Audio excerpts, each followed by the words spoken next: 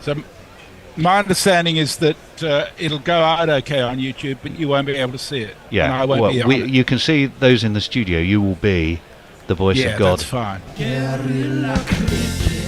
Oh, and Tony, sorry, I know we're on, but keep an eye open for cats to come in. Yeah. Let the cat in, will you?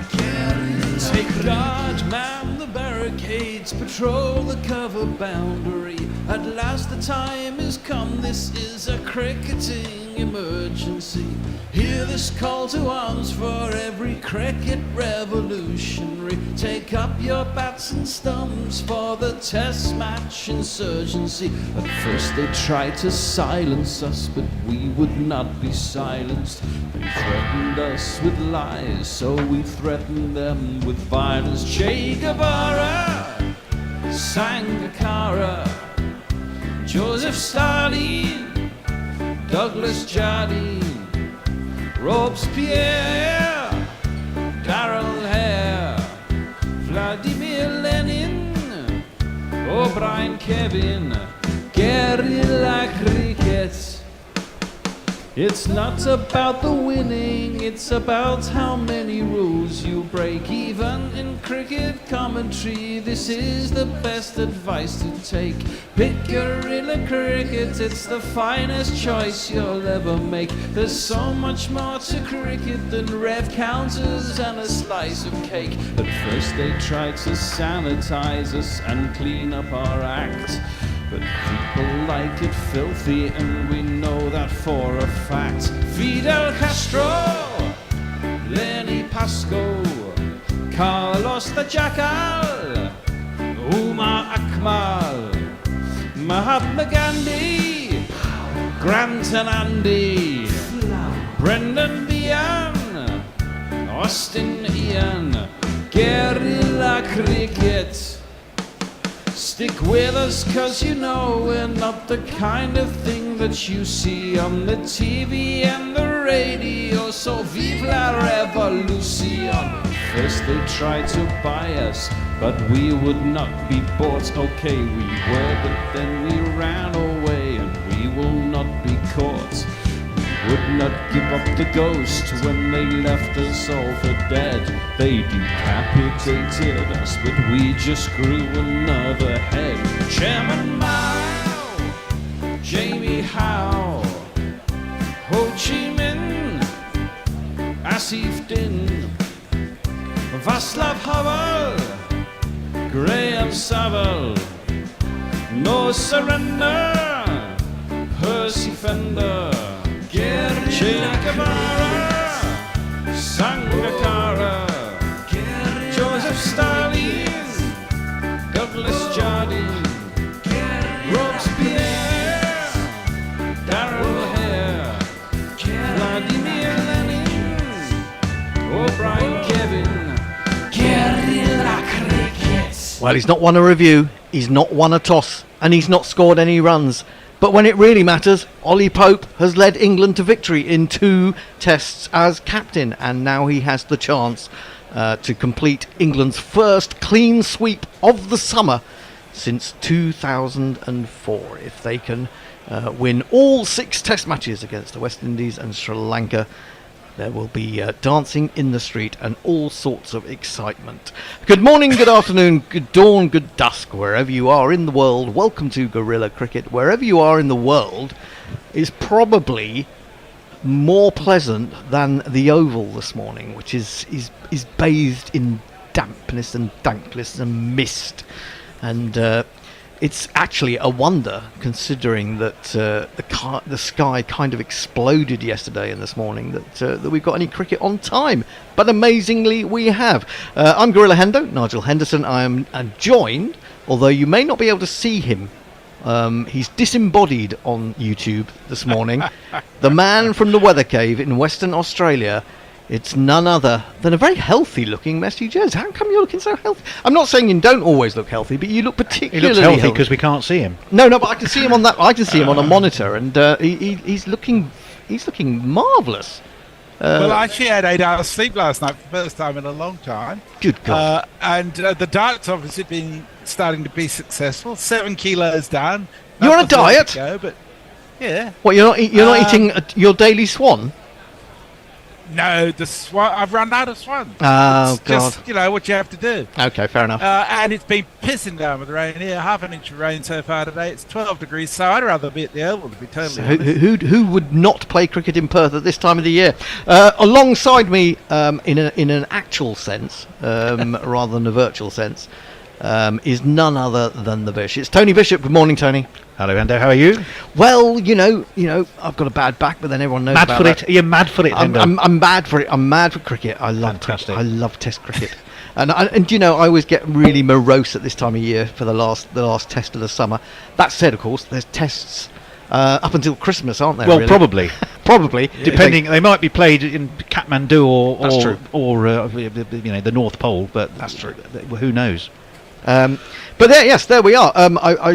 We don't know whether England are going to play Pakistan in Pakistan because of rebuilding of stadiums, which seems a little bit remiss that we've got to this point where it's only about a month away, and we don't know which country will actually be playing those test matches in, and then indeed whether we'll be able to cover them, because is anyone going to cover them on TV? We shall see. Anyway, back to today. Sri Lanka have won the toss again, and not surprisingly, they've said we'll have a bowl, which we thought was weird on a glorious sunny morning at Lord's, but I think is the right decision. I think it's pretty much what Ollie Pope would have done had he called correctly. There are one or two changes to mention in both sides. Well, England named their 11 a couple of days ago. It means, of course, that Josh Hull comes in for Matthew Potts, so it'll be interesting to see him perhaps later today, or from a Sri Lanka's perspective, not until tomorrow. And Sri Lanka made a couple of changes. Opening batsman Madushka, who was about to have a great jingle, is no longer in the team. It means that Chandamal takes over wicket-keeping duties, and Kusal Mendis, who was left out at Lord's, comes back into the team. And also getting a recall, this time in place of Jayasuriya, the left-arm spinner, is the left-arm pace bowler Vishwa Fernando. What do we make? We've got two Fernandos again, so what do we make of that, Tony? I think Sri Lanka have made a conscious decision to put in an extra pace bowler, left arm option being useful. England have done something similar, although it's a pace bowler, a left armour for a right armour, I guess. And I thought Potts had done pretty well, to be honest. He found his range, didn't he, at Lord's? But I think that he's a quantity they know. Hull is a quantity they want to test. Never mind his county figures; they don't count just as well. He certainly has got, everyone seems to describe him as coming from farming stock. Oh, well, I think it was George Headley, who was his school coach, said it originally, and Brendan McCullum seems to have also appropriated it. So I think it will be interesting to see how he goes. I think two pace bowlers is probably the way to go, and I'm not at all surprised that Sri Lanka said, you know what, we've got a slightly dodgy opening partnership and a number three who doesn't know his one end of the bat from the other at the moment. Misty conditions, we can't see the top of the tower blocks, can we, at the back of the fin stand there. You might as well bowl. I don't think it's a surprise. now you draw my attention to something really, really quite odd. The notion that Surrey would have a stand named after a Middlesex bowler. That's just absolutely shocking, isn't it? What's going on there? Well, I think it's not necessarily the same fin. Not the same rather fin. suspect. No, it's not the same fin. I'm just being a little mischievous. The teams line up as such.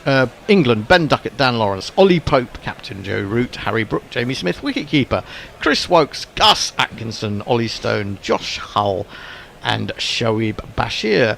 Sri Lanka: Dimuth Karunaratne, Patham Nisanka, Kusal Mendis, Angelo Matthews, Dinesh Chandamal, the wicketkeeper, Dhananjaya De Silva, the captain, Kamindu Mendis, who's made such an impression in this series, as has Milind Rathanayake, possibly more with the bat than with the ball. Vishwa Fernando, yet to really show what he can do. Lahiru Kumara, very good stocky right arm bowler, medium fast, and Sitha Fernando, much the same, of course, and he took 5 wickets in the first innings. Also at stocky. Lord's. And also stocky. In fact, I find them very difficult to tell apart, to be honest. Maybe one's got slightly more luxuriant beard. Now, Messi, we can't hear you, but we always want to hear you. We can't see you. Yes. We want to hear you, and we want to hear if anyone has joined us on the social media sphere. Indeed, they have. I'm pleased to say that we've been joined by Mog, Who? who's the first up, Muttley, Leah, who's Mutters. asking whether you got her DM, Tony. Yeah, I just kept saying, yeah, go ahead. It's not a problem. Okay. I'm not quite sure what I'm Kieran supposed to do. Roseblade. And Kieran says, I think this broadcast is going out on the back of the last one.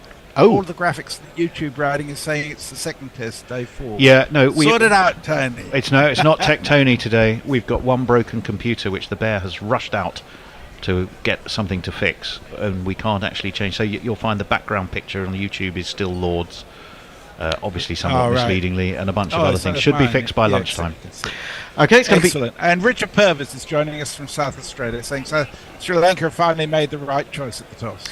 Asitha Fernando is going to open the bowling from the pavilion end. He's coming into Ben Ducket, a little bit of gentle in-swing and prodding forward and playing square on the offside is none other than the Nottinghamshire opening batsman, and these are the 5 people foot- involved. 5'8" giant.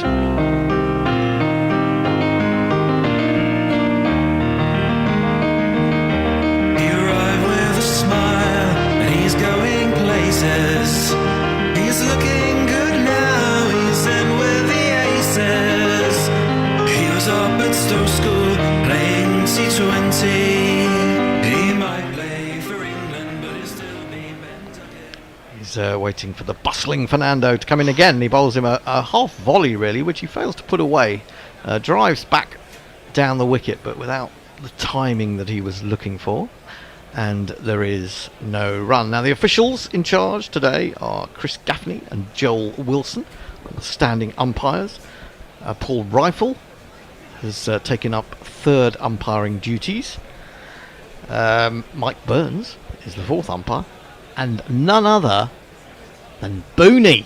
Booney is the match referee. 2 slips in the gully, that's all. Always had a horrible slash at that outside the off stump as it began to fade away from his shot, and fortunately didn't get an edge through to the diving Chandamal.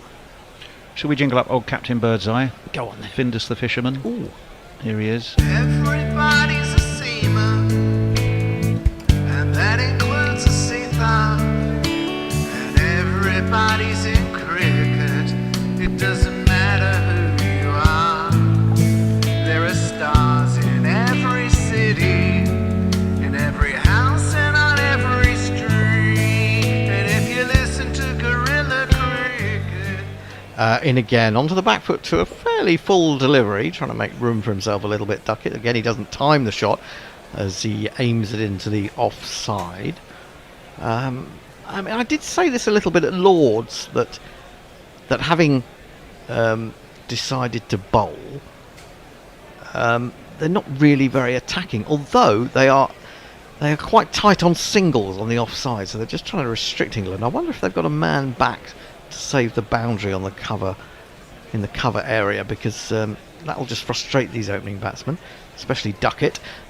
In he comes again. Oh, turns him round a little bit as he was aiming that into the onside. It's skewed off towards a wide min-off, and it's allowed Ducket to come through for the first run of the morning, and that brings up to the facing.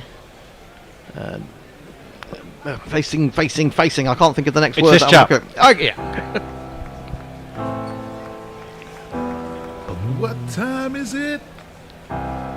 Dan time. Yo, I'm Dan Lawrence, new to the scene. I can open up the bat and I'll come down to 3. Those pace bowlers don't want it with Man me. with a points It's prove, out I back, think we it's could out say. back. Fernando into Lawrence. Lawrence goes back to a ball just back of a length and turns it comfortably into the onside to mid-wicket. It's the end of the first over. England have a single to their name. Ducket is off the mark. Lawrence yet to do so. And, well, over to Messi. We have poetry. Ooh. Dave Barrett, aka Men with Fen, has composed something specially for us. Oh. He says, the summer fades, its splendour dies. The azure sky is veiled in leaden skies. All seasons pass and yet remain a brief sweet echo of their fleeting reign. Winter knocks, we disregard her. To tune in to guerrilla cricket, and go harder, go harder, go harder. I had a feeling it might be heading in that general direction. Beautifully done. And Jay Grover says, hey up. Hey up, lad. Vishwa Fernando. We're going to have a Fernando double. Here he is. Here he is. Delivered by a manic fiend. That is what I want to see. Vishwa Fernando. A brace of Fernandos. A brace of Fernandos. Fernandodos. A double. Oh yeah, fair enough. Double Fernando. No, I was trying to think aloud and it wasn't coming, I'm afraid. It's often the problem. 2 slips in a gully, backward point, a very square, slightly shortish cover, mid-off, mid-on, square leg, long leg. I also imagine that I can't see him. Anyway, he's coming in. Left arm over the wicket from the Vauxhall end.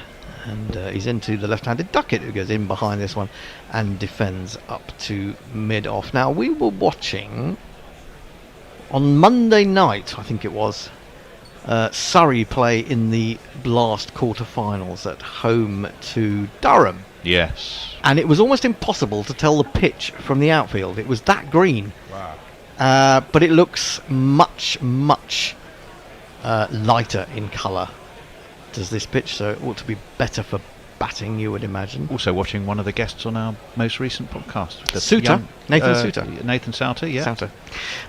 In again, Fernando, down the leg side, fails to tickle that. Good tumbling take by Chandamal to his right. I have a special request of you from Kieran Roseblade. He says, because all the graphics are a bit off, could you call out the score more often, pretty please? So happy you're all back. certainly will. It is- Autumnal summer test. It is 1 for none. 1 for none. We're in the second over of the morning. Now, you were talking about Josh Hull coming from farming stock, and it's got the appearance today of a sort of wild and windy moor at about 8 o'clock in the morning. Heathcliff. Fernando in, bowls, and onto the front foot comes Ducket in very defensive mode, pushing with the full face of the bat up to mid-off, and there is no... I mean, the interesting thing with Ducket, and we've seen it already, he's had a swing at one outside of off stump, he's had a swish at one down leg. At no stage has he ever decided to let one go past. He just doesn't do it, does he? It's not in his DNA. No, it's not. Absolutely. And so if you're a bowler, particularly on a morning like this where both Fernandos can get a little bit of nibble and nip and movement, you must be encouraged. He's going to get another run here as he works the ball from just outside off stump, but short of a length really, so it gave him the time to pick up a single to mid wicket. He goes to 2 for no wicket. I do feel though a little bit as if Ducket has been slightly emasculated by the loss of Crawley. He's not dominating in quite the way that you would expect. I mean, if you think back to that first Test match against the West Indies, when you just sort of smashed Jaden Seals for four drives in a row for 4. I just wonder whether Lawrence being a little bit more circumspect has had a little impact on Ducket. We shall see. Fernando in to Lawrence, and Lawrence plays a beautifully timed shot off his legs. It was in the air just for a little bit, and maybe there might have been a bit of an alarm as it went to square leg, but it's dropped short. He's a little unlucky that he didn't find the gap, because that was a very nice shot indeed. Well, it's a sort of an interesting question with Dan Lawrence. I mean, just how well does he have to play to retain his place in the England side? Well, I think we covered He needs it. 150 in each innings. Well, I think, yeah, doesn't we it? Something ridiculous. We kind of covered this in the latest Bishop and Bear, didn't we? We did.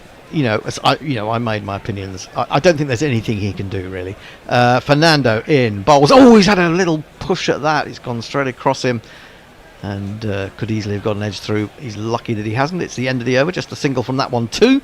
After 2 overs of the morning, England are 2 for none. We should talk about the GPL. The GPL, I presume, is open. Messi, can you check that out for us? Since I we've shall. lost the bear for the time being. And I think there's quite a lot of money involved still. It was about 152 pounds. 131 Ooh. quid. It's gone up.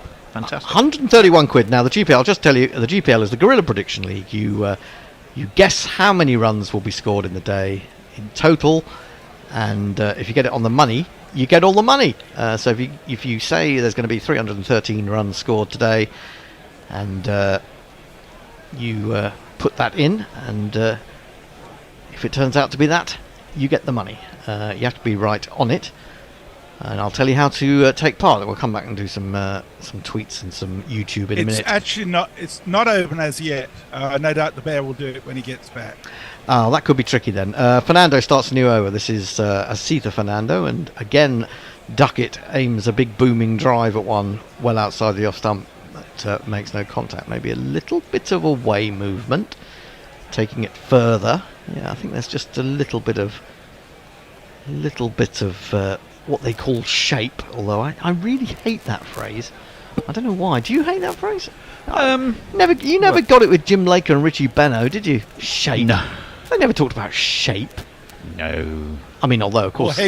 Or heavy balls either. No, indeed. Yes, indeed. Or swinging balls. No, you do Good get swinging areas. balls. They never mentioned good areas. Didn't mention good areas. They might have probably they probably mentioned the corridor, but Never long levers either. oh no, indeed. Asita in bowls off the hip by Ducket, steers it as far as mid-wicket, squarish mid-wicket, somewhere between mid-wicket and square leg.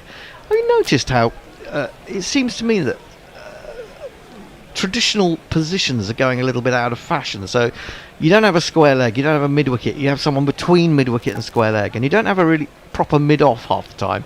You have someone between extra cover and mid-off. I mean, is it just attempts to cover more space with the same number of fielders? I don't know. Anyway, two slips in the gully, in comes Fernando. Oh, he's nearly chopped on. He's got very lucky indeed. Absolutely no foot movement at all. It's gone off the inside edge. It's missed his stumps and it's raced away down to the boundary for one of these. It's just another score. Do, do, do, do, do, do. It's just another 4. That's prime early innings Ducket, though, isn't it? Get the bat to the ball. If you're lucky, you're lucky. If you're not, you're out. He won't leave him. And that was his feet were planted. The gap between bat and the rest of him was huge. But he got himself 4 runs. In again, Fernando, and that's a better shot. It's a funny shot actually. It's a strapple, but it's played with a relatively straight bat as well. It wasn't really cross-batted in the end. Somewhere between the two. I'm just up to mid-on, no run. Just thinking about your question about fielding positions, Hendo. I mean, there is another factor these days that would make a difference. In that, by and large, fielders are massively fitter and faster and more agile than they perhaps once were. So in most cases at this level of the game, okay, we'll take, for example, Angelo Matthews out of that mix as the exception that proves the rule. But generally, fielders can cover more ground. They will dive to stop a ball, not watch it run past them. So you can be a little bit more ambitious with where you put your field, because you can expect your fielders to do more from the perspective.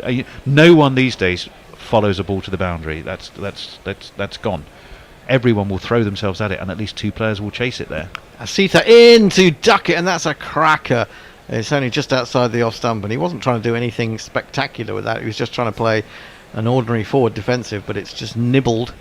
It's nibbled, nipped Now, and jagged. Does he play or does he leave? No, I'm sure he played at that. Oh, he plays. Definitely played He at that. plays. Yeah. There we go. Mind you, it did nibble. So, I mean, I think my point is that you can be a little bit more ambitious and in your field placings, because you can expect a lot more of your fielders. I think that's an interesting point, and one that I hadn't really thought of. Asita racing in, bowls down the leg side. Chandamal is given more work to do, diving away to his right behind the stumps. That is the end of the over. England, after 3 overs of the morning, are 6 for none. Messi. Stephen Kelk says, morning all. Either fix the graphics or play the Dame Pete jingle. Both are fine. We will fix the graphics when we have the equipment, which the bear has gone out to source now. As we speak, he's shoplifting in curries. Nick Vickers says, morning gorillas and everyone. Greetings from a cloudy northern Spain. Come on, England. He says, is Bennett on today? He always does a sterling job with Harty's score. Harty's a good word for Bennett's commentary, I'd say. He's not with us today, though. Hattie the Bandit says, just to check the weather forecast for here in Coventry, and looks like we'll be having a one-day Indian summer temperature. Good God. Summer temperature later today, 26 degrees. Someone who spent 2 years in Coventry, I can't remember the sun shining at all. Outside the off stump, in fact, so wide outside the off stump from the left-handed or left-armed Fernando Vishwa species, it's a wide. Well, I think he's sussed out as Vishvar that both these players are prone to want to drive outside of off stump, and he wants to work that angle a bit. And unfortunately, he overdid it there. Well, yeah, if they're going to go at wide stuff, it doesn't really have to move, does it? And if they don't just quite reach it, then they very easily get an edge through. Vishwa in again, bowls, and Lawrence is still looking for his first run. This was a slightly uneasy forward defensive on his leg stump. 7 for no wicket is the score. Hearty. When people say hearty, I always think of soup. Or Russell. Russell Harty, yeah. Yes, Yeah, fair point. the late great Russell Harty. I Yeah, never- no, I understand. Yeah, soup, a big, thick vegetable steaming bowl of chunky soup. Yes, Indeed. I can see hearty there. Hearty breakfast. You have hearty Oh, breakfast. you can have a don't hearty breakfast, yeah. In he comes again. Oh, he's beaten him outside the off stump. He was on the back foot, but it nibbled away, and it wasn't a particularly confident or solid shot from Lawrence.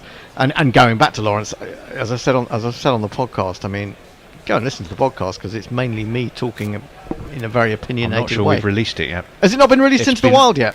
No, I don't think so. It's 'Cause out for Patreons. Oh, patrons have it. only, Hopefully, yes. it will be out during today. Ah, right. Uh, Yeah, no, I don't. I think he's on a hiding to nothing. He's playing out of position, and to dispossess Crawley, it's just going to be impossible outside the off stump. This time he does show good judgment in leaving it alone. 82 miles. this is his an hour. home ground now, of course, isn't it? It is. Although when you think about it, I mean, earlier in the season, Lawrence was almost being used as a bowler by Surrey, and in fact was batting quite often at 6 or 7. And now suddenly he's being asked to open. He's got scores of 30, 34 at Old Trafford, 9 and 7 at Lord's. I don't think he's looked bad every time he's played. I think he's looked all right, but he's just not been able to go on yet. Vishwa in again, bowls, and he leaves that one outside the off stump, and that really surprises Chandamal. Goes through it almost shoulder height, and all he can do really is parry it. Runs behind the slips, and they're going to get through for a bye. England moved to 8 for no wicket, and Chandamal, of course, who got hit on the right thumb in the first test, is got his glove off again now. I think it's in a completely different area. I think it's the top, the middle 2 fingers of his right hand that took the battering there. But he is in the wars in this series. He's done really well, actually, considering he's got runs, and he's looked good at times. Ducket 6, Lawrence yet to score. England 8 for none. In comes Vishwa, left arm over the wicket, full on leg stump, and that is picked up by Ducket. That is meat and drink to him. He'll be very happy with that, and he's flicked it away through square leg for 4 runs.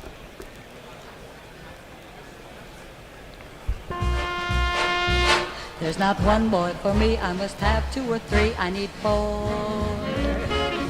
Got both line and length horribly wrong there, did Vishwa, who, to be fair, didn't really impress in the first test. But that's a lovely pickup from Ducket. Easy meat. Final ball of the 4th over of the morning. England now into double figures, 12 for none. What's his comeback? A little bit better, but then beautifully timed by Ducket, who just chips this into the onside through midwick. He's going to get 2, probably going to come back for a 3rd. It's relayed back from one fielder to another, who've given chase, and they get through for 3 at the end of the over. England 15 for no wicket, and apart from a couple of extras, Ducket has all of those. Hey, he's going well. Jay Grover says, the fact that I pay money for early listening to Hendo deliver opinionated rants fills me with a curious mixture of shame and pride. Richard Purvis gives some more poetry. He says, I'm listening to you in the thicket, ensuring the strawberries I will pick it. Should you ever need a saviour and a much nicer may I suggest Guerrilla Cricket? Yay! Thank you, Richard. Hang on, we're not almost going back poetry. to what was it? Dr. Dan, who used to do Doggerel for us, didn't he? Oh, yeah, don't let's go there. Is Dr. Dan still out there? Anyone heard from Dr. Dan recently? I don't think I've seen him on Twitter for a while.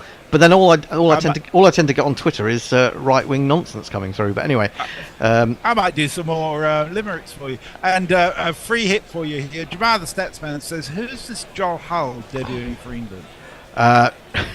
outside the off stump, start of a new over from, I would say, the better of the two Fernandos. The right arm one. He gets this one to nibble away from Ducket. And Ducket, who's just played two lovely shots, is beaten by that one. Seems to take a little bit of fizz off the pitch there. Of course, we are under lights because it's very, very gloomy at the Oval. And yeah, that was a very, very decent nut or seed, as they say. The GPL is open. Oh no, it's not. No, it's not. It's not open. Don't go to the GPL yet. We'll tell you about that later. But do become a patron. Patreon.com. Help us out. We need a new studio. We have to move.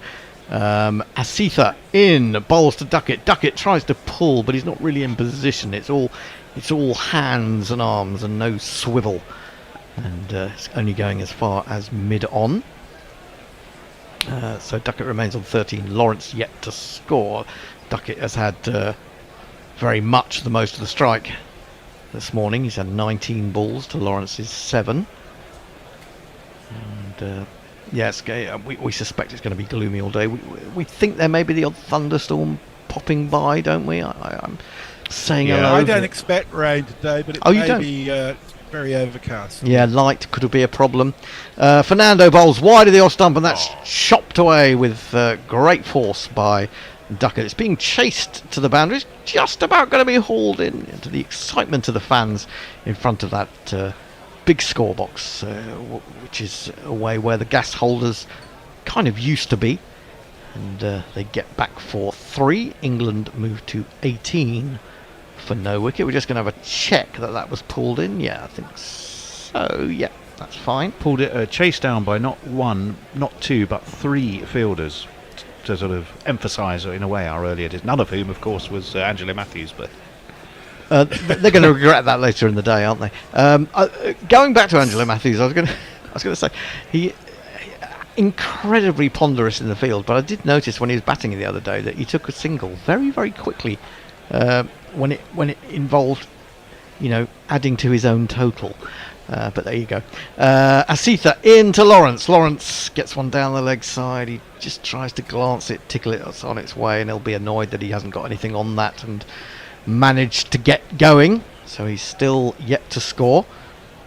England 18 for no wicket. Sri Lanka won the toss and put England in. England are debuting Josh Hull. And Sri Lanka have made 2 changes from the Lords team. If it does rain, Josh Hull's going to be the first one to know. And then he'll be able to tell Ben Ducket. He'll have plenty of time to run inside. I've seen that joke on the WhatsApp already this morning. Which I think was by me again. Probably. Fernando outside the off stump. And there's a sense there that it's left alone by Lawrence, and Chandamal sort of indicating that the ball dipped on him at the last moment. And as he took it, he looked a little surprised. We're not quite in...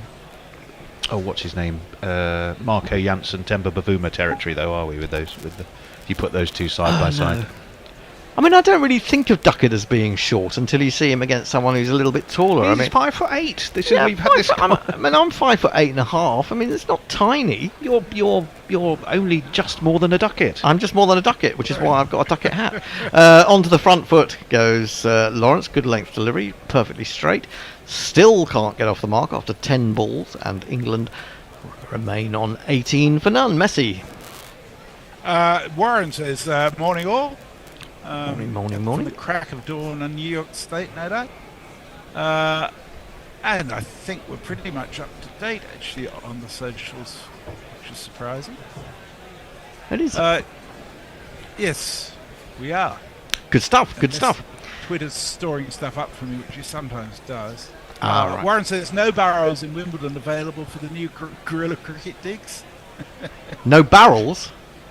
Did he say? Burrows. Oh, Burrows. Oh, yeah. Well, I mean, actually, I was driving somewhere with Mrs. Hendo the other day, and we saw a building at the bottom of my road, but I think it'd be too expensive for us. It was I think it was a dog groomers or something. And let's face it, some of us do need a bit of grooming, but not in the sexual way. Change of bowling. Lahiru Kumara is into the attack, and he bowls short. Oh, now what happened? A pull shot was aimed by Ducket. I'm not sure whether he gloved that. It's certainly poor old Chandimal's in the wars again, because all he could do was parry it. But I'm not sure that Ducket didn't get a glove. I think on he that. got some glove on that. There looked to be a definite, and that's appears to be a similar problem for Chandimal that he had before.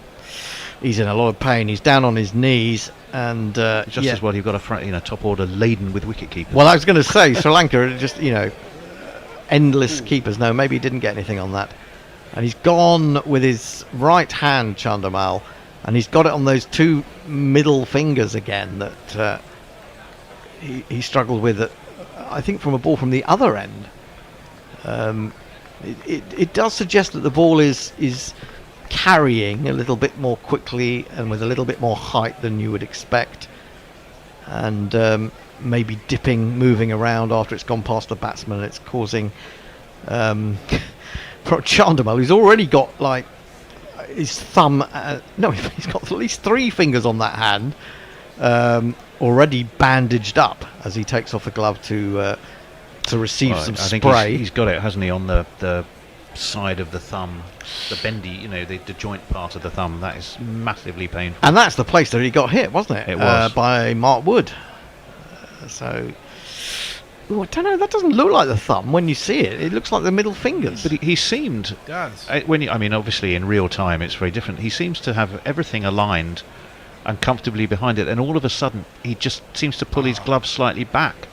I think it's moving The late. spray went on the very base of his thumb. You know Yeah. that part that bruises. That's the bit I was trying to describe. The But base of the thumb. Yeah. It didn't look like that's where he caught it, to be honest. It's shaking in close-up again. I mean, we saw that when he had to come off after being hit by Wood in the first test. You could see his sort of hand shaking with sort of shock and pain, and it seems to be doing something similar here. I mean, surely get him off for the time being. Don't put him through this. Get Kusal Mendis with the pads on. If you go into a butcher's to buy 6 of the finest pork or Claygate Royal sausages, that's what his fingers look like, with those wrapped up with... Because even the tape is sort of flesh coloured, isn't it? It's a classic sort of elastoplast colour. They look like a bit like the Bears looked in Dice Cricket. Oh, not that, no. Okay. I mean, those Maybe are not just- as bad as that. One of the problems with this, Hey. Turku Kaveri, as he knows, says, bloody hell, just spent 15 minutes trying to find the feed and wondering why you're live in day 4 second test. We're going to fix that when the bear gets back with the parts for the computer. And Farong sent us a meme saying, I drink beer because punching people is still frowned upon. Well, yeah, interesting choice. Well, you can always some drink lovely and then punch food ball people. From Muttley. Oh, that would be Sorry? nice. You can always drink and then punch people. In fact, that's what normally happens on a Friday night, isn't it? Well, I wouldn't. wouldn't know, I would wouldn't we, recommend. I wouldn't recommend it. No. Well, the bear has returned. He has a white box in hand, which he's opening, which would make a good video in its own right. Bear does unboxing. That'd get a few. That'd get a few Oh, God, views. that was a really big thing, wasn't Absolutely. it, on YouTube at one point? I had Absolutely. no idea what it was, but it was unboxing. Why would you sit and watch people opening boxes. opening boxes? It's really weird. trying to get vicarious excitement from the joy of getting the new technology, but you can't afford it, so you just have to enjoy somebody else's. I get joy these days from just going on at night onto Twitter and trying to upset Elon Musk. You won't get a lot of success in that. No, unfortunately not. Kumara in. We're starting again. Chandimal has been repaired. This is pushed up to mid-off by Ducket. Ducket has 16 from 22. Lawrence has yet to score from 10 deliveries. England are 20 for none after being put into bat this morning in very misty, murky, dark, gloomy Very, very conditions at the Oval. No, it's not a complete sellout by the looks of things. I mean, I say So that may just be people drinking and eating. Kumara in bowls onto the back foot, plays that brilliantly, finds the gap. It wasn't much of one between a sort of squarish cover and a backward point, and despite the chase to the boundary, a fielder is not going to stop that. It's 4 more. 1, 2, 3, 4. Can I just ask the bearer a production-based question? Will you be available... Oh, now the monitor's gone off. Will you be available to do your ball-by-ball next, or do I have to do some shuffling for us? Can you stay on whilst I get everything sorted? Yeah, I can get Jace to do ball-by-ball, because he's going to be on anyway, and I'll stay and do socials, maybe. So Ducket, he's had one fortunate let-off when he nearly chopped on, but he's otherwise playing with reasonable freedom. Plays this one into the offside, squeezing it out, and quick to see that there's a single there, and he races through for the 1. I'm now having to commentate through a rather large animal. He's pointing at things. I have to lean round him to No see power. see over and around a rather large object. Kumara in to Lawrence, and Lawrence is back, and Lawrence is going to get a run finally. It is 11th ball. He wants to come back for a second as it's run out towards deep mid wicket, and the man from deep back square has to come round. So Lawrence is underway on his home ground. He's 2 not out. We may have disappeared from everywhere. 27 for no wicket, if you can still hear me, Houston. But at least I Still on YouTube. I was going to say, at least we're not stuck here for 8 months, like the astronauts on the Boeing Starliner. Can you imagine? Can I imagine stuck in a room with you two for 8 months? Kumara in bowls outside the off stump, left alone by Lawrence. It's the end of the over. England are 27 for no wicket. So with your change, I'd just do some socials while you're changing over. Thank you. Matthew Cullen says, "Good morning, Gorillas. I am now an officially published author now. Very happy weekend. Oh, Do let us know congratulations. what it is. Yeah, absolutely. It's co-author on a plastic recycling paper that someone in their research lab published this week. Well done, Matthew." Ashley Partridge says, "What's happening? Let's have some Bazza ball."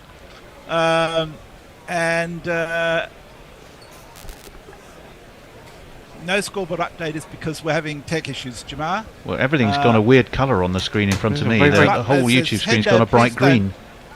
Well, I'll They continue run out until when the ball goes into the outfield. I thought we just lost a wicket. I'll do one more, and Jason is he's a bit late to the event, so I'll Okay, I shall disappear. Hello, Cat. Should be Kat joining us. onto the front foot comes Ducket, pushes up to mid on, and there is Yes, will be. no run. Ducket has 21, Lawrence has 2.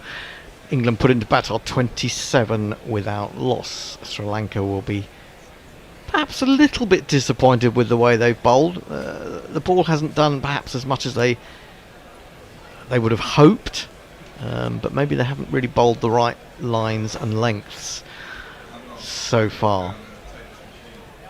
But, in comes Kumara, bowls to Ducket full, and he whips that off the straight, and he times it beautifully, but hits it straight at mid wicket. Either side. Bit of a shame for Sri Lanka that Ducket hasn't played it on more than once. There was one close shave. Well, he got one inside edge, didn't he? He was very lucky, It was very very, lucky. very close. He's had another whoosh outside of off stump that could easily have got an edge. In fact, I think he's had 2 of those. Well, I'll tell you what, Jason is now poised almost next to me, so after this ball I shall vacate and leave you in his hands, and Kat and Tony. Yeah, I'll stay on and do social. Jason will take over from you on ball by ball. I think There, that's the in easiest comes, solution. brings it back into him ever so slightly off the pitch, good length delivery, and he plays out into the offside. It's the end of the over, so over to you and Kat to keep the multitudes entertained while Jason moves into position.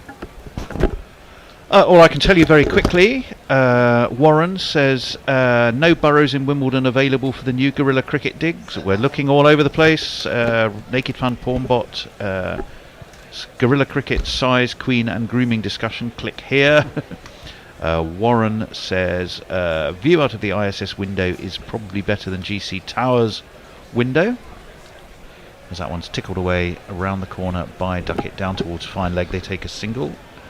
He moves on to 22. Lawrence on 2. England 28 without loss. Welcome to Jason to take over. And welcome, Kat. It's the first time I've been on air for Hi you for there. ages.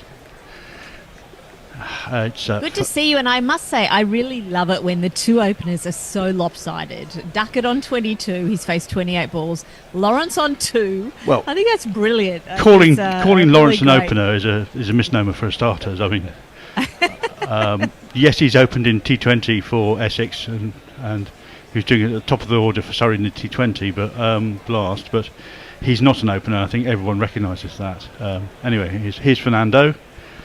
Good ball outside off stump. A little bit of carry for Chandimal, who's a bit discomforted and knocked back by the pace of that, and sort of has a little recoil, but still catches the ball sort of chest high if he'd been standing up, but actually head high as he was crashing down.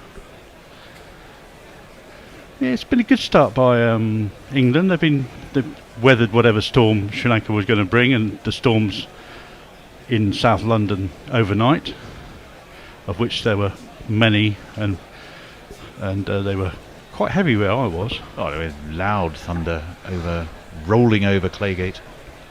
That's clipped off his leg by Lawrence. It's down to long leg and trots through for a single. So, Jason, who would you have opening instead of Lawrence? Let's put a new opener in. Only from this current team, though. This current team, well, I would have gone with a guy who's not in the squad but who's been scoring bucket loads of runs in county cricket. Who's that then? Keaton Jennings. He certainly has been. Yeah. The other people who've been scoring bucket loads of runs, particularly recently, is Rory Burns, but his time has come and gone. I don't think that would be seen as too much of a backward step, wouldn't it? He's not a Baz bowler, although he and Sibley are now playing in the Surrey T20 Blast side, which seems very incongruous given their reputation. Sibbers the other night was playing all sorts of shots we didn't know he had. It was extraordinary. Yeah. Poor guy, he's not a Baz baller. What an insult. And Joe Root doesn't want to go it's up a compliment, there, not an insult. It's a compliment, yeah, maybe. Anyway, here comes Kamara. That's off the back foot, punched, standing up tall by Lawrence, but he can't beat the fielder. They've probably been said a lot of times in this inning so far, as he's 3 off Maybe 15 just for balls. Lawrence. But what you would say, though, Jason, is that Lawrence is a proper opener. He's 3 from 15. Ducket, he's just a pretender. He's 22 from 28. Go back to playing white ball cricket or something. That's like way too fast. You're not a proper test cricketer. Yeah, Lawrence reminds me of the quote that was attributed to Sunil Gavaskar, who used to say, the first hour of the innings is the bowlers. And if I survive that, then it's mine. And that's worked off the hip by Lawrence, and walked through for an easy single to the man that's on the square leg boundary. 25% to his total by getting 1 run. I must say I agree with that. That's proper respect for the bowler. The first hour is the bowlers. We should be considering that a little bit more often. It's a new ball, and Lawrence gives it proper respect. Right. Well, lots of discussions about where's the feed, etc., etc. Look, we are having some quite substantial technical challenges. The bear is doing tech in the green room at the moment. The bear does tech with in the usual profane manner, but he's on the case. Kumara into Ducket, round the wicket. That's clipped nicely into the mid-wicket area. There's no one there, so they have to get the man from wide mid-on to chase the ball and just lofted throw it back to the keeper, and Ducket gets through for 2. I mean, England, touch wood, Cat, don't you think, will be happy enough that they've seen off the first 40 minutes, and it's not been straightforward, but I suspect Ollie Pope might well have considered bowling as well, given the overhead. He stated he would have. Kumara round the wicket.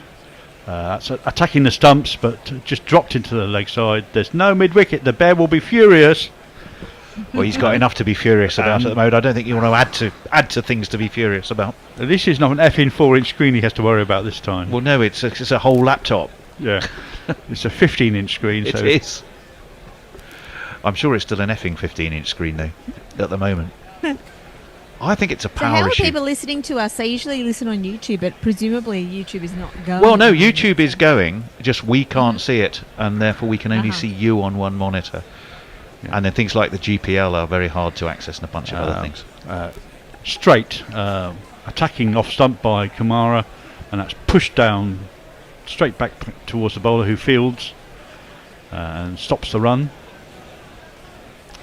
England moving on nicely, 33 for naught. To wit, a lot of people are going, where's the scorecard? Well, the scorecard, I'm afraid, is part of the technical challenges, but we will keep you regularly up to date. Don't you worry. It's 33 without loss. And it's very grey overhead in South London.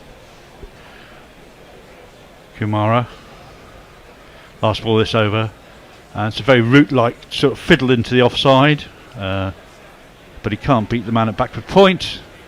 It's the end of the over. Lawrence has moved to 4 and Ducket is on 25, and it's 33 for naught. Right, someone was saying earlier they're a published author, which is great. Matthew Cullen, I think, said he was. Let me see. So, as was Matthew Cullen, I'm a co-author on a plastic recycling paper that someone in my research lab published this week. Well, there you go. Everyone's got a level of an area of speciality. Muttley Hendo, please don't say run out when the ball goes to the outfield. I thought we'd lost a wicket. No, we haven't. Kieran Roseblade, I don't think I've ever seen the left side of Bear's head before. But you have now. Yay cat, says Leah. So you're Yay! Hello. yay back. It's great to have you with us as ever. To qualify this, the left side of his head keeps popping onto the screen, so I thought I'd say something about it. Time for a copy, I think. Well, you were lucky you could only see his head. Let me tell you, the view in the studio sometimes was not of his head. It's not one you choose to put on YouTube. That's the only thing I can say. Ashley Partridge goes cat. Hey cat, says Jamar the stats man. Hello to everyone who says hey. You're getting a hey, lot of hey love back there. to you. And we have a change in bowling. Oh, it's Milano. It's yes. Here he is. Love this jingle. Hello, Mr. Milan, Ratnayaka, teach us the world of cricket from Sri Lanka. Not a superpower, but maybe one day Coming they Ducket, will be. and that's beautifully driven past the inside of mid-off. Will it make the ground? No. There's a good chase and fielding by mid-on who's come around, and they do get back for 3. I tell you what, that was one fielder overtaking the other to put in a massive diving effort to prevent that boundary when some other dude was just dollying along. Yeah. I Did you thought not that see was the great race in the competition. last test between Root and Brook from slip down to third man to try and get the ball first? What an effort! Incredible. Yeah, well, that one's... And is- I'm still not entirely sure who it is because they've all got their jerseys on and I can't see the back of them. well, but- this is freezing weather for all the Sri Lankans, I presume. It's not particularly unfreezing weather for the rest of us, Jace, to be well, honest. yes, some of us have been sensible and not worn shorts. Good point. And there's someone possibly obstructing the view for the batsman, hiding behind the LED screens at the batsman's end, bowler's end. That's Narkin again. That's clipped again off his legs, wide of mid-on, and that's easy enough for Lawrence to get off strike. He's starting to look a little more comfortable, a little more able to move the ball into areas and score singles now. Do you think, Kat? Lawrence is locked in for a century. It'll be Ducket who goes out first. That's my prediction. Well, I'm sure the Bear, being the betting man, would have the odds on Ducket losing his first wicket as being slightly favourite, I think, given the amount of he attacks We the need to ball. know what those odds are. I'm more interested in the odds of having a working YouTube machine shortly. That's on leg stump, full by Mathnayaka. Ducket just drops it into the leg side and walks away as if there's no intention of any run. Well, if I'm any good at reading the runes, Jace, those odds have lengthened rather than shortened in terms of getting that laptop back. I certainly think so. I think it's more terminal, but it's had a good life. It's served us well. Yeah, but it didn't half pick its moment to expire. not a, Well. it could have expired at a slightly more convenient time. Good line and length by Rathnayaka. Ducket plays a forward defensive into the offside. And there is no run. Yeah, Rathnayaka's bowling extremely well. So this is his first over, and so far he looks like he's keeping it really tight. Yeah, that one ball for 3 and everything else has been pretty much on the money. Yeah. England moved to 37 for naught. I like watching Rathnayaka. He's got something sort of a military bearing about him. Don't know why. Maybe it's just the drooping moustache. Yeah, he's 1H away from a famous Sri Lankan name. Okay. Rathnayaka. There's some aggression by Ducket. He doesn't like being tied down for very long, and there was 2 dot balls there, and he's just flayed that up and over, extra cover, dancing down the wicket, up and over, 2 bounces, 4 runs.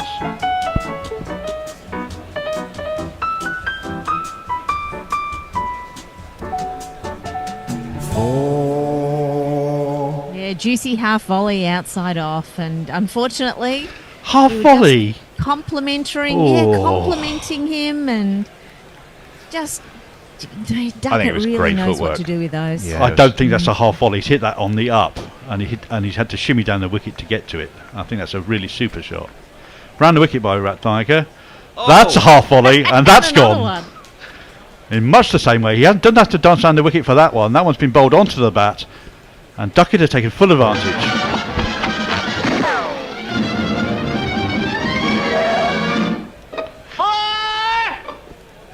He's totally bazballing it now. His He strike is. rate has just inched over 100.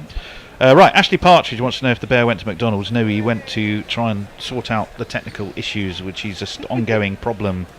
Cat is back, and how are you doing? Ashley wants to know. Roseblade.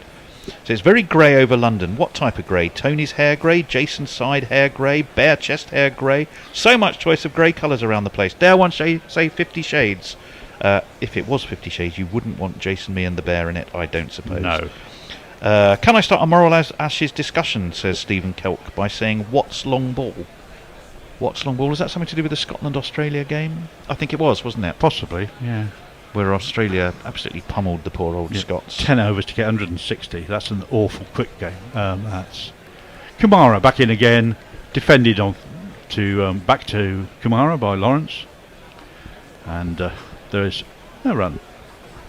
Yes. Yeah, pulse rate can go down again now that Lawrence is facing up again. It was a bit too exciting when Ducket was on strike. There's a few, again, it would, well, Ben McCormack saying, morning all, according to the YouTube display, it's still the 4th test at Lord's. Technical issues, or have we developed the ability for time travel? Alas, no, Ben, it is technical issues. The full weight of the technical department is focused upon them. Kumara over the wicket, and Lawrence has skied that. Is that going to be caught? Yes, it is. It's gone straight up in the air, and Lawrence's innings is over. He's gone for 5, and Kumara's taken the first wicket.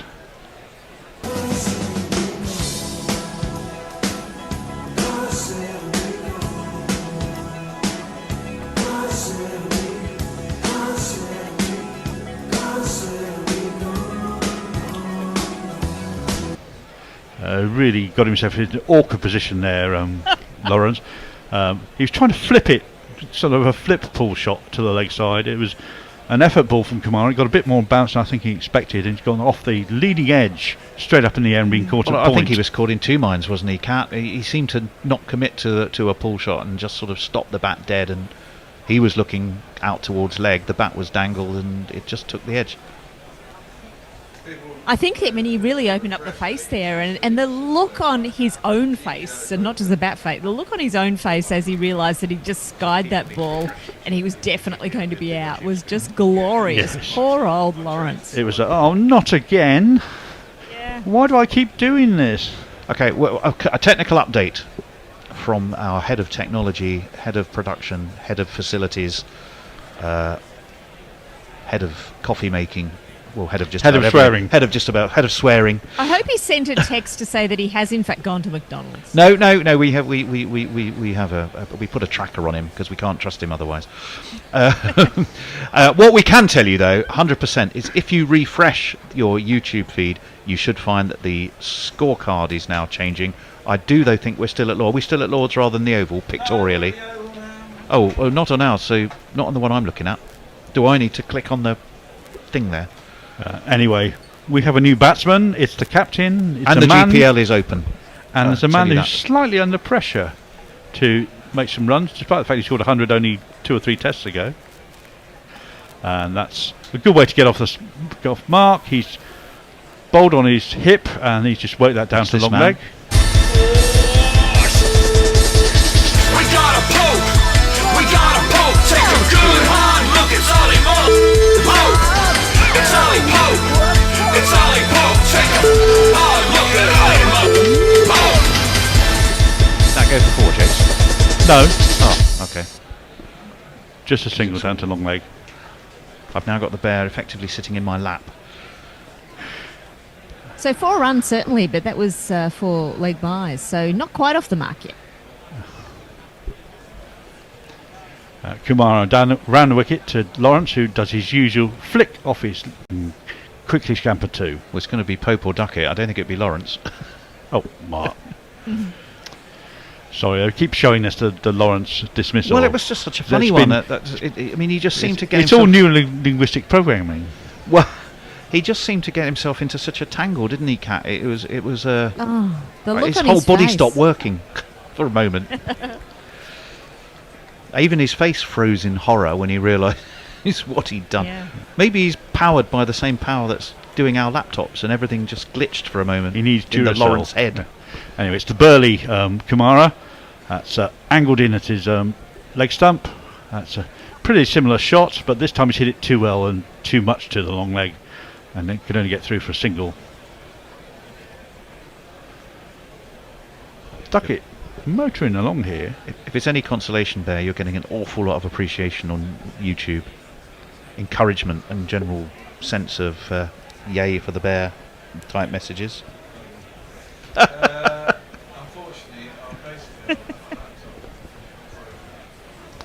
Okay, so the from technical support Is Donald Duck?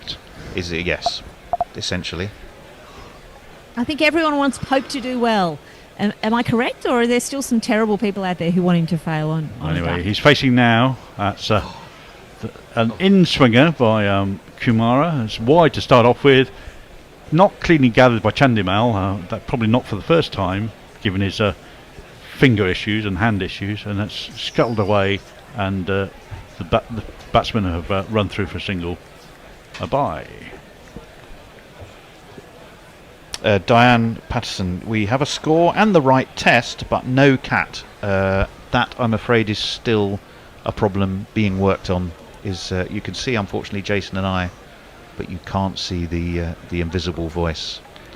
So you have audio, not the spectral not visual. presence. The spectral cat. Yeah. She's the cat in the ether rather than A the cat ghost in the cat. hat. Yeah, ghost cat. That's right. The And that ghost did cat. bring up England's 50 there. They're now 50 for 1. And Pope busying himself, as he does. Hopefully he's not too busy, which I think has been the major complaint from most people I've talked to about his recent innings. He's too frenetic. That's a lovely shot by Pope. He's short, wide, and he just guided it down with a late cut past a man at sort of fly gully. I'm trying to describe that position. 1, 2, buckle my shoe. 3, 4, shut the door. I mean, he's not in a standard gully. He's quite a long way back there. Hendo and I were having a chat about fielding positions this morning and how often they're betwixt and between. You're right, that's sort of somewhere between gully and fifth slip. But he's 15 yards further back than all the other slips. But nonetheless, he was also having to dive to his left, and it was very, very deftly played to get Ollie Pope off the mark. Rathnayaka. That's swinging outside of stump. Pope plays that with 2 hands initially and then 1 hand eventually to the covers, and there is no run. Pirate Badshaw says, I take it one of the Macs has gone to Silicon Heaven. Yes, you would be right, Pirate Badshaw. Yeah. Although, whether it's the Mac or whether it's the power, I'm still not sure, but I would. Could be the dare. power converter inside the Mac gone on yes. the motherboard. But if that is, that's fairly terminal for today at least. Anyway, Rathnaka's in again. What's the problem? No. Well, it seemed to be a power issue of some kind, was what we were saying. Defended into the offside by Pope, no run. Okay, so we bought a new charger, but it is evidently not charging. It's not accepting the charge. Those of you old like the enough to Australian remember- embassy. Those of Sorry, you, like the American embassy. anyone old enough to remember reverse charge calls in the days when you used to be able to do those. Or the American embassy not accepting congestion charge. No, I do not want that phone call. Swinging nicely by Rathnaka, but watchfully left by Pope, who doesn't do the wiper blades and just leaves his hand inside the line. He's not got the Labuschagne and Smith, wipe the blades and then no run.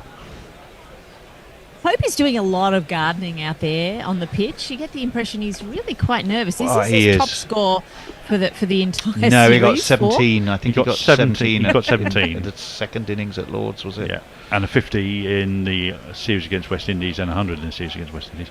And he's gone after that one. That's not a good shot. There's no footwork there. He's just gone after it with his hands, and it's swinging further and further away. And fortunately, he hasn't got an edge to that. And Chandimala's taken that in front of first slip. But you are 100% right, Kat. He's a very scratchy, fidgety starter, and there's enough nibble and general movement to make that a bit risky. I think not looking at one with himself. Let's put it that way. There are structural things that are wrong. His footwork is not quite right. He's also mindset is not quite right. He's being too aggressive too soon. That's a better shot. That's underneath his eyes. Punched down off the back foot to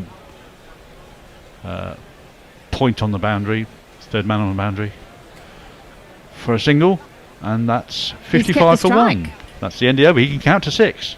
Right, so Stephen Kelk says, I don't want Pope to fail, I just have doubts about his batting. Suter, who is one of those terrible people who wants him to fail, apparently.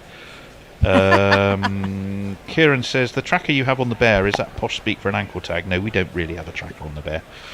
Hattie, and there I was hoping for a good long final test, silly me. Well, Hattie, could still yet be, but we do think it's going to be weather interrupted. Richard Purvis, here I am listening to Cat, wiping my feet on the mat. Lawrence getting a ton, but then he's done. He really is such a twat. Oh, that's rather nice. I like that.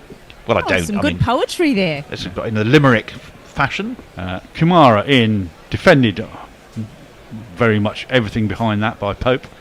Eyes down, looking in. All the weight on the front foot, long stride. Everything looked right about that. Can he repeat that ad infinitum? What do you think, Jason? Do you think we're getting some swing in and out, in swingers and out swingers, or is it just seam? Rathnaka is definitely getting a bit of movement in the last over. He's got a quite nice, consistent shape. It isn't moving late, but it is moving consistently. Kumara, he's not that type of bowler, I don't think. And Kumara's in again. That's fiddled by Pope. I think is probably the right word for that. Off the back foot into the point area. Can't beat the man. England 55 for 1. Now at the end of this over, are we due a change? Am I right? Yeah, we are. It should be Cat sliding into ball by ball, which hopefully is. That's going to be interesting with the spectral voice coming out into the. Yeah, well, I'm sure that will be fine because we at least. I can think see my Foxtel feed is precisely in time with yours there. Yeah, so it was better than the feed from the studio last time, and obviously this time there is no feed at the moment. Kumara, that's whipped with his bottom hand by Pope past the right hand side of the mid-on. The fielder is labouring to the boundary and he just caught it inside the line. That's Dhananjaya, I think. And they've got 3. Nice bit of fielding there on the boundary. Really ran that down. He only saved 1 in the end, but beautiful chase. Yeah, but he did look like he was wading through treacle for a large part of that chase. He was getting closer to it, but not very quickly. So, if I may, Jace, could you move into this seat? Yeah, Because I'm not sure the bear will be yet ready to come and do his duty, yeah, sure. and you can take over here while he does. That's round the wicket by Kumara, and that's chopped down by Ducket at his feet. Bounces up again, has a quick look at it to see it doesn't skid back onto the stumps, but it doesn't. Duckett's on 39 or 38, going at his usual fast-paced scoring. Pope has moved to 8 from 11. He's making the most of his opportunity, Pope. He's not over-attacking as yet. His shot selection could be a little bit better, though, on some of the balls outside off stump. But here's Kumara. That's worked neatly by Ducket past the third slip, and he's caught up by the man at that sort of deep fly gully. That only allows him to take a single rather than getting to the boundary. It looked like there were a lot of fielders there in that reshot. Like there were about 4 guys trying to catch that.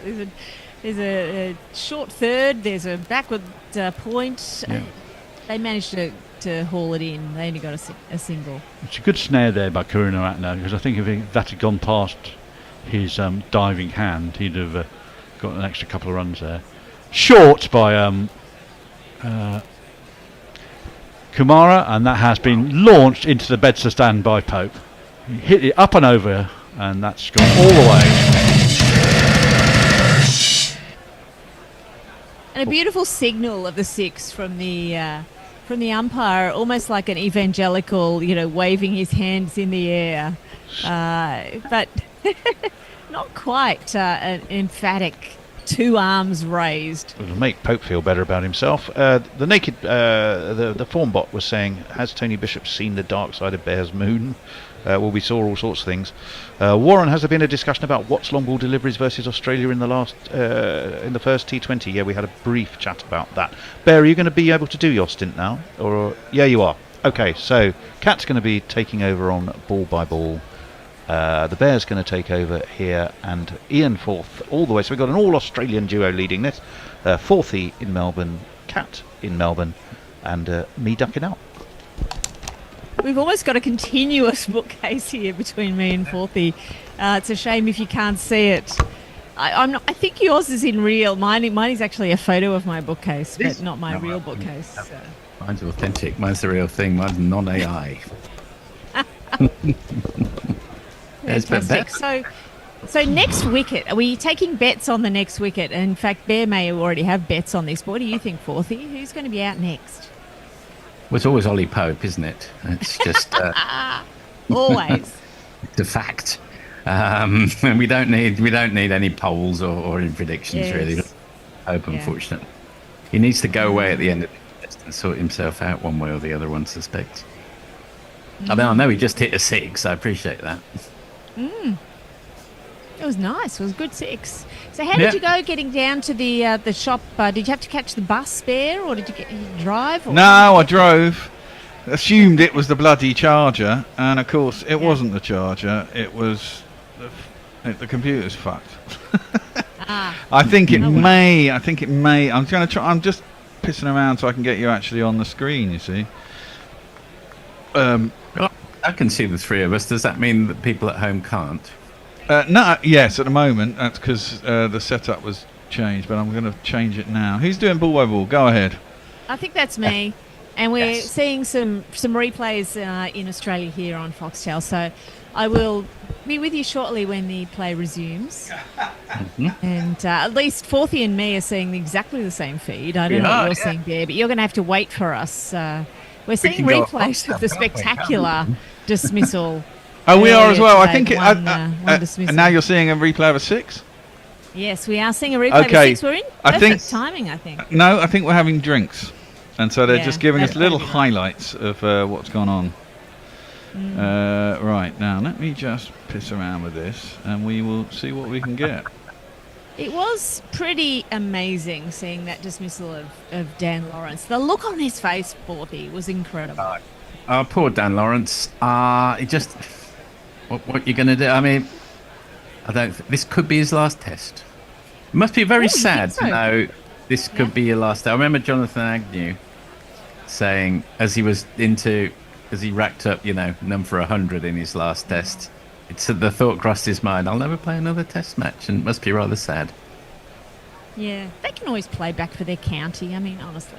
Oh, for sure. They don't stop playing cricket. Yeah. And, anyway, all those... Yep, we're back. Resuming back here, and this first delivery to Ducket has been sent down to the third boundary for 4 runs. I can play a jingle for that.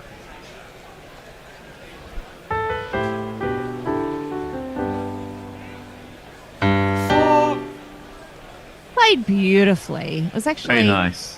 Wide of the gully and just delightful. So sort of late dab. Is all your house and property and garden and so forth stayed intact in the high winds we've been experiencing recently, Kat? Yes, I had some fake grass in the backyard that actually got torn up, which was quite surprising. Ooh. Wow. We have 2 slips in place as Rathanayake bowls to Ducket, no run. And some lawn furniture got thrown all over the backyard. But otherwise, okay. What about you, Forthy? I just lost one quite expensive garden pot with a lemon tree in it. That was the extent of my damage, but we can rebuild. You can rebuild, yes.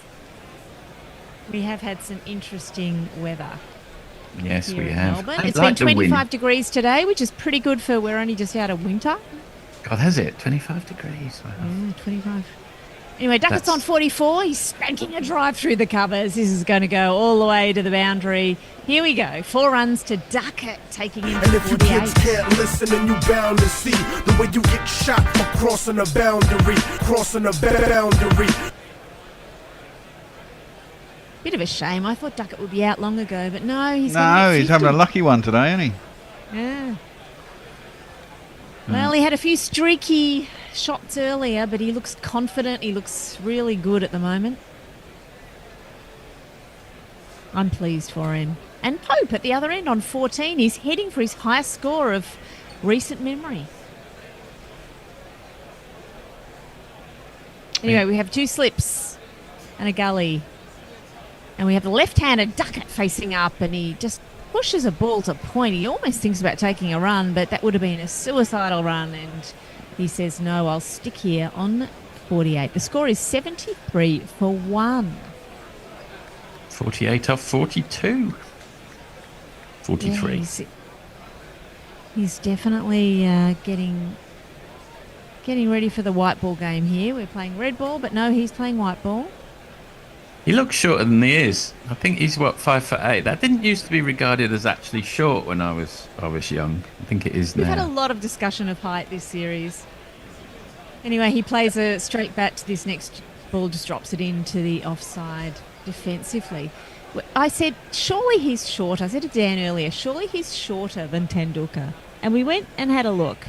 And no, Tendulkar apparently was 5'5". So yeah, he's absolute midget. Yeah, he looks shorter than Sachin, but he's not shorter than Sachin. He's massively taller than Sachin. He's low slung bottom. I think that's what fools you. I think the short legs make you look a lot shorter, right? Stumpy legs like a tortoise. Yeah. Anyway, he's on 48 and he's almost edging a ball through to the keeper, but no, survives that one. Had a little jab at it, and that's the end of the over. And the score is 73 for 1. Yeah, I think I'm on socials, aren't I? Yes. Okay. Stephen Kelk, very clever man, says lol. But he's not that clever. Pokey Bumfinger says, I missed lolling at. What is he lolling? Yeah, he's lolling at Kieran Roseblade. So he was talking about the posh speak for an ankle tag on there. Pokey Bumfinger says, I missed the Giants bookcase at Cat's house. Morning all, forgot the test was on. I shouldn't smoke J's in the morning. Jamar the Statsman says, Ben Ducket, an extraordinary stat. He's left only 8 out of 605 deliveries as a test match opener. Is that right? Oh, apparently. And finally, Brian in Brisbane says, hello and greetings from the Cordwainer, or Cordoner, My local spoons here for a quick lunch break from work. Tempted to stay for a few cheapies. Welcome to everyone. Thank you for joining us. It's wonderful to have you. Even though you can't see all of us here, we do have bookcases in play, and you should be able to see them at some point.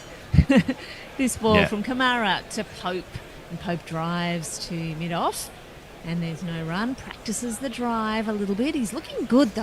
I like the way Pope looks today. Yeah, he's got through his nervous patch early this time. Yeah. Looks confident. Looks a bit like Steve Smith today, I reckon. A little bit, yeah. He's still adjusting the technology, Bear. Yeah. Yeah, okay. So, Forthy, you are now on socials and special comments here. We have two slips. We have Pope, who's slashing away. He wanted to send it to the offside boundary, but instead he misses it. Mercifully, he misses it and doesn't edge through to the keeper. He remains on 14 from 14. Like my wife, I shall attempt to multitask. I'm not very good at that. I'm nearly with you. That's okay. It's all right. Is Dan a multitasker, would you say, Kat? Definitely. He's here at the moment. He's managing to sit next to the dog, be underneath a blanket, and also be, I don't know, tweeting or something. All at the same time. Very impressive. All at the same time. Yeah. So it's Pope on strike, crouching over this next delivery and pushing it to cover point. No run. Rehearsing the strike again. Coming out, doing a bit of gardening. Bit of gardening, yes. There's already some footmarks beginning to appear. I don't know if they've been sawdusted in. It would suggest there's a little bit of dampness there. And that it's good news for spinners as the match wears on. Yes. Earlier this evening we were watching the highlights of Scotland and Australia playing a T20, and that was pretty brutal on poor old Scotland. Anyway, it's Pope facing up, a straight bat, defended. Did you see any of that, Forthy? No, I missed that. Was that the first one where Australia chased down like 150 in 10 overs or something? Yes, under 10 overs, and Travis Head scored 80 off 20 deliveries or something like that. Yeah, the ground looked pretty small, and there was some poor bowler that just went for 8 boundaries in a row, and I think 40 off 1.2 overs. Jesus God. That is a brutal. That is very brutal. Yeah. Let's hope they don't be so bullying next time. Another ball from Kamara to Pope. Kamara swinging the ball in a little to Pope. Pope, very straight bat. Doesn't look in any danger yet. Doesn't look in danger of running away with the scoring either, but surviving there for the minute. All's good. Yes, he does look a little bit more composed this morning. We'll see. Of course, we're playing at the Oval today. The sky is grey. It looked like there was so much moisture in the air earlier on that they could barely see through it, almost like fog, but it's clearing a little. Nah, not really. Not too much. This next ball pushed into the covers. It's still, lights are on and still looking pretty grey overhead, but no rain at the minute, and that's the end of Kamara's 5th over, and the score remains, that was a maiden, the score remains 73 for 1. Yeah, so you're what, 5k away, Bear? About that, yeah, 2 or 3 miles. It's pretty dank and grey here. I mean, I'm surprised. I mean, it absolutely was pissing down at about 5 o'clock this morning and woke me up. And then it stopped at about 7, and it hasn't really rained, even though it looks like it's going to, ever since, which is kind of weird. It's supposed to clear. There's basically got storms coming across the south coast, and they're maybe just a little bit south of London. And they should be here for most of today and maybe a few smatterings tomorrow, and then it's going to clear up. Basically. They do look pretty cold out there, with the exception of the bowlers. They're all pretty rugged up. But, yeah, there's still that slight sheen as if you're trying to see through a little bit of moisture and a bit of fog across the ground. It hasn't, as far as I can see, done a huge amount. I haven't spotted a huge amount of swing or seam or anything, as you would expect with the overcast conditions. So I mean, there's no accounting for it sometimes. Sometimes it just doesn't swing. Fernando now bowling to Ducket. He's getting a little bit through the air. And it's probably just a bit of swing before the bounce, but not too much. Ducket's on 48 and he's on strike. The first ball's been defended. Let's see what he can do. He's heading for his 50. This over, I reckon. Yes, most likely. Well, this is a good start as well, though, for England, isn't it? I mean, I think they probably expected... I mean, everyone wanted to bowl first because they were expecting to be able to nip out loads of quick wickets in the first hour, and we've only lost one, which is quite amazing. Just hasn't done it. A little great. bit of swing in the air. This ball outside off stump and dropped into the offside, but not much. Just a tiny bit, a few degrees perhaps. Ducket came down a track at him there, didn't he? This is am I right in saying Ducket hasn't reached a 50 in this series so far? I don't think. He's nearly got there 2 or 3 times. He got out in the 40s in the last test. He doesn't look out of form. He's just no, he's not. It's just the way he plays, isn't it? He gives it away essentially. Yeah. Like nearly He then. absolutely spanks this one through the covers, but it's got not much pace on it. It's going to pull up well inside the boundary, and the fielder comes around and they just get a couple, and that's taken. He's actually gone to 51. That's his 50. 51 from 48 deliveries, says, look at me, and the crowd acknowledges this lovely achievement. He's 10th 50 in 26 matches. Let's give him a jingle. It's 50, and you know that can't be bad. Yeah, it's 50, and you know you should be glad. I think he was dropped. Oh, maybe not. Maybe the fielder took a bit of pace off it. Did he get Yeah, into very it? much so. I thought he'd actually been dropped. I did it in the air, but I think he hit it down. It may have been a half volley at the fielder. It was difficult. The shot that they just showed us was a really long shot. But we're not getting a good replay of that because Fernando's ready to bowl again, and he bowls, and this time it's been edged through. There's a big appeal, and no, he missed it. But it did look like he'd edged it for a minute there, and it was Pope. So, you can understand why everyone appealed. indeed, and the funny thing was, everyone appealed but the keeper. And the slips He had a went up. slash at it, played underneath the ball, and the keeper was a giveaway. quite rightly focusing on collecting the ball there. I've never seen a keeper with quite that many bandages on all of his fingers when he took his gloves off. That was amazing. Well, he got that big blow. Oh no, it's not. Who's behind the stumps? It's not. Is it Midishan again? This next ball is defended, drops it at his feet. Pope remains on 14 from 20. And the score's 76 for 1. And Fernando has one more ball to come in this over. Yeah, I've had to. You're all up on screen now on YouTube, by the way. Everyone is correct and present.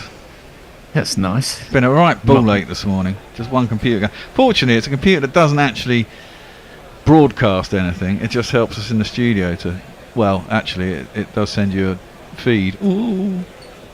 So back of the length and dropped at his feet, and Pope decides he's going to take off for a run, and no one else does anything except the fielders converge, and it's almost a run out. He dives. He hasn't got a lot of muck on his shirt from that dive, but he did look quite awkward. Yeah, Ducket definitely was not running for that one. Ducket said, not a chance. No, not a chance. I don't think so. Is that the end of the over? I believe so. Muttley Von Erich, we see everyone now. Thank you, Muttley.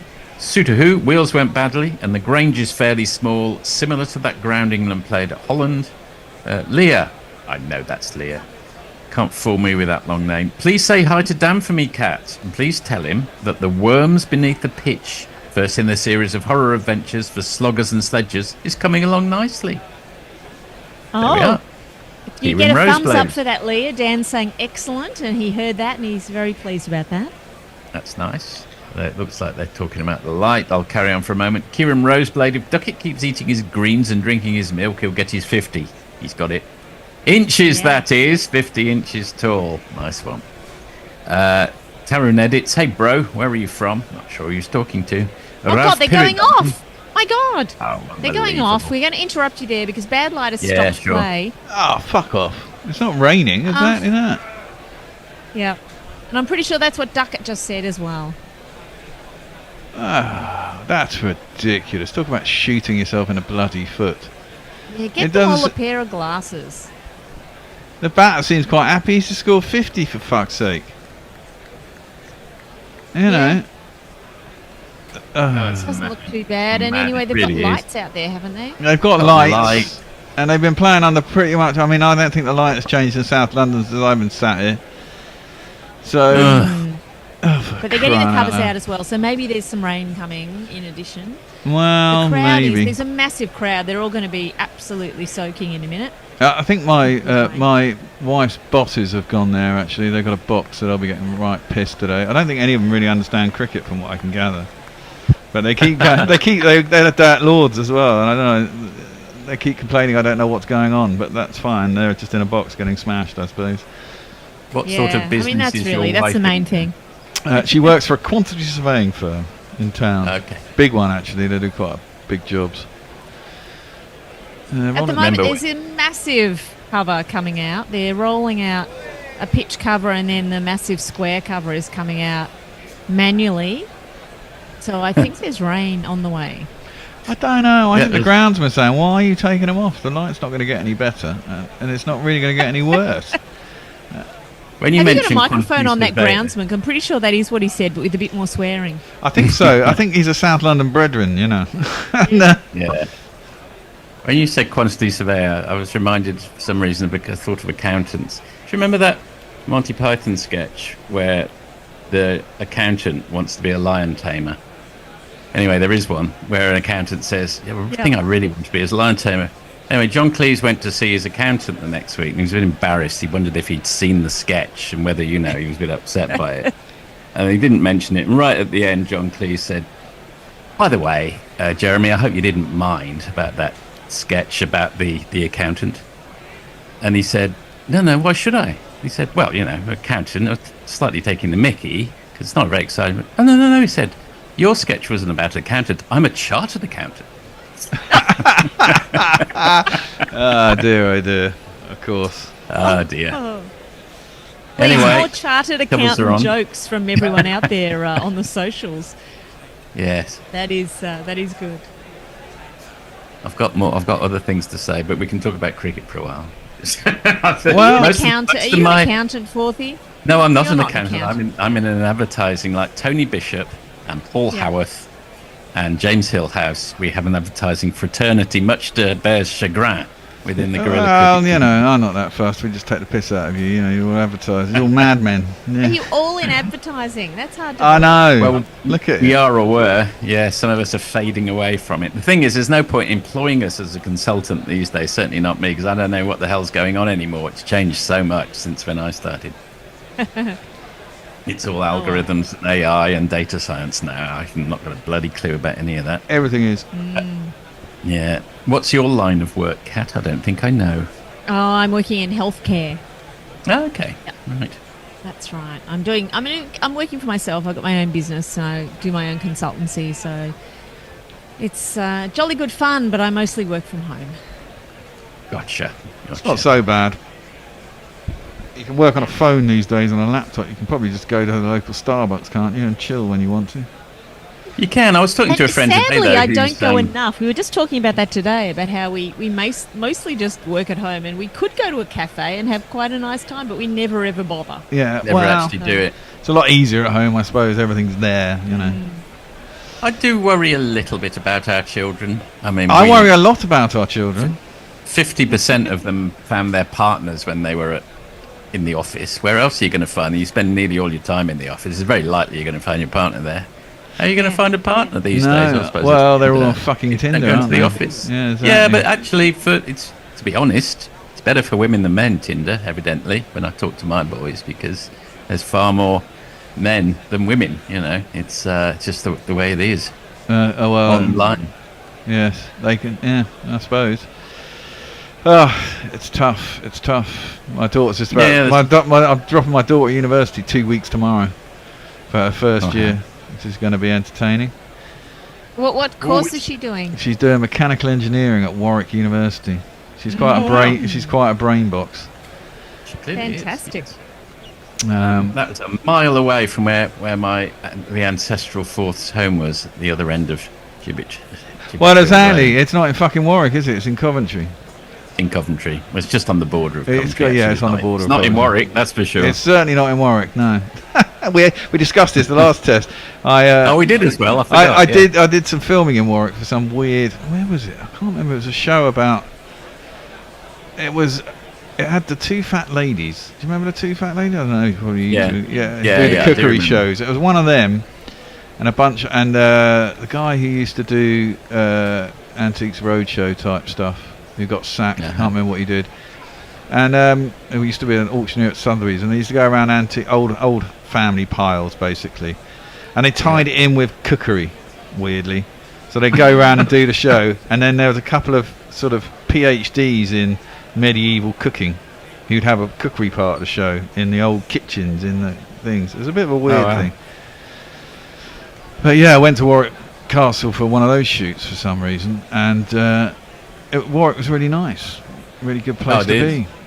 And then when she said she was going to Warwick, I was like, yeah, it's a really nice castle there. And then I kept looking at Google Maps and looking, and it kept telling me, I kept putting in Warwick University, and it would show me Coventry. I was like, no, it's in Warwick, surely, you know. And then it tweaked eventually that actually Warwick University is in Coventry. So there you go. It's an immaculate castle. Warwick It is, Castle. yeah. One of the best maintained. It really is. Very good indeed.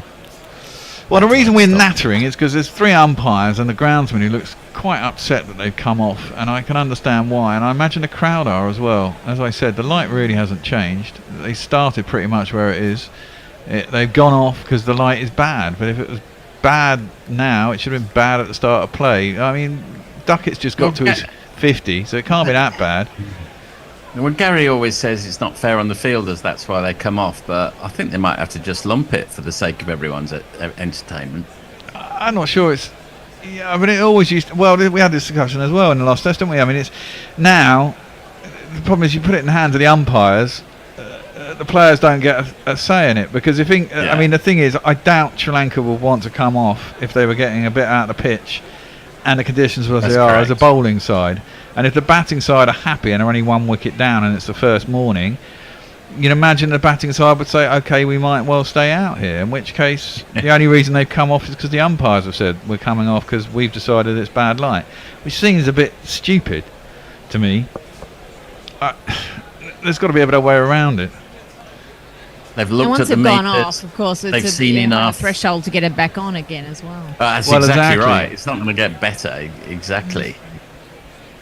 Stupid. The umpires are now striding off the ground with purpose, as if they've decided there's a meal in sight. They had another look at the light meter, and then they went, fuck, it's never getting better, and off they go. They're almost leaving the ground. Well, they're probably going to decide now then to have an early lunch, I'd have thought, because it is virtually 12:30, and hope that I've just seen Dan Lawrence get out. He got in no position to play that shot at all, it's did never he? not funny. There's not many. there's not many games around the world where they play for 3/4 of an hour and then they say, "Well, that's enough. We're going to have a big lunch now." Yeah, exactly. So funny. So there's really no rain around, and according to Cricinfo, it's a little bit of mizzle or drizzle, but definitely not rain. But the light itself is so bad that maybe they're not going back on. Well, I suppose they're in a domey thing. Well, it is a stadium, but I mean, it's not very dark at the centre of the oval. The stands are quite shallow. God, I thought floodlights surely are meant to solve this problem. Well, that's the whole point, isn't it? Come on. And the lights are fully on at the moment, so much so there was a 6-person shadow being cast earlier when they were still playing. So surely the lights were doing their business. Wow, perfectly legitimate question to ask if they can play in the pitch black. What I know it's a red ball, not a white ball, but this just feels, to be honest, like a bit of a detail when you've got these many people paying this much money to watch the match. But there we are. Well, exactly. Well, they're having an early lunch. What do you want to do, Bear? Well, I'm thinking we just play a what's the name? A podcast-y thing. Yes, a podcast, yes. If in doubt these days, podcast is the answer. Well, exactly that. I don't think they have said lunch, but surely they will be taking lunch, as Well, you say, Cap, the way they sprinted off there. And surely they are really not going to come out. Oh, that's interesting.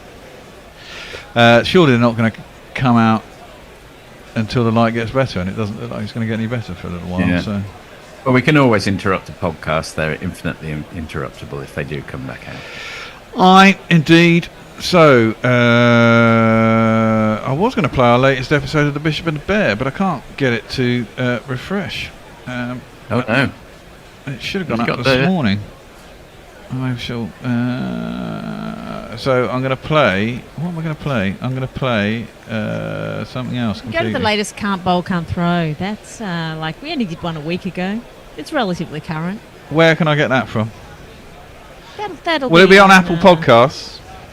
And also on YouTube, right? The easiest Can't Bowl, can'tbowlcan'tthrow.com is where it is. Can't bowl, can't throw. Let's see if I can't even remember what we talked about, Dan. What did we talk about? Can't bowl, can't throw. There we go. .com. CBC, the 100 of podcasts. Is that the latest title? 28th of August. Yeah, I think that could be it. There you go. How long is it? It's only 22 minutes. Man, you're quick. There you go. Okay. I'll be back in 22 minutes. Yeah, all right. Okie dokie. We'll see you in a little bit. How about Dan and Bye, Kat talk cricket? We'll see you in a bit. See ya. How do custom orders work on Kraken? Imagine I'm a music producer, dialing in my newest track. Need more bass? Crank it. Vocals not popping? Double it up. Want a bigger sound? Hit that reverb. Hard. That's custom orders on Kraken. Complete control over your crypto trades. Go to kraken.com and see what crypto can be. Don't invest unless you're prepared to lose all the money you invest. This is a high-risk investment, and you should not expect to be protected if something goes wrong.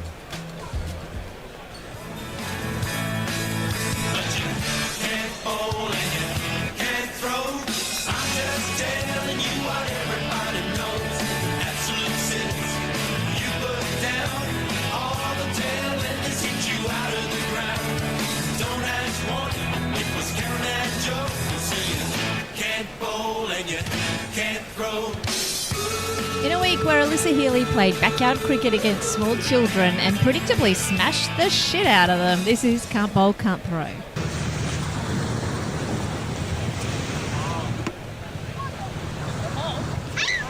That was Alyssa Healy tonking a ball back over the head of a Was she squealing screaming? small child. No, I'm not sure. It was a small child squealing. So you are here with Kat Jones and Dan Libke and Alyssa Healy and that small girl who's squealing because she's just been smashed about by Alyssa Healy. Well, serves her right for bowling so short. Yeah, absolute rubbish delivery. Yeah. And so that was at the launch of something called the Woolworths Cricket Blast. Is this the alternative to the 100? I guess so, yeah. Yeah, so apparently the Woolworths Cricket Blast is the ultimate playground for kids of all abilities. So, you know, from small children bowling short balls to Alyssa Healy. Alyssa Healy put that bid in. She wants them to have low-level ability so she can smash them. Fun never stops. Action is non-stop. Whether you're a first-time batter or backyard cricket superstar, get ready to embark on an exciting journey filled with laughter, growth and unforgettable memories. Yeah. So that's the unforgettable memory of that child being smashed by Alyssa Healy. She'll never forget. And where were they playing? Was this somewhere in Sydney? Oh, well, presumably it was on a backyard. So I can only assume if it's a backyard overlooking Sydney Harbour that it's Mitchell Stark and Alyssa Healy's backyard. Fantastic. And Pat Cummins was there too. He was bowling as well. Yeah, Pat Cummins rolled his arm over. There was footage going around of him bowling a ball that hit some dent in the pitch and drifted off down leg side and into Sydney Harbour. Oh God, were they on the edge of a cliff? They were pretty much on an outlet that seems very was surrounded by dangerous. water on pretty much all sides. So yeah. Anyway, the kids got all excited because the ball went into the harbour, and then there was the people in charge was like, no, don't go in, don't go in, don't go in. Panicky people warning, lots of stern warnings, don't jump in and get it. Oh well. But it was exciting enough that the non-striker left his crease to go see where the ball had ended up, and Pat Cummins had a spare ball in his pocket somehow, so he man-catted him. Oh, is that permitted with a second ball? I think so. Yes. I think if you're Australian, you can get away with all kinds of stuff. Fantastic. That feels very, very Australian, very underhand.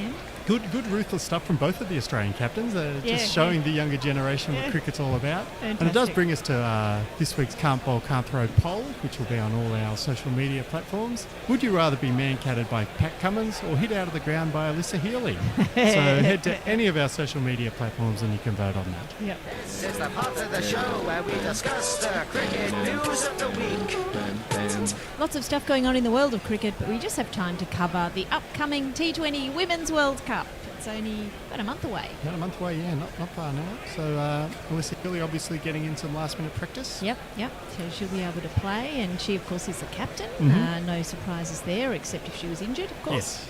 And the squad's the usual suspects, right? So one new inclusion, though, Taylor Fleming. Yeah, so she's fit again, apparently. So she's apparently going to be combining with Darcy Brown for some kind of fast bowling blitz at the top of the bowling order for Australia. Yep. We also have Phoebe Litchfield. She will be playing her first World Cup. Feels like she's been around forever. Yeah, how is that possible when I feel like she's been playing for a decade? That Yeah. this is her first World Cup. Well, she's like 20 years old or something. She has been playing for a decade Yes, yeah, somehow. of course. And they have World Cups every other month, so Yeah. it doesn't quite work out. Yeah, well, and one exclusion though, Jess Jonathan. She didn't tour Bangladesh, and she's sort of winding down a little. And so Yeah. our spinners, they'll be Georgia Wareham, Sophie Molyneux, Alana King, and Ash Garden. I think that's pretty good. That's a pretty good front lineup. line of spinners. So Yep. yeah, poor old Jess Johnson. Yep. But that tour that they did have earlier in the year to Bangladesh, where they It did was do a supposed bit to be of a a warm-up. warm-up. Yeah, and Jess Johnson, as we mentioned, didn't make that tour. That tour, of course, is now pointless. Yep. Because there's some kind of government trouble over there. There's student protests and riots, and yes, so the tournament has said no longer in Bangladesh. We're moving you over to guess where? The usual place, the Yes. UAE. So there are two groups, right, Dan? So we have Group A. Is there 5 in each group? 5 in each group. Okay, yes. so Australia, Sri Lanka, they played in first. New Zealand, Pakistan, and India in Yes. Group A, and then Group B, Bangladesh, Scotland, South Africa, West Indies, and England. Yeah, so the top 2 teams from each group will play semi-finals, then the winner play the final. It's all very simple, much simpler than the men's T20 World Cup with the super, whatever it was, 8s, 6s. Yes. And unlike the men's T20 World Cup, both semi-finals get a reserve day in this one. You may recall there was some kerfuffle because only the India game got a reserve day, I think, in the men's World Cup. But no, everybody gets a reserve day in the women's World Cup because obviously there's always massive threats of rain washing out an entire T20 in the UAE. In the UAE, yes. Yes. That would have been useful in Bangladesh. So we probably wanted to watch this. It'll be in the middle of the night, right? It is in the middle of the night, but if we do stay up, it'll be on Amazon Prime, or presumably same as in the men's T20 World Cup. You just get up and they'll have a full replay ready for you to stream. So that was Amazon Prime for the men's too, It was, wasn't it? yes. When we yeah. had to endure the endless commercials for A Quiet Place.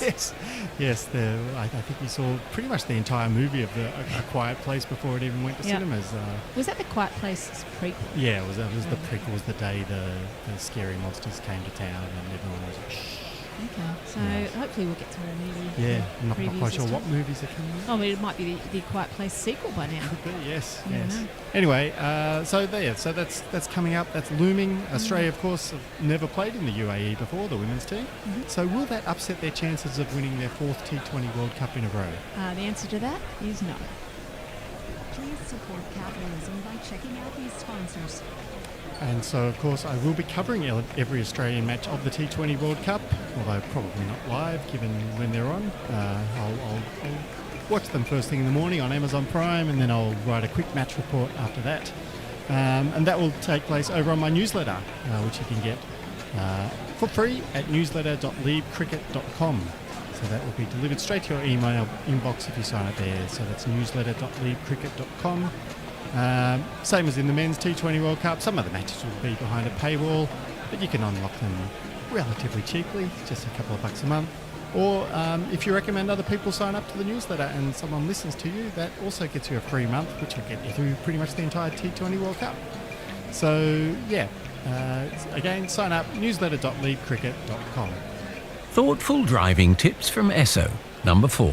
Here's Debs, loading the car to go to the bottle bank on the other side of town. Hold on, you haven't thought that through at all, Debs. The dog's nails need clipping, and you need to take that parcel back. Doing everything in one trip could save fuel and time. That's a lot of bottles, Debs. Combining trips. That's thoughtful driving. Esso. Visit esso.co.uk for more information. Contacting customer service? For a lot of people, that's an easy way to ruin a good day. But at Zendesk, we make the customer experience better. Better for your gran, better for your florist, better for the guy in apartment 3A. Better for you. Better for everyone. Because while some say the customer is always right, we say the customer is always human. And as fellow humans, we want to do something better for all of us. Zendesk. Customer experience with AI built for humans. So, Carl, what big Hollywood star did you get to promote our 2-for-1 cinema tickets offer? I got Mr. Hollywood himself. Nice to meet you. Carl, that's Paul Hollywood, the baker. So, Mr. Hollywood, what roles have you done before? I quite like a seeded bap, and I'm partial to a brioche. Sergey, send them back to LA. I'm from the Wirral. Just make it simple. With 2-for-1 cinema tickets every Tuesday or Wednesday when you take out a qualifying product, so compare the market. One membership a year, participating cinemas, 2 standard tickets only, cheapest free. T's and C's apply. I am an ECB marketing droid, and I have created the optimal form of cricket. What's 10 times 10? How many balls are there? 16.4. What's the greatest cricket tournament the world has ever seen? The 100. The 100. The 100. The 100. The 100 is Substack meets Masterclass meets The Economist meets The New Yorker. So here we are, back in the 100 for the final time this year. Oh yes, of course. We were glued to the 100 this year. Yep. No, last time we had a podcast, we talked about the sale of the 100, or Yes. at least the end of the 100. Yeah, possibly an extra 20 balls being added to the 100. Yeah. What an innovation. What an exciting innovation, yes. But there has been more information come out about this right, potential okay. sale since then. You're glued to this, aren't you? Oh, I love every minute of the 100, everything to do with it. It's my favourite T20 franchise. Yeah. So apparently any new minority stakeholders in the franchises when this sale goes ahead, which is, again, sometime in the next month or so, they're going to be selling it all off. Those new minority stakeholders can also rename the teams potentially. So most people are assuming that means, because the minority stakeholders are almost certainly going to be IPL franchises. Right. Because they've got zillions of dollars to spend. And so people are assuming, it'll be the Welsh Knight Riders or the Trent Supergiants or something. Yeah. So why isn't it the majority stakeholders that get to name the team? Because the majority stakeholders are still going to be England owned. And I don't think they'd be able to sell it to anybody unless they get a chance to name them. to get something, yeah. So I think there's a limit on how much they're allowed to sell. They can only sell 49%. Oh, right, okay. Yes. Anyway, I think, I think the IPL franchises, if they do get to rename them, they should not go with their boring old Knight Riders or Supergiants or any of those names. They should start trolling pretty heavily, right? Yeah, that's right. Just to rub in how rubbish England are at cricket or something like that. Like the London Idiots or right. the Northern Crymores or whatever. Yeah. Whatever they feel like, however they feel like taunting them. Okay, it's useful. We did have some other moments in the 100 in the closing balls of the 100. I was going to say closing overs, but you don't really have overs in the 100. No, that's right.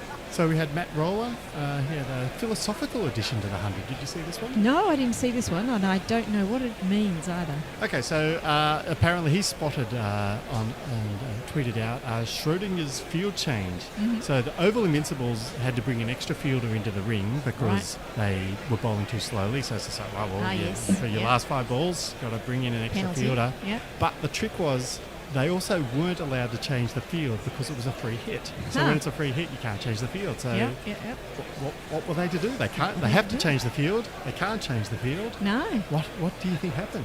Did they put one foot on either side of the white line? Yeah, I think they put the fielder in a box, and someone had to look through the box and see whether the fielder was still in there or not. Yep. That's a good idea. Yeah. Schrodinger's field change. Yes. And we had one final innovation from the 100 before it finished. Well, that was injuring Ben Stokes. Yes. The 100 injured Ben Stokes. He blew out a hamstring by, going for a single run. Yep. It might have been his very first run in the 100, who knows? I think he was bowled for a golden duck in his first game. Right. I think this was like his second or third game. Well, it might have been the only single he ran for. Anyway, he ran and ruled himself out of the Sri Lanka series. Yeah. So, anyway, it didn't matter because we had Ollie Pope taking over as captain, and Ollie Pope took England to a wonderful victory. Yeah, 5 5-wicket win, pretty comfortable. Sri Lanka didn't help themselves. They were 3 for 6 in the first innings and 2 for 1 in the second innings. Not ideal when you lose 5 top order wickets for 7 runs. Well, they really across should three have innings. considered having 2 openers. Yeah.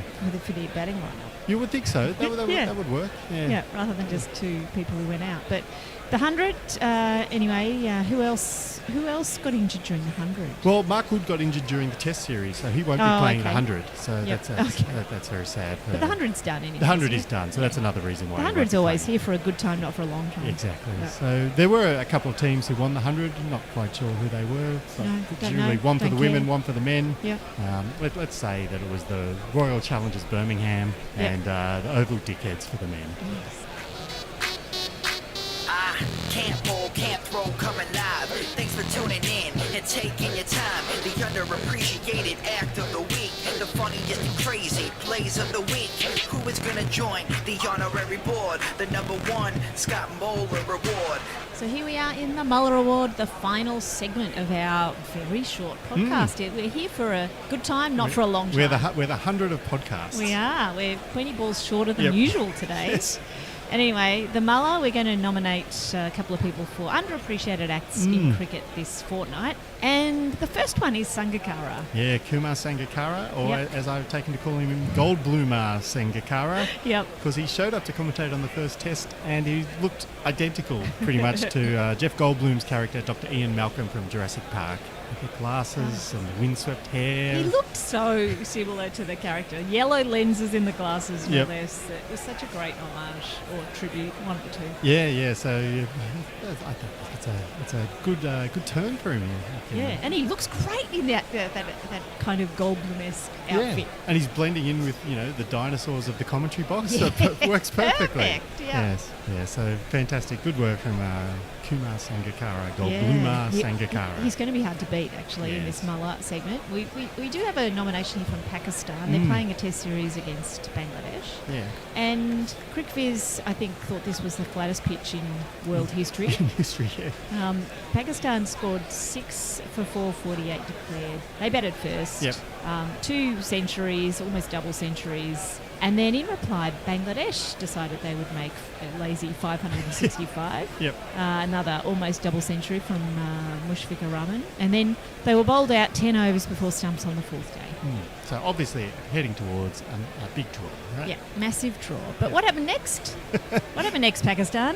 Well, in true Pakistan style, they were somehow bowled out for 146 on the final day and lost by 10 wickets. Yeah. So, and that wasn't even the highlight of the final day. I mean, as good a highlight as that is, that's just typical Pakistan. Well, and that was typical Pakistan, sort of finishing a different game to what they started. It was completely, it's like someone looked on Quick Buzz and went, hang on, this is a mix-up between 2 different test matches. Yes. But the best thing that happened was Shakib Al Hassan was fined and got a demerit point for chucking a ball at Rizwan on the final day. Yeah. Not bowling, but just chucking the ball. Just chucking it, because Rizwan wasn't ready to face up. So fair enough, I say. Batters should always be ready to face up. If the bowler's got the ball in his hand, then I think that should be allowed. I think Shakib is onto something here. If the batter's not ready, you should just be able to peg the ball into them, hit them on the shoulder, hit them on the leg. It's keeping's off. Yep. Basically. And then they can't be out to it. Maybe if they keep only if it deflects off them and goes onto the stumps, then they're out. Then they run out. But otherwise, out, face up or we'll throw a ball at you. Yeah.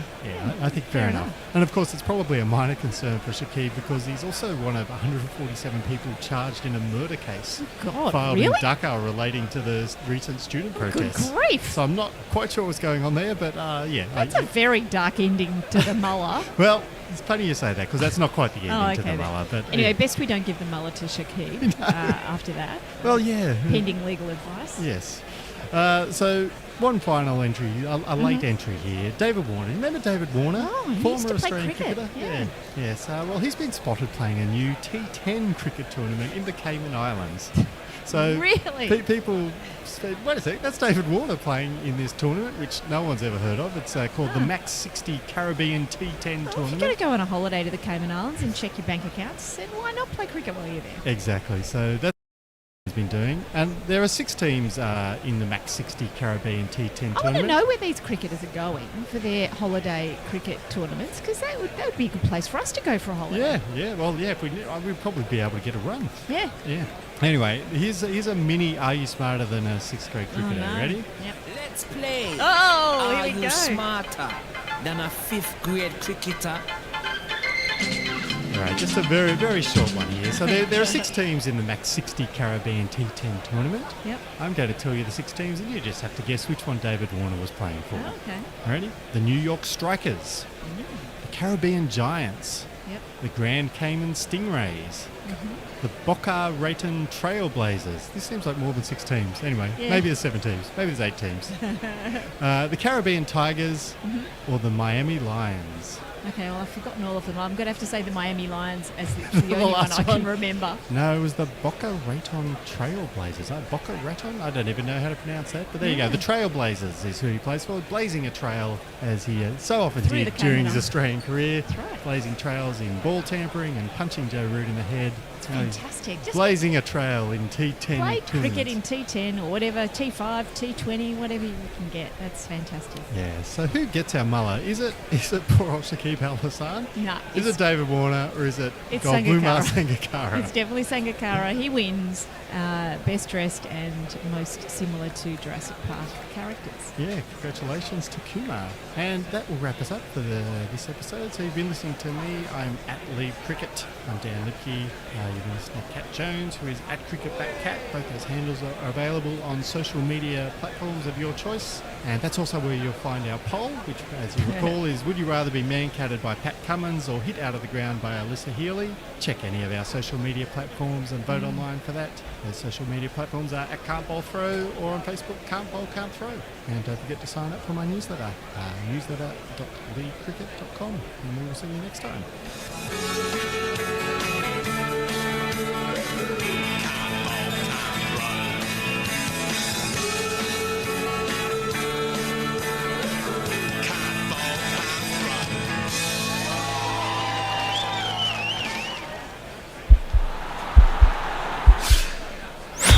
This podcast is part of the Sports Social Podcast Network.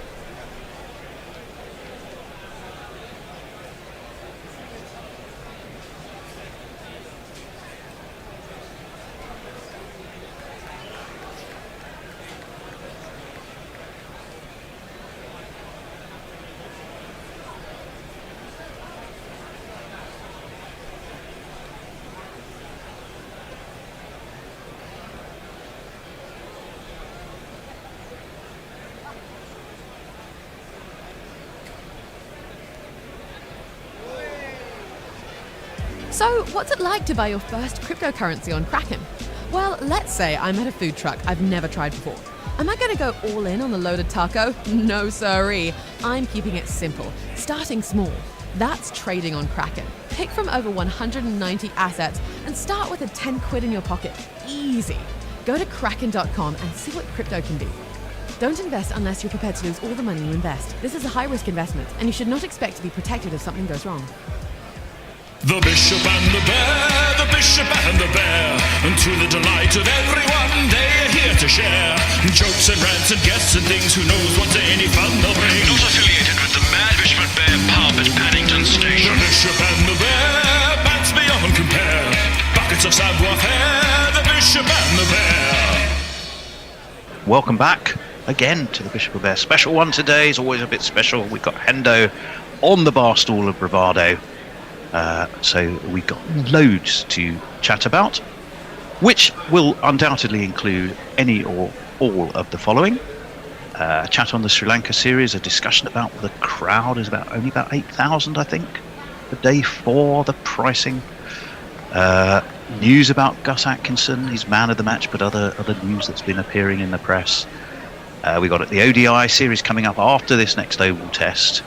We've had a Kookaburra run frenzy once more in the championship, and we've had a record broken that has stood since 2 weeks after the death of Abraham Lincoln, which tickled me, and we'll probably talk about that as we go. But first of all, Hendo, what can we get you to drink? Maybe I'll have some sort of coffee liqueur. Coffee liqueur. Well, do you want to be a tad more precise on which particular type of coffee liqueur? I mean, Irish, Jamaican, Irish will do. Irish. Chuck in a Jameson's, and we're off and away. Nice. Other Irish whiskies are available. That's my favourite, though. That's very nice. You do good ones here in the Bishop and Bear. We do indeed. We aim to please in the Bishop and Bear. And you got it together really quickly. Well, you know, it's a good barman. Despite the landlord, the bar service is excellent. The landlord's a fucking genius. I don't know what you're on about. Right. Okay. Right then. Well, what do we make of? We're two tests into the Sri Lanka series. Yes, England have won them both pretty convincingly. I would say it's actually been Sri Lanka have always been in the game until they weren't. What have you chaps made of it? Well, I think they've had opportunities, but I think that's true of a lot of test matches in general. I mean, think of the times that we've said when we've been doing the Ashes, especially from Australia, and we said, well, England are in this day 3 or whatever, and then it suddenly all falls apart. I mean, obviously their biggest opportunity was when they had England 216 for 6 in the first innings.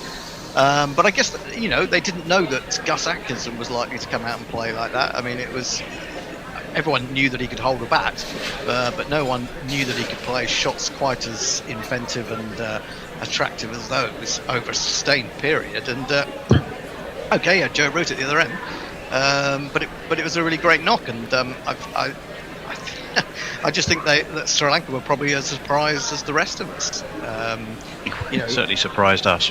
What do you make of the thought that, in a way, whilst the run rate's been healthy, England have been arguably a tad less baseball-y in this series than they have been for a while, and they've gone back to not conservative and slow, but playing the circumstances of the match more than constantly trying to drive the match and thus giving away wickets. Well, I wouldn't say that. I think they started out trying to baseball it while Duckett's there and the other opener. But Dan Lawrence isn't Crawley for a start. He's probably a little bit resistant to go all out from the top. And he's done all right. He scored a couple of 30s here and there, looked okay, and then given it away. Pope's had a pretty poor series, so they haven't been able to really get off to a start. And then immediately you're kind of thinking, and without, it's funny to think that because Stokes is in the dressing room when they're batting, but he's not out there on the pitch. And I guess that just takes the little edge off it. He's the guy driving it all the time. And I guess he has to kind of leave Pope to it because he's captain on the day. And whilst they can give him a bit of chat in the back, does he take it all on board, and does he go like that, and does everyone else therefore follow Pope in the same way that they follow instructions from Stokesy? I probably not. I mean, the whole premise of this is built on Stokes driving it, Stokes being the leader, Stokes being the man who gives kind of instructions and lets them get away with it. And maybe Stokes offers them a kind of shield in a way, because it's his strategy and that's how he wants them to play. And without him actually on the field, there is a slight little bit, and they change the side. You know, the other thing is you don't have Stokes obviously at 5 and Brook at 6, and then Jamie Smith at 7. If you have that top 7, it gives you a hell of a lot more depth. You've got a complete, not novice, but you've got Dan Lawrence, who averages 30. It's not an opening.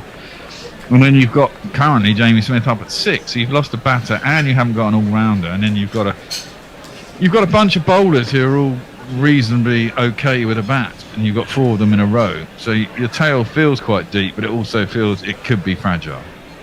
So I think the balance of the team is a bit out of whack to be totally Baz balling, I think.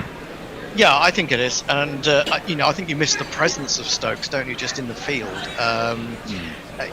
Pope hasn't got that yet. I mean, I'm not saying he can't have it. I mean, I don't think anyone can have the kind of presence that Stokes has. He's unique in that respect, and so it is difficult. I think the Dan Lawrence point that the Bear makes is absolutely right as well, because Dan Lawrence knows he's coming in for 3 tests, and that he will probably go back to carrying the drinks again, however well he did. I mean, he would have to do exceptionally well in this series, and even then it probably wouldn't be enough to force Zach Crawley out in the short term anyway.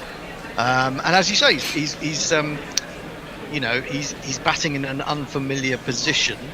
I mean, it's all right to go out there and say to him, go out and play your natural attacking game, and he is a natural attacking player, but he's not an opener. And Crawley's been given countless opportunities to fail, and I don't think Dan Lawrence has got that luxury, which makes it very much more difficult for him. I think he's batted reasonably well from what I've seen of him, but you're asking him to do an unfamiliar role, and it's very difficult. He's done okay, but not enough to make a stamp that would make you think he really needs to be there, even when Ben Stokes and Crawley are back.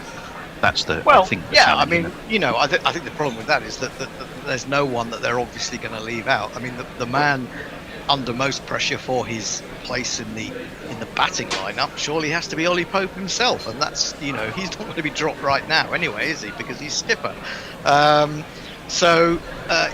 mean, Dan Lawrence knows that, short of Zach Crawley having an extended loss of form and him doing very well in very limited opportunities, he's just in there to fill the space for now, isn't he? And against, teams that you would expect him to get a few runs against, if he's going to get runs against anyone. I think might have been Simon Hughes, who's sort of doing his analysis of Pope and Root, actually, and the way he summarised it, and it sounds like something you've heard a million times before, but it's quite pithy. Is that Root was treating every ball as an opportunity, Pope was treating every ball as a threat, and there does seem to be that kind of sort of difference in their mentality. Fucking bollocks! What a lot of shit to come out with. I think that's quite clever. Not really. Look, Pope looked to drive and he looked to attack, and what fucking nonsense! I never heard such shit like that. I don't agree with you there, Bear. I mean, I think that I would never have promoted Ollie Pope to 3 in the first place. I think that was misguided in the sense that they wanted to show long-term confidence in him by saying you've got this position. But he doesn't bat at 3 for anyone. He's really a number 5. With England, the way that England play, he's more than likely to find himself within the first couple of overs. And we saw the difference. I made this point about when he got 100 and then a 50 at Lords against, I think it was at Lords against the West Indies. Yeah. that the 100 was a really scrappy 100, and he was fiddling around. He was looking like a little bit like a rabbit in the headlights, although he did play some good shots. But the second innings, having got those runs under his belt, he was altogether more relaxed, and he was playing some glorious shots and kind of reminding us of why we, or a lot of judges, compared him to Ian Bell when he first came into the team. But I think he's just being given too much responsibility. He's done too much too young. I feel like he's in a very difficult situation. I even said before this series started, when we knew that Ben Stokes wasn't going to play, that I would have moved Pope down the order, because if he's been out in the field for any length of time, he then has to come in, possibly second ball of the innings if something terrible happens, or at least early in the innings. He hasn't had time to sort of get out of captaincy mode, to think he's into batting mode, and I just think that's, this is one of the reasons, I think, wasn't it, that Root didn't want to bat 3, he wanted to bat 4, because he, especially when he was captain, because he knew that the stress that captaincy was making on him, and even if you win the toss and you bat, for example, as someone said, you've still got to go out, put the blazer on, make a decision at the toss. You've got to think about the team rather than just yourself, and getting your own game in order. So I think, that's the way I look at it from the point of Ollie Pope. I think that Ollie Pope, he will have the captaincy taken away from him, because Stokes presumably will come back. I don't think Pope is the long-term answer as skipper. I think most people, certainly Michael Vaughan, dare we even mention his name, but he's heavily backing Harry Brook as having a mentality there. But then there is a sort of the Yorkshire Union at play, amongst other things. Well, I don't know what, if Bear's talking about Simon Hughes talking nonsense, I would say that in general terms, Michael Vaughan is talking nonsense. He was unnecessarily personal about Pope, I thought. Yes. What was that all about? I really don't understand. And clicks and column inches. Well, yeah, but he gets enough column inches, whatever he says. All the Indian websites repeat, ad infinitum, whatever he says. So it's not like he needs to make an effort in that respect. I just felt it left a real sour taste. And I don't know about you, but I Brook possibly. I've seen he did a little bit of captaincy in the 100, didn't he? But things are completely different in Test match cricket, and I wouldn't really want to burden him with that at the moment. Well, there's no one in that side you really want to burden with the captaincy. The only senior pro left in the side is Rooty and Stokes. So Stokes goes, it's Rooty, and Rooty's Root's a little bit older than Stokes, not much. And maybe Stokes will have more wear and tear on his body and retire before Rooty does. But the best you can hope is that both of them play for another 4, 5, maybe 6 years. And then, by then, if Brook's still playing, he's 25 now, he'd be 31, he'd be a senior pro, and he'd be fine. In fact, Pope, if he's still in the side in 6 years' time or 5 years' time, you think they'd have enough experience to take it on then? I think apart from the results, he needed to catch a break somewhere, and even his reviewing, I think it was 8 or 9 nil. I know there was another commentary service was killing themselves laughing every time he reviewed, and they clocked up, and it was like, Watford at Manchester City. There's another one went in, and it was, I think, 8 or 9 nil at one point. They're kind of against him. So even the reviewing didn't seem to work. Yeah, but some of those umpires called. They kept the reviews. So that's I wouldn't say that's a bad review. That's worth taking a risk on, isn't it? There was one review that was particularly useless, where they reviewed a caught behind because all the slips went up. Jamie Smith didn't go up, the bowler didn't go up, and the slips were convinced, and he missed it by about a good 4 or 5 inches. It was like, what the hell? But them's the rolls. You got to run out from backward point. It was quite a smart run out, and look, he knows it's temporary, we know it's temporary. He's doing a job to fill a hole against a team that we expect to win. And going back to the premise of the original question, yeah, it's been all right at times, but Sri Lanka haven't taken the opportunities when they should have done. England have taken them when they have done, and as I've said so many times on the show, when you're playing a slightly weaker side who are not that good here, it looks close, but it actually isn't, and that's the way it goes. The teams that struggle in Test cricket, the teams who can't string two bowling performances or batting performances together in the same test, and it was the same with the West Indies. In that second test, they got 400. Other than on their own patch. Well, not even necessarily on their own patch. I mean, last time we went to Sri Lanka, we beat them 3-0. So, you know, and that was with Root as captain. That is true. You know, and with inexperienced spinners, and we had Leach, and we had, who did we have? I mean, we had Will. No, it wasn't. Was it Will Jacks was bowling a little bit there? No, it wasn't Will Jacks. No, that wasn't Will Jacks. Was it Bess? It wasn't Bess, was it? Yeah, we had Don Bess. Don That's Bess. right. We had Don Bess. Bess and Leach. He got a fiver with all shit for wickets. You know, I mean, they were terrible balls, and he got 5 wickets with them. It was the worst fiver you've ever seen. But you know, and so these teams are teams that can't string. I mean, that's the thing that Test cricket does, isn't it? I mean, over 2 innings, class tells. The West Indies got they were 50 runs ahead in that second test. We got 420 or something. They got 480, and you thought, oh, we got a game on here. And then they were literally bowled out in an afternoon. Well, certainly one thing was true at Lord's, Again. and that was that there were 2 magnificent standout performances. I think it's interesting. It's the 3 of us here chatting, because there was one amongst our number who stood out. As the rest of us were going, you've got to give the man of the match award to Joe Root. 2 centuries, a record-breaking century at that. Surely he's the man of the match. And then there was one of us who was absolutely clear, no, it'll be Atkinson, it will be Atkinson, it's definitely, and we think you're talking nonsense, bollocks, never. And who was right? Hendo, do you want to pick up the story from there? Absolutely. I mean, I just think, yes, you can look at. I know that Joe Root hasn't scored 2 centuries in one test before, and so it's the first from him. But you know, he's scored what now? 34, 35 test hundreds is kind of what he does. You kind of expect it. You know, Gus Atkinson was a tale of the unexpected, and you know, you can look to Root's first innings where, you know, we got that big century or 100, what was it, 128 or something like that. I think it was. 143, okay. He kind of gave it away, didn't he, in the end? Yeah. The reverse ramp came back out, didn't it? Reverse ramp.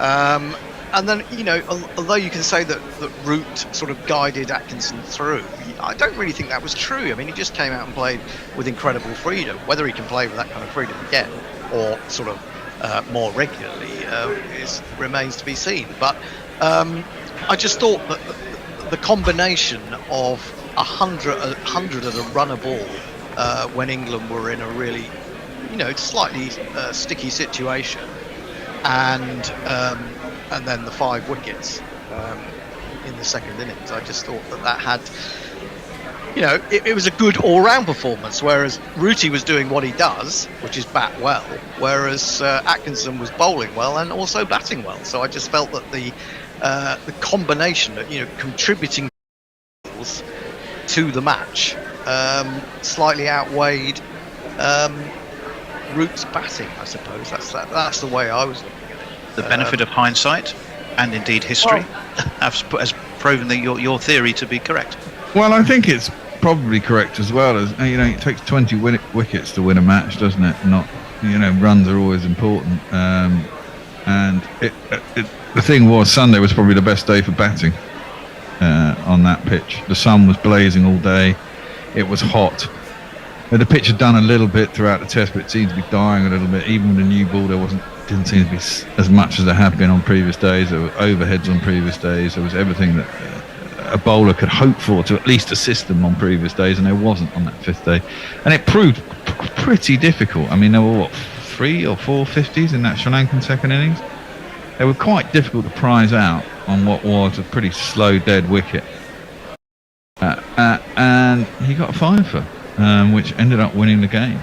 And it took took patience and guile to get there, and he scored 100. I mean, I think I said at the time, you know, he had 2 wickets, and they were 7 down or 6 down, and I thought, well, what if he gets three of these last 4 wickets, which of course he did, and so he claimed it, and I think, you know, to be honest, I felt he deserved man of the match, but I did think it would go to Root because it always tends to go to batsmen over bowlers. You know, and I speak as a sort of former batsman myself, but you know, who tends to look at batting more closely than I look at the bowling. But I think, you know, anyone who has who performs like that in an all-round manner, I think deserves it slightly more than the guy who's doing what he always does. Yeah, I mean, with hindsight, I'm more than happy to agree with you. As no matter how great Brook was, and he certainly was fantastic. 34, I think, and he managed to equal and then pass Alistair Cook in the same match, which was special in its own right. And he'll overtake him on total runs and Sangakkara. He's about 100, 120, doesn't he, to take over the 2, and then he'll just be below Callis, Ponting and Tashi. Yeah, no, he's definitely got Sangakkara in his sights. What? Now, I mean, the other piece of news that's come out about Gus, and it's been picked up finally by all the newspapers, is the awful story about his mum, and, you know, the fact that she'd sadly been killed in a road accident by a dangerous driver, and literally as he's playing in the test match in Southwark Crown Court, the guy's being put away for 8 years. This was complete news to me. It had been kept completely under wraps until, I suppose, the conviction of the guy who did it, who, just to add an extra something to the story, turns out to be an actor who's appeared in a number of things, including EastEnders. But it was an awful story. It happened back in 2020. But you know, for the lad to be so confident and determined, with kind of must have known that all of this was going on at the same time. I mean, that shows incredible mental fortitude, doesn't it? Yeah, I think it does. But the other thing I would say, we had a little bit of discussion this morning on the WhatsApp, and I think initial notions were that this is a bit tacky of some newspapers bringing this up at this point. Now, I don't know how long ago those particular newspapers got hold of that story and knew about it. But actually, sort of using my journalistic instincts, I have to say, having read it and looked through it, I think almost any journalist would have run with that as a story, because not only is it a human interest story, I mean, it does say something about Gus Atkinson's fortitude, and not only that, knowing his backstory might make us in the cricket media a little less quick to rush to judgment, you know, when naturally enough his form will fall away a little bit, even if it doesn't, you know, even if he goes on to have a fantastic career in general, there will be a period when things don't go for him. And I think it's a sort of reminder to us that people have things going on in their personal lives, despite how great things can seem on the surface, that there are often a lot of unpleasant things going on behind the scenes that people have to deal with. I mean, I think I'm trying to think, was it Joseph, not Shamal, Azari Joseph? I think he played in test between, was it a test with England and yeah, it was. The morning after his mum had died. So and maybe actually getting out onto a cricket pitch is actually much more beneficial than sitting around and having it weighing on your mind. I mean, perhaps not surprisingly, it's not something he's talked a lot about. One can understand why, particularly even before a case has got to court. The guy did a runner, of course, and then hid in the US, didn't provide samples. But so we don't need to go into the mechanics of that. But there is a lovely quote that he said. Gus Atkinson said, "She pushed me towards forward, almost behind my back. She'd get in touch with Surrey and make sure I was still in the loop, when perhaps I might have been falling behind the others. Once she passed away, my career could have gone one of two ways. I wanted to take it in the direction she would have wanted, and that I wanted as well." So he's kind of sort of almost acknowledging it.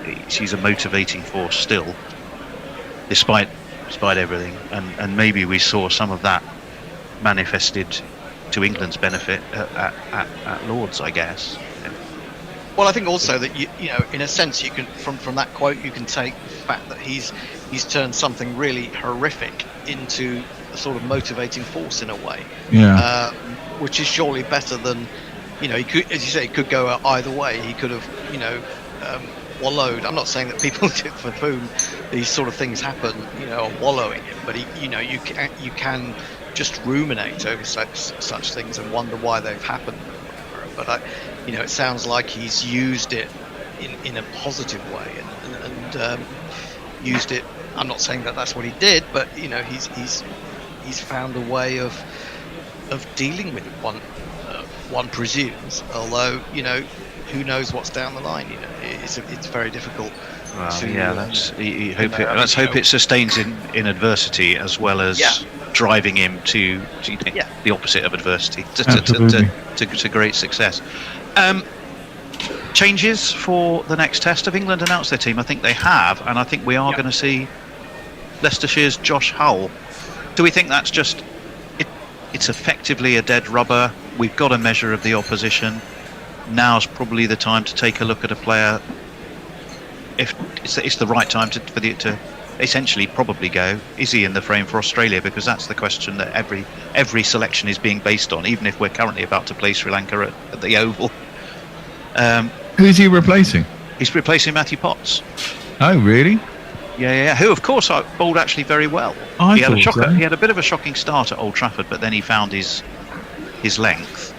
I thought he was excellent at Lords, and economical as well as reasonably penetrative.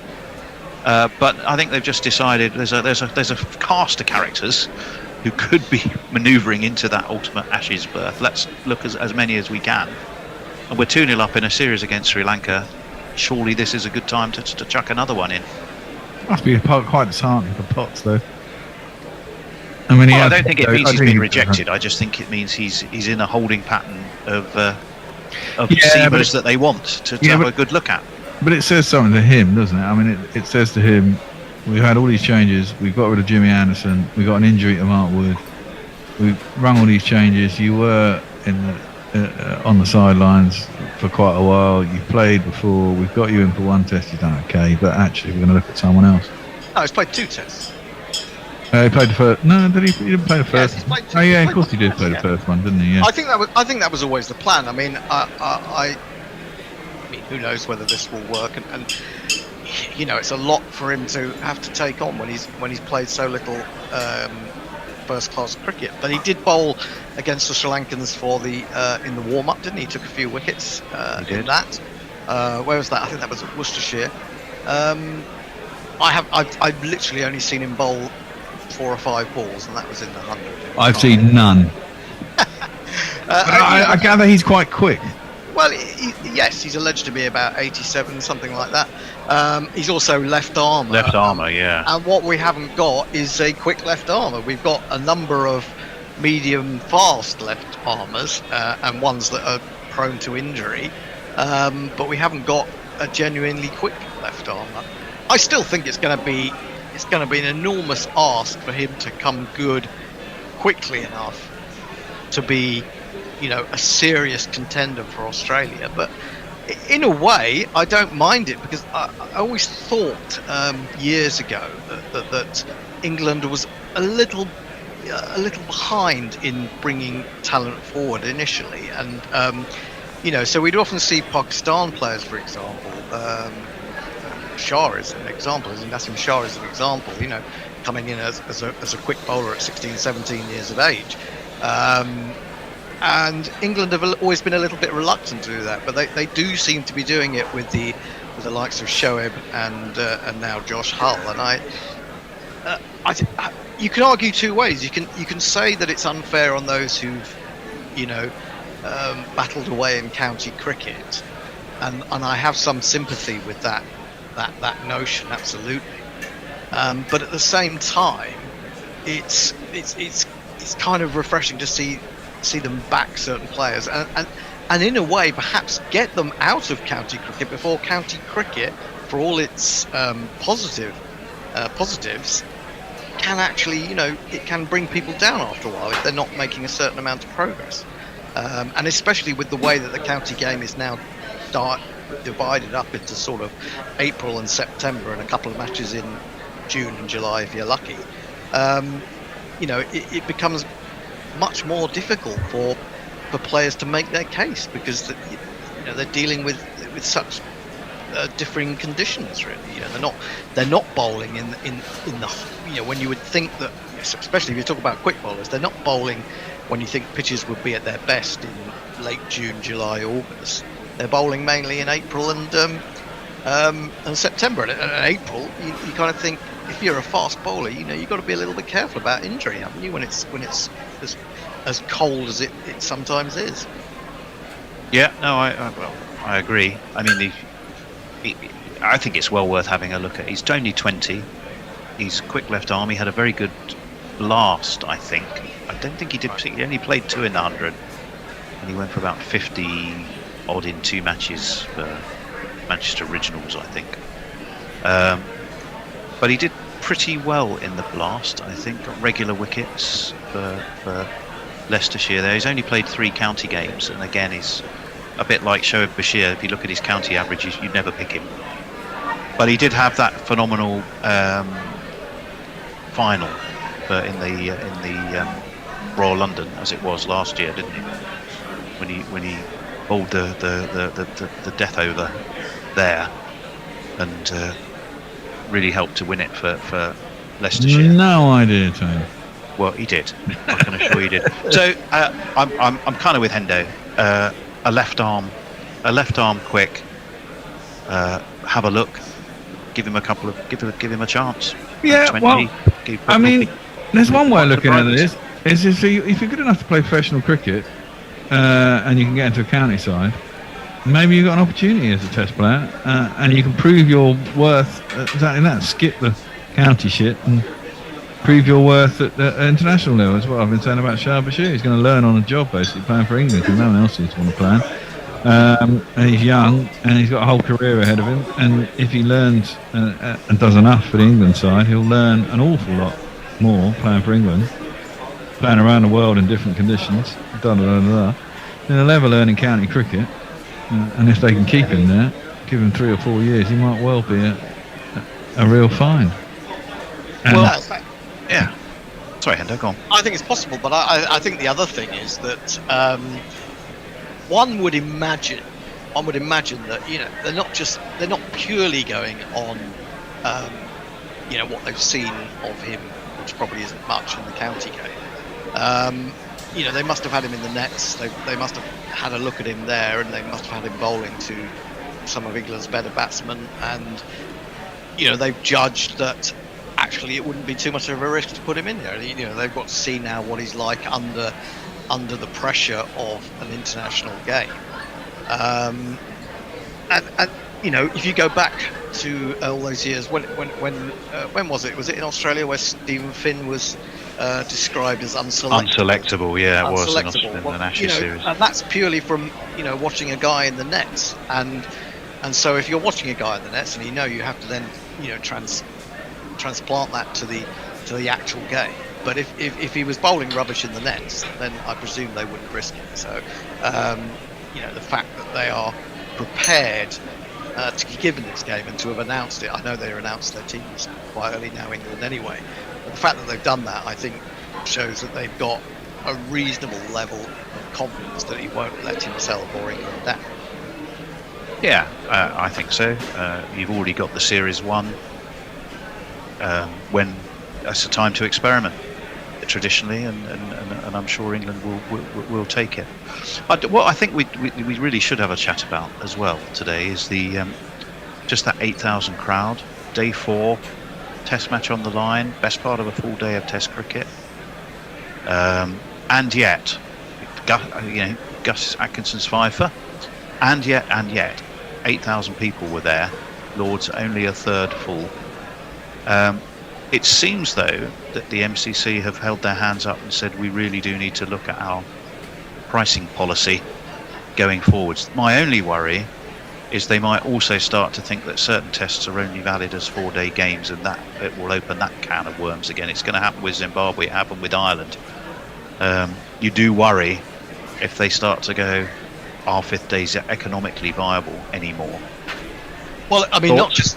not just 5th days, but 4th days, really. I mean, I think I said at the beginning of this whole summer, without trying to, disrespect West Indies or Sri Lanka, but based on their, batting lineups that they were bringing and their lack of experience in the conditions, and the way that England play, it was, more than likely that most of the games could be over in 3.5 days. And that's, been pretty true, especially when you consider that if you do lose any time to rain or bad light, it's now made up at the end of the day. So it's not like you lose a lot and that, that might force you into a 5th day or something. Or like longer that. sessions the next day. I hate that. Plays havoc with my rotors. But yes, exactly, and you get that, and it's long overdue. I mean, if this is the wake-up call that MCC Lords required, then all well and good. Because, I mean, I was kind of, I wasn't watching it that closely, I think, on the Sunday and initially, and I was aware that it wasn't a particularly big crowd, but I wasn't aware that it was quite as bad as that. And when you say 8,000 or 9,000, I'm actually surprised it was that many. It really didn't look like that. It literally looked like a smattering of people. The cheapest ticket price on the day was £95. The tickets available. Yeah. Well, that's crazy. I mean, that's crazy. I mean, That's crazy if you want to get people through the door.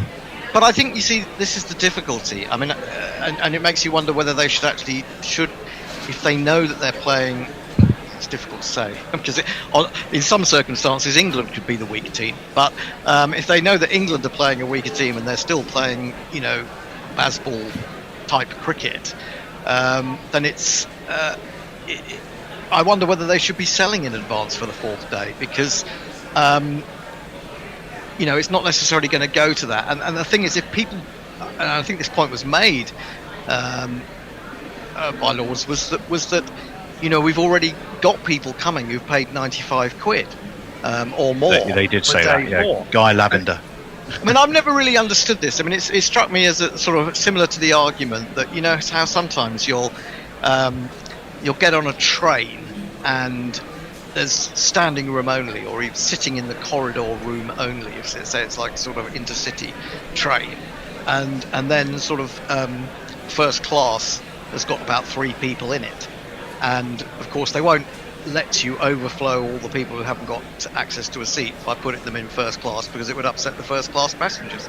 And it seems to me that's a bit like what we've got here. You can't.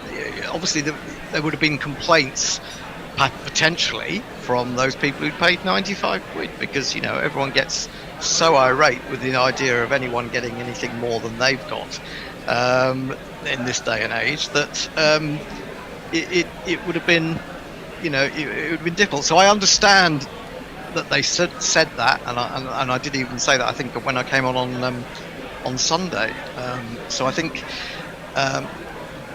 it's a good thing long term because it is unsustainable.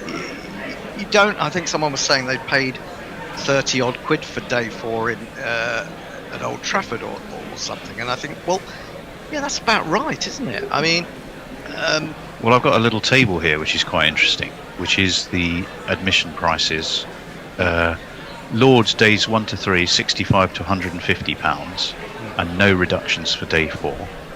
Yep. Trent Bridge 45 to £90 days 1 to 3, and a 25% reduction on every price bracket for day 4. Edgbaston 65 to £120, and apparently didn't answer the query that this was from the Times.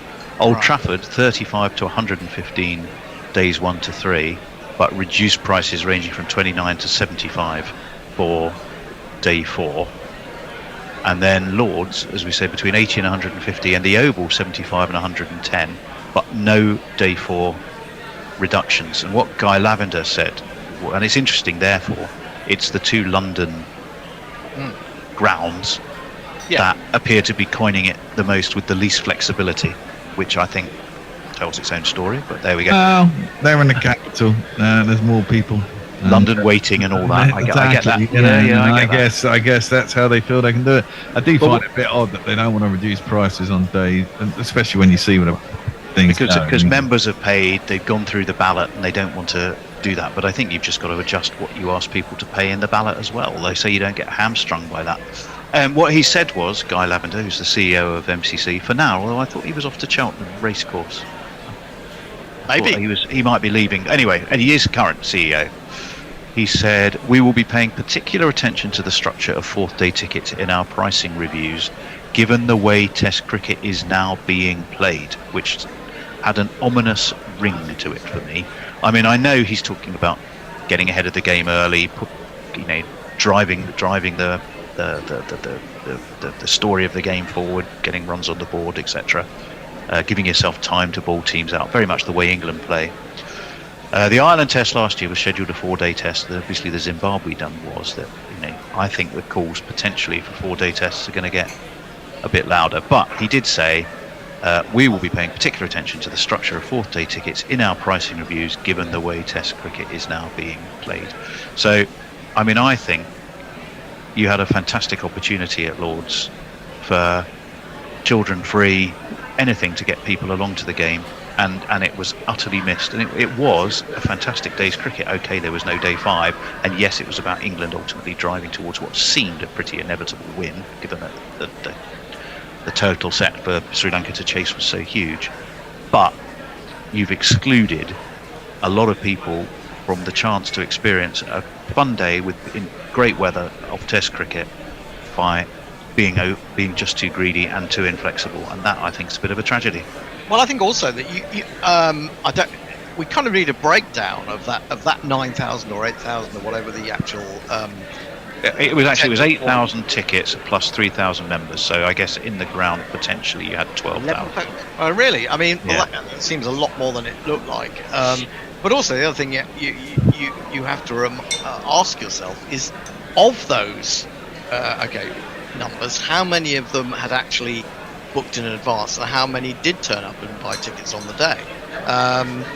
Because if it was a really small number that came on the day, then you would have thought that they would have known how low the crowd was going to be from the point of view of those that had already booked their tickets, and they might have adjusted their prices based on that. I mean, I think it seems they're being wise after the event, aren't they? And I think because in London they generally do sell out or get close to selling out in most Test matches, I think they're just complacent, and I think they probably thought that people would flood in and pay these ridiculous prices. But actually, the very fact that people in London are now even saying no, this is too much. I've been saying it for years. I mean, I won't go to Test matches in London anymore because I just don't think it's value for money. Really, I really don't. I think they're asking too much. And I'm not wealthy, but I'm not poor.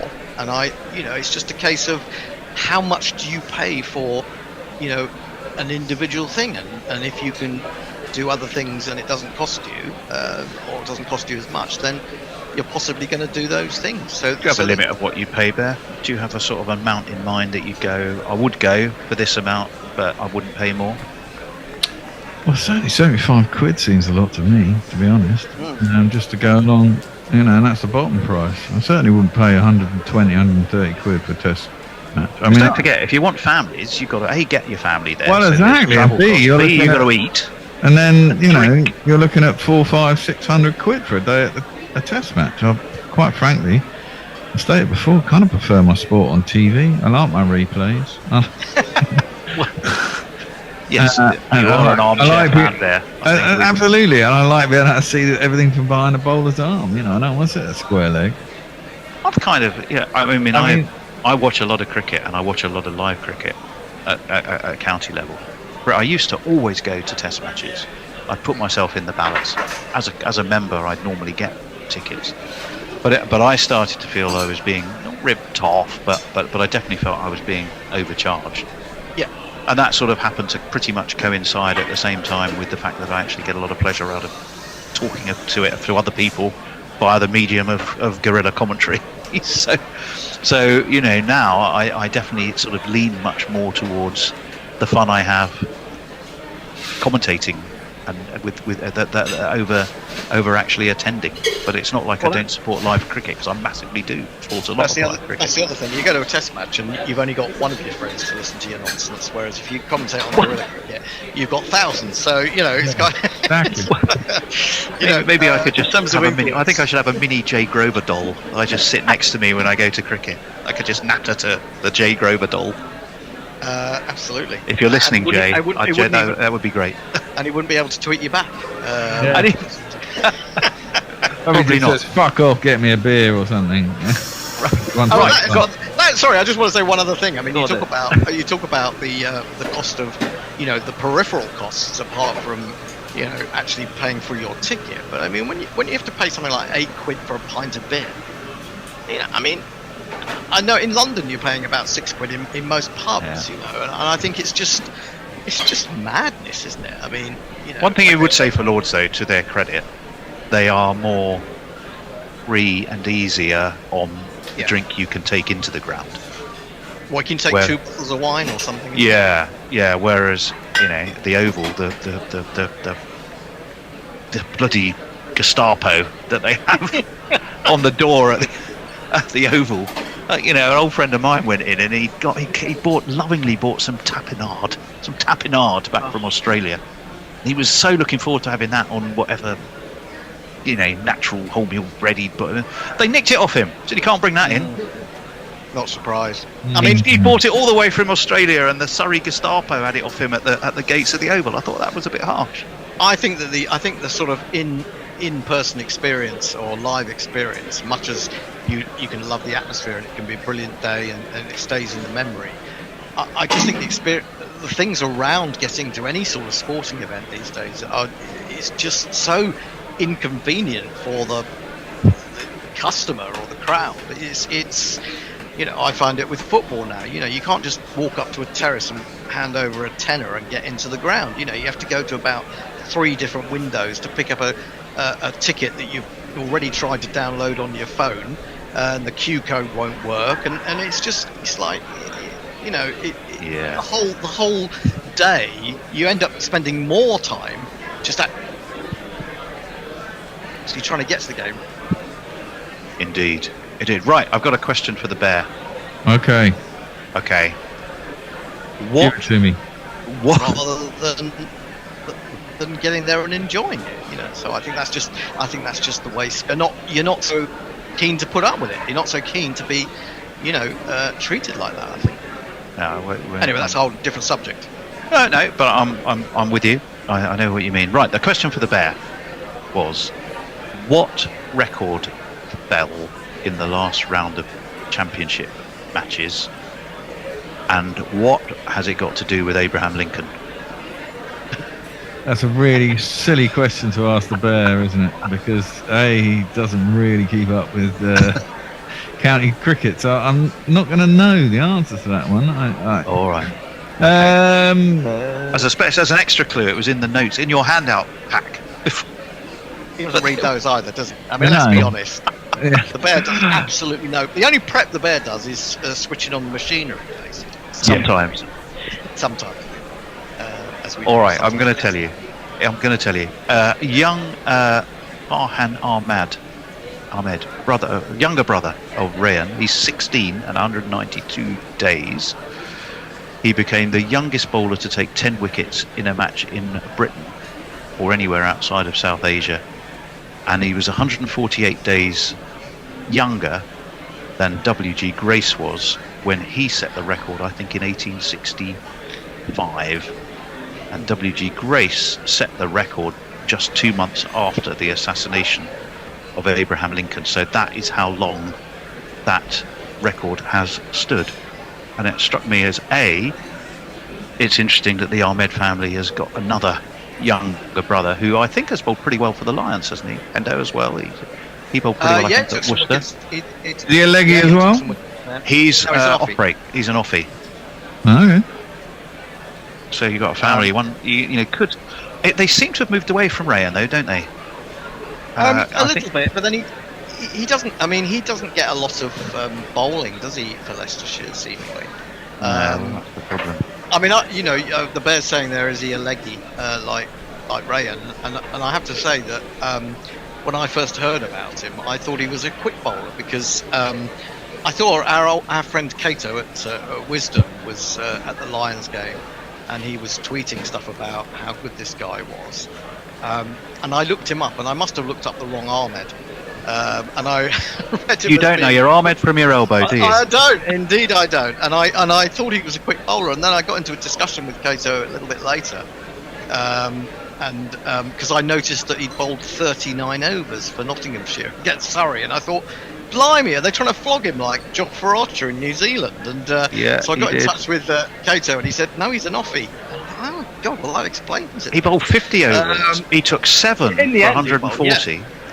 So he bowled 50 overs. Surrey rattled up 520 odd, and then he took 3 for 77 off 26. Liam Patterson-White also took a 5 for. He took 5 for 96.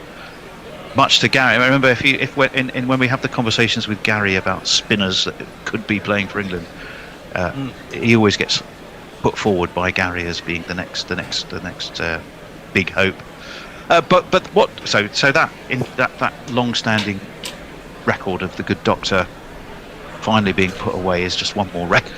One of his records, another one of his records gone. But it also is kind of interesting because spinners did better perhaps than other bowlers in the last round of championship games because the Kookaburra was back, and thus there were an awful lot of games which never seemed anything like a draw, but not all of them. There were other games which were comparatively low scoring, and I wondered what made the difference. So I know Middlesex's game at Yorkshire, Yorkshire rattled up about 600 and something for not that many. And then Middlesex just cruised to 500, the upper reaches of 500. So, if you got those two, unless you really engineer something, it's always going to be a draw. Obviously, the Surrey Notts game. But then there were other games that didn't seem to follow that pattern. Was it weather? I guess the interesting question is the Kookaburra experiment. Has it been a success? And sort of, if it forces you to look at different bowling options in less, not making wickets easy for seamers with things that absolutely help them, and looking for other solutions to take wickets in tough conditions. From the bigger picture of becoming successful in Test cricket, it might not be such a bad thing. What do you reckon, Bear? Well, it's difficult, isn't it? I mean, you look at other ways of getting wickets, but they still pile up 600 runs. Ideally, you want to look at getting wickets in other directions and still keep them down to 300, 320. If that's the change of ball and situation, because presumably, again, fucking myopia, we're looking at what's going to happen to English bowlers when we go to Australia and they bowl on pretty flat wickets with a Kookaburra ball, and how are we going to take wickets? I mean, this is part of the whole reason for the experimentation. However, the wickets are different, the conditions are different, and therefore, is it really that useful? I don't know. I really don't know. I don't know whether it is or it isn't. It's an experiment, but yeah, I mean, I tend to go along with you, Bear. I mean, it's all a little bit haphazard, isn't it? I mean, I don't know how many games they've used it for this year. Two rounds at the very beginning. So the first 2 games, when something's afoot when Middlesex are making regular scores of 500 plus. You think, hello, what's going on here? And then it's these last 2. So they've kind of done it in a way that they've set the players the challenge in a way of how do you cope with a Kookaburra in April when a shiny Duke ball with a proud seam is going to be nipping all over the place. Suddenly it isn't. But also then come the end of the season when the pitches are harder, drier, more baked, going into September, then it's the next 2 rounds. So we've still got, I think the next round's going to be the Kookaburra as well. The downside Sorry, go on. That'll be 4 out of, 14 county games Yeah. they play now? Yeah, that will have been played with the Kookaburra. The downside, from a sort of competitiveness perspective, I suppose, is that when teams need to be really doing everything they can to get a result, it's made that much more difficult to get that result as you get to the sharp end of the season. So, from the purely selfish perspective of supporting a team that you want to win, it's not necessarily such a good thing. I think in the bigger picture, it probably is a good thing, because you start to see new skills and that players have to learn, and they're going to need them to play international cricket. Yeah, but the one thing that everyone knows about the Kookaburra is you need pace. I mean, that's not a thing you can really teach anyone, is it? That's why they're going for the Josh Holes, and they, got other people, and Potts is not so, in vogue, because England are just searching out the way they're going to take wickets in Australia with a Kookaburra, because it doesn't do much, is to up the pace, and batsmen make mistakes because the ball's coming to them slightly quicker. It doesn't seem to me like that's any sort of rocket science. The Kookaburra does shit for about 10 overs and that's it. And then it's wobble seam, try and get it to reverse, bang it into the pitch, keep it tight and bowl a little bit quicker, and hope that you can nibble out some, and that takes a little bit of skill, but I don't know how you can learn that in England, that's... you've got Australia. You want to bowl the right length in Australia, haven't you? Yeah. And it's probably going to be a different length from what you bowl here. And I think that, are we just trying to find reasons why our bowlers aren't just quite good enough? In the sense that, Josh Hazlewood, he's of decent pace, but he's not express, is he? But he's a hell of a dangerous bowler, and he's a dangerous bowler because he's so repetitive. He puts it in the same place, in the same way that someone like Glenn McGrath did. Cummins isn't he can be very quick, but he doesn't always rely on his pace. He can swing the ball, he can seam the ball. The only man of express pace really is Stark, isn't it? I think that England are going to have a massive problem when they go to Australia, because all this talk about bowlers, but the batting is, to my mind, it has a pretty soft underbelly. Even if they try to play in the Bazball manner, which served them pretty well in the last home series. But we're so reliant on certain players, and if we're looking at pace, we're so reliant on the level of fitness of these guys. We've got a 5 test series in Australia, and we've got to, we're hoping that Jofra Archer will come back, but we don't know. Mark Wood, can break down after 2 test matches. Ollie Stone has had 4 stress fractures. I think he bowled well. At Lords, but I think also he has a tendency at times to go for quite a few runs, and he could, when the Australian batting lineup could get after him and put him under pressure. So really, I think England potentially could go down under with a really, really strong bowling lineup, but it's it's incredibly fragile. Very breakable. Get any moment. It was 3 out of 4 games were drawn. I think that's the problem. So, in a way, Yeah, you're breaking up a bit there.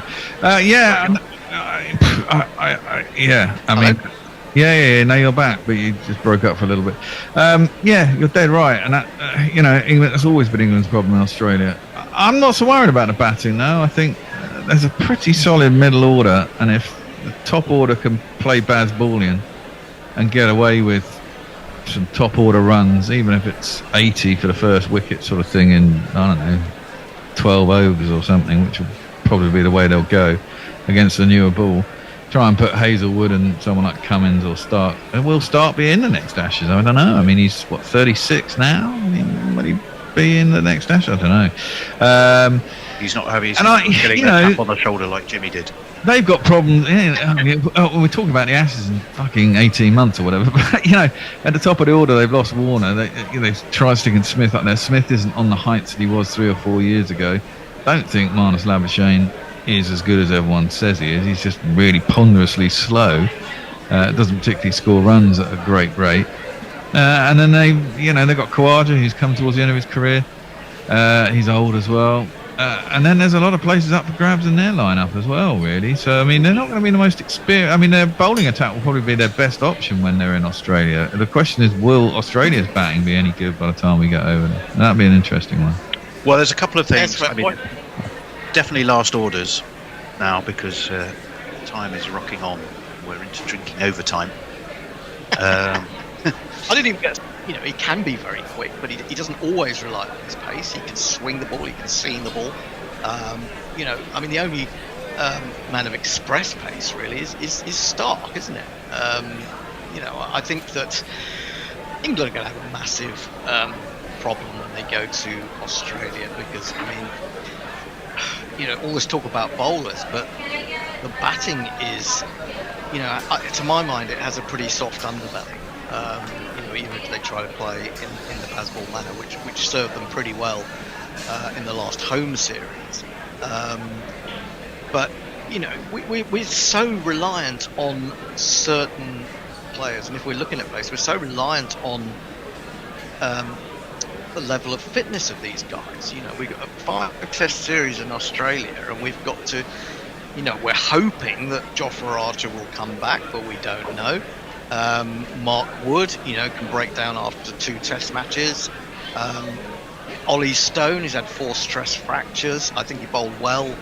At Lords, but I think also he has a tendency at times to go for quite a few runs, and he could the Australian batting lineup could get after him and put him under pressure. So really, I think England potentially could go down under with a really, really strong bowling lineup, but it's it's incredibly fragile. Very breakable. Break at any moment.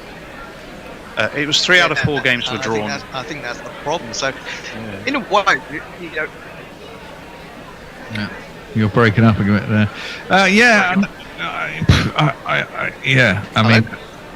Now you're back, but you just broke up for a little bit. You're dead right, and that, England, that's always been England's problem in Australia.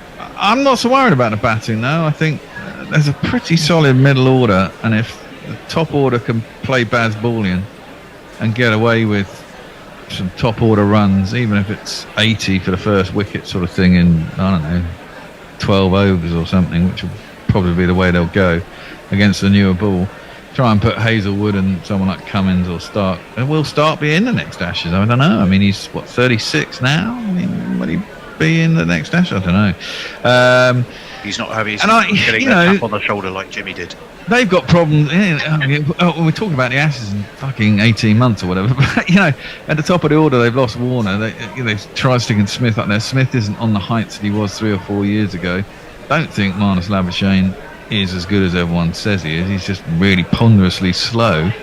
Doesn't particularly score runs at a great rate. And then they've got Khawaja, who's come towards the end of his career. He's old as well. And then there's a lot of places up for grabs in their lineup as well, really. So, I mean, they're not going to be the most experienced. I mean, their bowling attack will probably be their best option when they're in Australia. The question is, will Australia's batting be any good by the time we get over there? That'd be an interesting one. Well, there's a couple of things.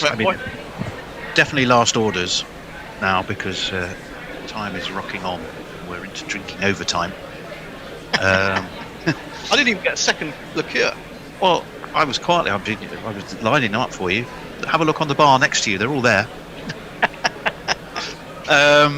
What was I going to say? Oh, I know. There was a couple of things that are just very quickly. One of which I think we should probably be the subject of next week's podcast discussion. But quickly, I think we should acknowledge Bangladesh's first ever win in Pakistan. A little of extra frisson of historical and political significance to that as well. East versus West. Well, Yeah, I mean, remember, it used to be eastern region of Pakistan, didn't it, Bangladesh, till the War of Independence in the early 70s, was it? It was partitioned when India was partitioned. Bangladesh was sort of chucked in as the eastern region of Pakistan, and they'd never won in Pakistan, but now they have. Not only have they not won, they've won 2 tests back to back in Rawalpindi, which, had we not been so focused on other things, probably would have been worthy of greater note, Hendo, don't you think? Yeah, I mean, it's difficult to say. Is that a result of a burgeoning Bangladeshi strength, or is that an example of Pakistan fading a little bit? Again, I mean, I looked at the Pakistan team and it's much changed from when I last looked at it. I mean, I think in this last test we had no Shaheen. Am I right? Shaheen Sharafidi was missing, I think. So there were 1 or 2 unfamiliar names in there. I mean, there was no. I've forgotten his name now. Never mind. I'll come back to it. But it was. You know, there were different names in there. Babar Azam, of course, is going through that period in his cricketing career where nothing is really going for him. You know, I think it's now. I think when I was on Ajit's podcast, it was 14 innings without 50, so it must now be 16 innings without a 50. But a lot of people saying, well, you know, he was overrated and he's not that good. And well, no, I don't agree with you. I think he's fantastic. I think you know, he's just having that period where things are you know, difficult for him. Every one of the, if you want to call them the big four, has had those moments, those periods. And if you're you know, your major batsman, your man with most presence, is not making himself felt, that can have an effect on those around him. I mean, Mohammed Rizwan has been brilliant. I think he's still kept up his standards, but you know, around him there hasn't been enough. You know, and it's quite interesting because, you know, you would think England going to Pakistan next month, and you know, everyone was amazed that England did so well last time they were there, which was the first time they played in Pakistan for some time. But now with those results, you think England are going to be massive favourites, and if they don't come back with, you know, a series win, you would think you might wonder about England really as well. But yeah, it's difficult. I mean, teams can just sort of, you know, Pakistan, I think, are they bottom but one of the World Test Championships? Yeah, they are struggling.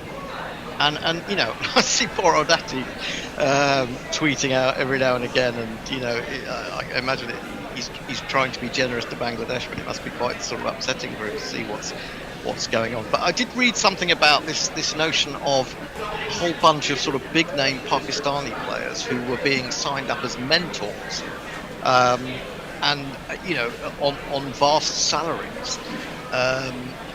You know, and was that the right way to go? I mean, you know, can they really do that much for the players? Maybe the players should be getting better salaries. So maybe there's a sort of certain amount of bitterness in the camp about where the money is going and how it's being spent.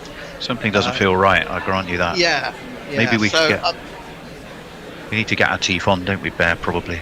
Yeah, that's not a bad shout. It's certainly ahead of the Pakistan series. I'm sure he'll come and have a drink with us. You know, but also let's not knock Bangladesh. You know, I mean, no, fantastic. You know, they talk about they've got a very weak domestic system, but you know, they're still doing it. And people like Mushfiqur Rahim, who got a big 190 in that first test. I mean, that was the surprise. The first test, especially.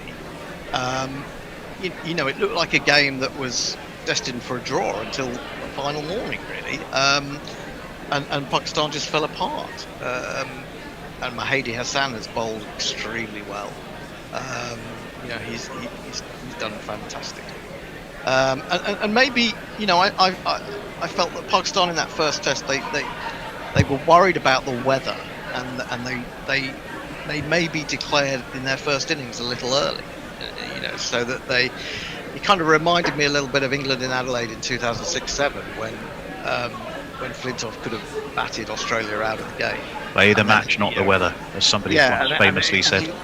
Well, it wasn't. In that case, who. it wasn't so much the weather. It was just trying to show attacking intent and getting Australia in on the second night. But anything can happen on the last day, as we saw at Adelaide and as we saw in that first game at Bangladesh. So I think it's maybe Pakistan aren't quite as bad as we think, but I mean, we'll find out. This is low. We will find out. 6:30 in the morning starts as well. Right, last orders has gone. We are about to shut up the shutters and close down the pub. I've got one final question though for both of you.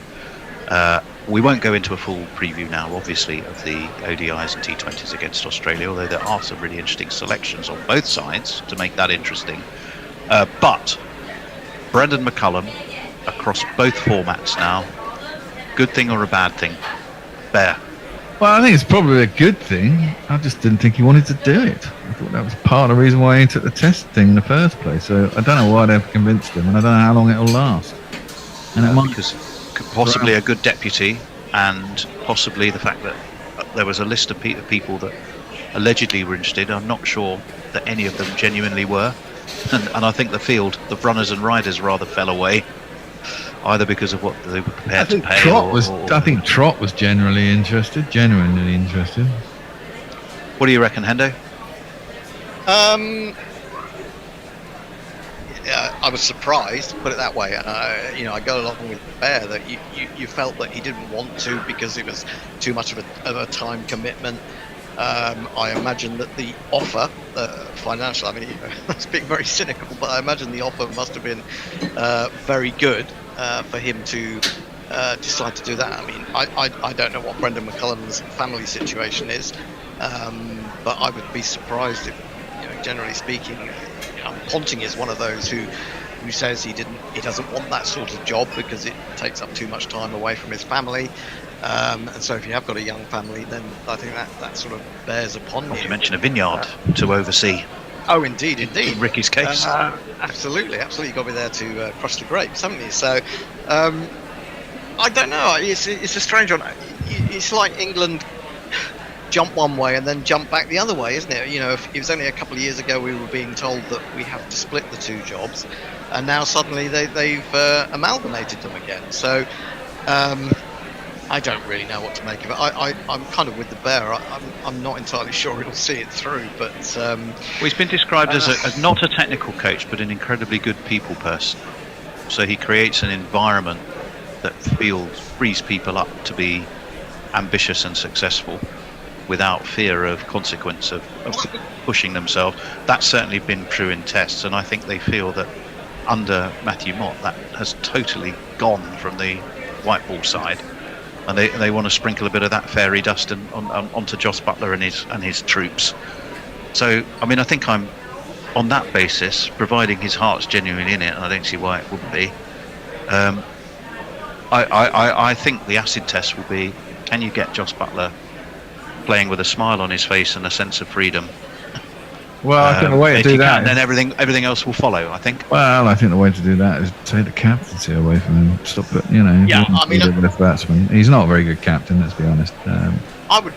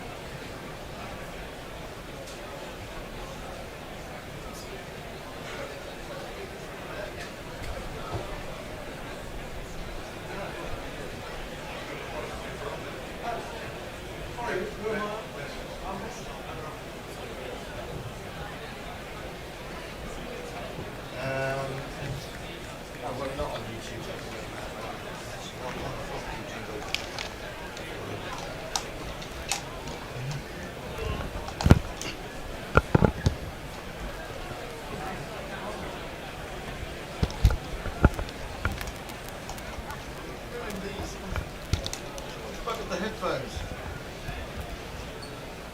8.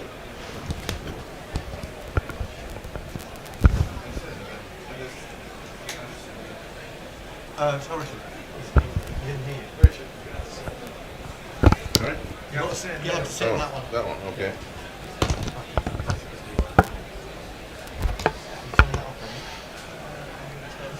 In a minute, let me just do my spray.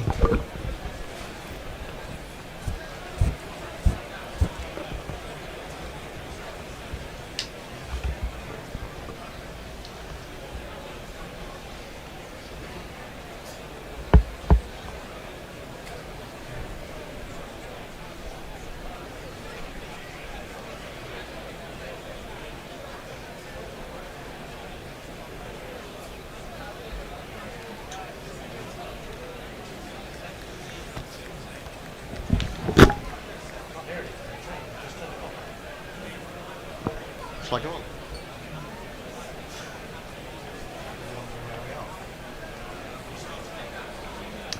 Oh well, welcome back to all of you who have been waiting out there patiently for play to resume at the Oval. And the good news is, if you haven't already heard, that we will be restarting at 3:10, which is about 8 minutes away now.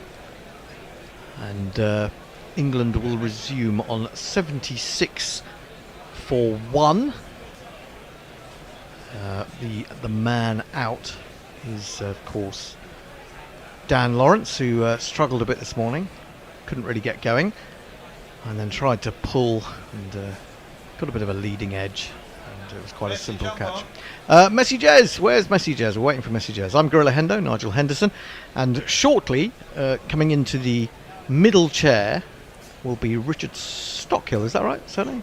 Stockwell. Sorry, Richard Stockwell, who I haven't been on before with, but has been on, I believe. He's upped the northern quotient of the Gorilla staff today. I am with you, Hendo. And Messi Jez, of course, who's in he's the Western contingent, as in Western Australia. What's it been like? Has the rain been dripping on you in the weather cave? It certainly has. Had half an inch of rain today. Half an inch. The roof leaked. And it's 8.4 degrees. So yeah, it's pretty cool here. I just can't imagine Perth at 8.4 degrees, because any time I've been in Perth, it's been about 45 degrees, and so it's so it's kind of really, really weird. The idea of seeing all you hardened Aussies with your bronze tans and your blonde hair. Well, I'm sure you had blonde hair at one point, Messi. To actually see you shivering would be quite. I don't know. I think I'd quite enjoy it. It gets cool. Good news today, though, was when I went to feed the ducks this afternoon, there was a fucking great kangaroo in the garden. Wow! Which normally doesn't come down till it starts getting warmer, but it's always a good sign. I like the kangaroos being around. Was it so? Was it a very big one? Was it bigger than you? About 8 foot tall, I'd say. What? Oh, blimey! A big Western grey kangaroo. That could take you apart, couldn't it, Messi? Oh, if I chose to battle with it. Fortunately, they're very timid. No.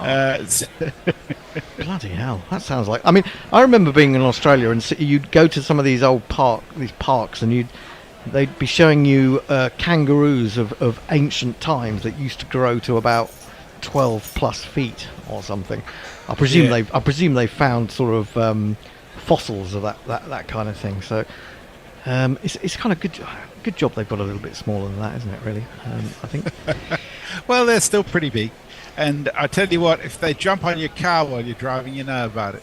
Oh yeah, I was first time I was travelling in Australia, and I was doing on the Indian Pacific train, and we hit a kangaroo, and I just thought, hang on, the Indian Pacific only runs through here once every 4 days.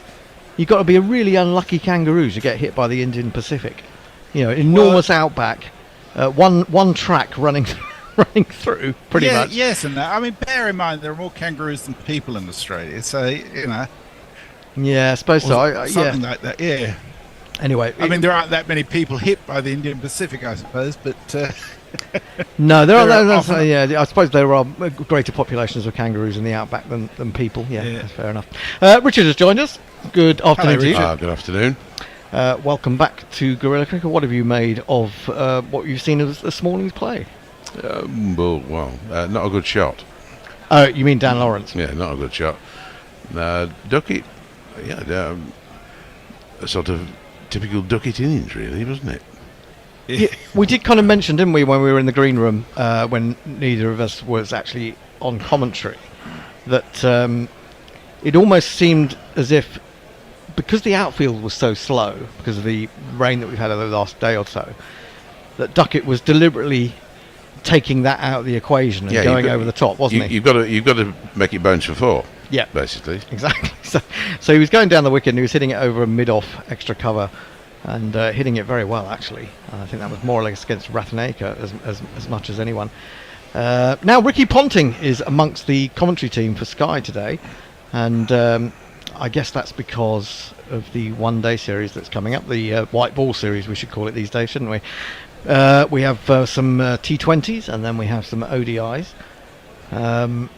What have you made, Messi, of the squads that have been sent this way to take part in those matches? There are a few unfamiliar names to me in the I think both T20. England and Australia are doing the same thing and using it as a chance to blood some people. I mean, for instance, Fraser McGurk, for all the sensational coverage there was of him in the IPL, had never played T20 or any international for Australia until the other day when he was out first ball. He made 16 or something off 10 today, but he did great in the IPL. But we shall see whether that is transferable skill.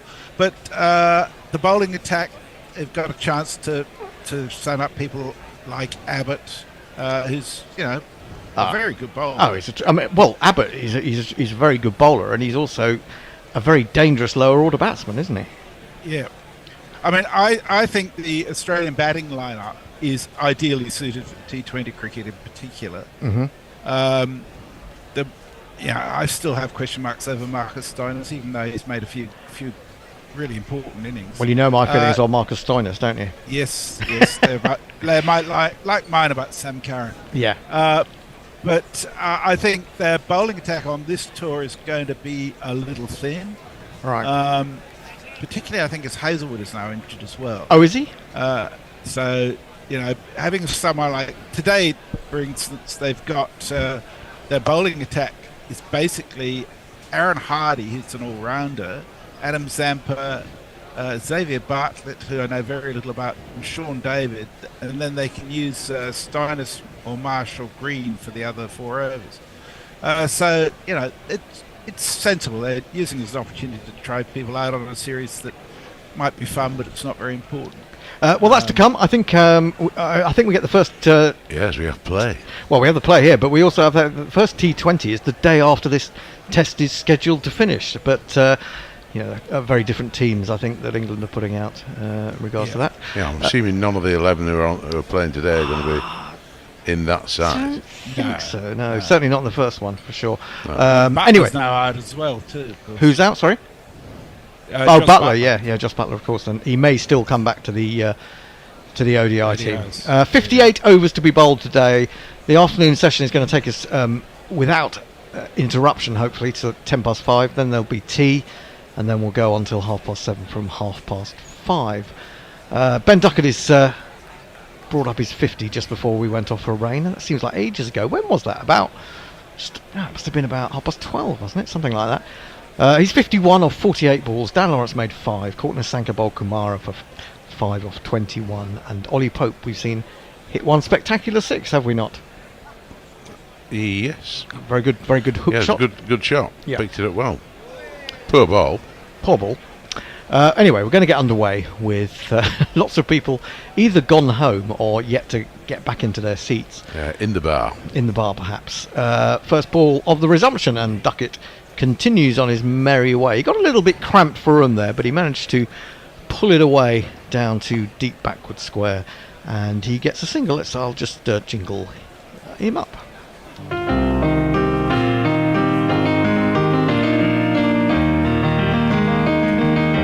He arrived with a smile, and he's going places. aces. He's looking good now, he's in with the aces. He was up at Stowe School playing T20. He might play for England, but he'll still be Ben Ducket to me.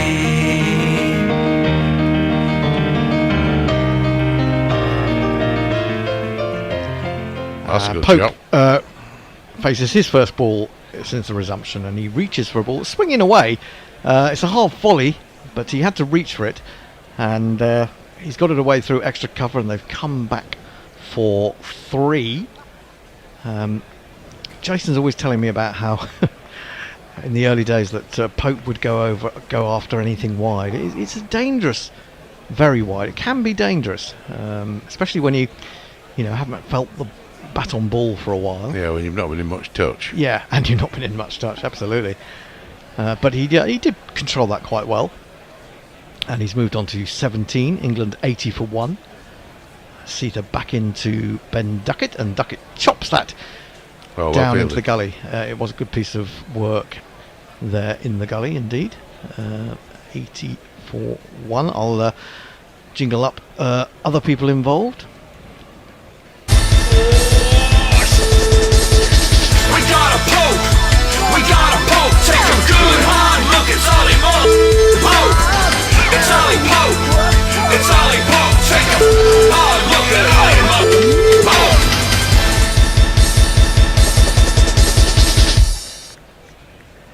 Pope! In comes Seether again, and brings this one back in the air to Ducket, and Ducket covers up, bat and pad close together, defends it into the onside. There is no run. We got a super chat, Hendo. Yeah, I just saw that. I did just line up one of the jingles. Let me find the jingle. Here we go.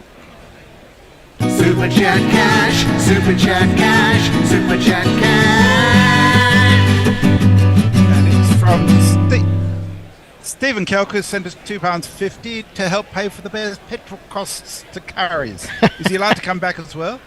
Oh, that's a good point. We need a fiver. Down the leg side, and well taken by Chandamal. He was in the wars earlier. He's taken over behind the stumps again after Madushka was dropped. I think Kusal Mendes is the better of the 3 keepers, and he's back in the side, but he's not being asked to keep.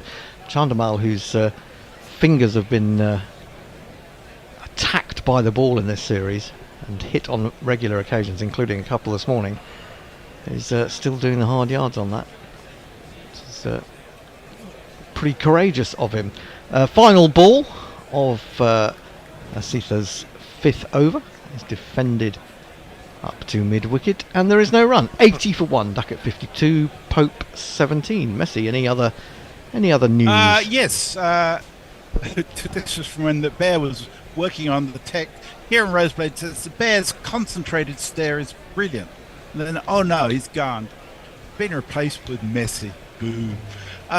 Brian in Bristol says, kangaroos, I hit one on my motorcycle one day. Bloody hurt my knee and caused me to wobble off into the shrubbery. The bastard Drew just hopped away, none the worse. Pokey says, I reckon I could take a wallaby in a fair fight. I wouldn't I wouldn't go for That's it. very brave of you. Poor little wallaby. Yes. And there's a whole lot of stuff about robbing Poundland, which started during the break, which I'm not entirely sure about. Okay, well, I'll jingle up the new bowler. It's another Fernando. There's many Fernandos. Oh, there. I've lost him. Here he is. Delivered by a manic fiend. That is what I want to see. Vishwa Fernando. I'm going to try and do Sri Lanka a favour here and say I've not been very impressed with Vishwa Fernando in the first test or even so far today, but maybe he'll take a wicket. This is cut very powerfully by Pope. It was well outside the off stump. There was a man at backward point, but he couldn't get anywhere near it, could he? Proper got what it deserved, did it? It did. It was a rank delivery. Yeah, that didn't do his reputation any good at all. So normally when I do that, it brings a wicket, but that's very well placed because the bloke, he's out on the boundary and he's only got to make about 4 or 5 yards to his left, but he gets nowhere near it. Was that the other Fernando? It might well have been. It could well have been.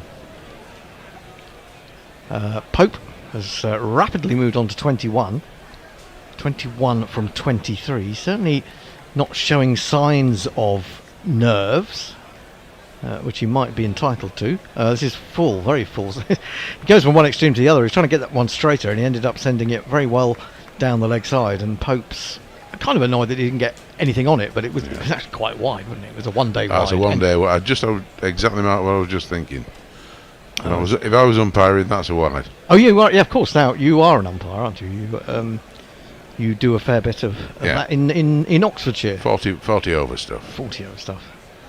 So that's a wide. You'd have given that on a Sunday afternoon. Umpiring. Actually, when I have umpired, it's much more difficult than you think. Fernando in. Oh, what a ball that is! Oh, that really was a goodie.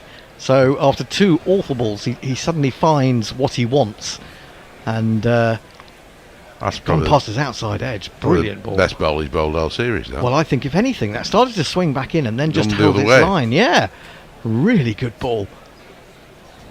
So obviously the news has got through to how I've been rating Vishwa, and he's obviously a little bit upset. But that really was the power of Hinder. Yeah, absolutely. You see, they respond to me. 2 slips in the gully. The oval is looking really nice down the leg side. This one, it rises to almost hip height, but Pope is clever enough not to try and put his bat near it and risk getting a little feather down the leg side. It's interesting after such a wet summer, isn't how almost all the grounds in England are green. This time of year, often at the Oval, you'd expect it to be sort of almost browning, wouldn't you? Oh yeah, it's usually charred by this time of year. Yeah. Well, you always think back when you see that those highlights of, was it 76? I think. Yeah, with the lines of the drains going across the ground. Incredible! It's they were the only green bits where the land drains were. Indeed. Vishwa in again, bowls. That's a good ball as well, probing and foolish. And Pope is onto the front foot defending. That's the end of the over. No, there's 1 ball to go according to the TV. So Pope just walks down the wicket and gives it a little bit of a prod. 84 for 1. And Ducket 52 off 53. Pope 21 off 27. So, it is Bazball, even though it's not, it's not crazy, it's not chaotic. Vishwa in again, bowls, and he went back, and I thought for a moment he was going to pull, and then he seemed to have a change of mind, worked out it was possibly a little bit full for that shot, so he plays it with a straight bat, but still works it through mid-wicket, and will pick up a single, and he will keep the strike. 85 for 1. Messi. Muttley says, welcome back, primates. So going on about looting Poundland. Looting, as Stephen Kelk says, looting a Poundland sounds like a very strange idea. I have the idea of running down the street with a trolley of sweets worth about €5 in total. He says, I bet they don't discuss looting Poundland on TMS. Yeah, I doubt if they do. I doubt if they do pretty well anywhere. I mean, if you're going to loot somewhere, surely you're going to go somewhere other than Poundland. Harrods is probably a decent looting venue.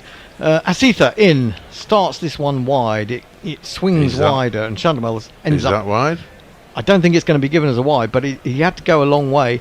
Did Chandamal behind the stumps? Yeah. I noticed that Matthews has finally found his appropriate place at slip. Ah, good. Yeah, they realise even if he can run, he's not going to. Exactly. It's a bit. I think we all got to that stage in our cricketing careers, didn't we? But, it reminds me of Inzamam. Oh yes, I think I got to that point when I was about 18. Asitha in, bowls onto the back foot goes Pope, pushes firmly up to mid-on. That's another one of the things about Sunday cricket. They all sort of argue about who's going to field the slip. Yeah, because I remember when my dad was in his 50s, his team would have 3 slips even though there was a spin bowler around. Well, that's the thing, isn't it? Because as you get older, not only are you unable to run, but you're unable to see the ball to take catches at slip, so it's kind of a wasted position because you're not going to take any catches, generally speaking. Asitha into Pope, and Pope cuts again. He's cutting very well today. This time he has picked out, I think it's Lahiru on on the point boundary. He's one of those with the resplendent facial hair. And, they get through for 1. Yeah, in that standard of cricket, I mean, you don't get many chances go to slip anyway, do you? No. And they don't. I mean, you have to be so close for it to carry. Yeah. Because there's not much pace in the deliveries. I think we've had 2 slip catches all season. Really, blimey. Asita well, again. it's sort of game where you're hoping the ball goes for 4 rather than having to be run down.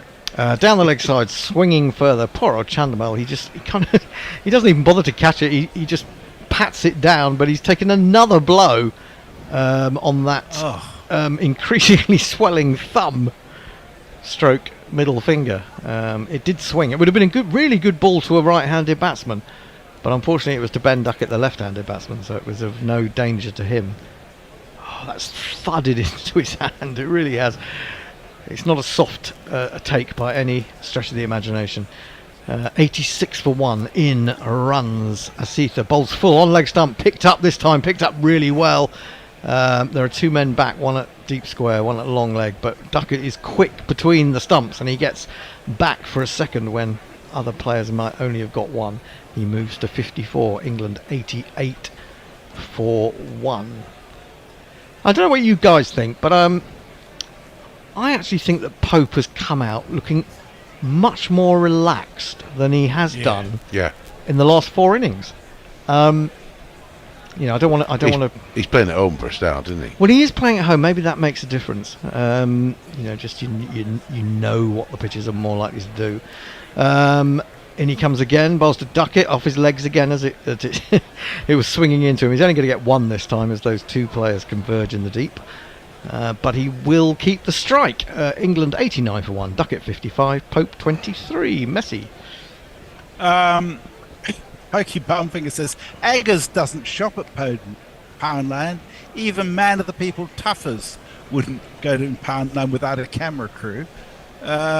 Stephen Kelk says, regarding getting older, I was wondering whether I could even reach the batsman for 24 yards, a la what? No, this was in the Scotland Australia first T20, wasn't it? I didn't. Yeah. I sort of saw it in passing, but I didn't actually see any footage of it. What?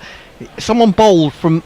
They didn't bowl. He bowled from 24 yards, just parallel with where the umpire was standing. But did the batsman pulled away? Is that right? Yes. And the laws are pretty clear that if the batsman's not ready and pulls away, then it's dead ball. If the batsman tries to stop it, which Head did in one in the World Cup, I think, then that doesn't satisfy the rule and it's not a dead ball. Defended down right by his feet by Ducket, this first ball of the new over from Bishwa, and he rather kindly picks up the ball for the fielders and tosses it to them. But I thought one of the complaints was that they were drawing away because he was bowling from 24 yards. Yeah, because they weren't ready when they looked up and suddenly saw that he delivered the ball. Oh, I see. Okay. Fernando in again, wide of the off stump, and there's a wild flash by Ducket, who's lucky not to edge that through, lucky not to get anything on that. Way off this. Yes. We were talking about that. He does miss when he misses by quite a lot generally, doesn't he? Yeah. So that that's a useful ability to have. But I didn't see anything. Obviously, if you're expecting someone to bowl from his normal position, I guess you wouldn't be ready. But I've seen bowlers in club cricket do that. Mainly spinners, actually. I don't think I've ever seen a quicker bowler. Oh, he's a spinner. Yeah. Okay, there you go. Yeah. But what he says about it is it's just trying to rush the batter. By the time I've let it go, the batsman looks up and the ball's halfway down the wicket. Now, if that's the case, then any batter's got any sense is going to pull back and say, no, I'm not ready. Next delivery is cut powerfully by Ducket, but straight to the man at deep point. They just take a single. 90 for 1.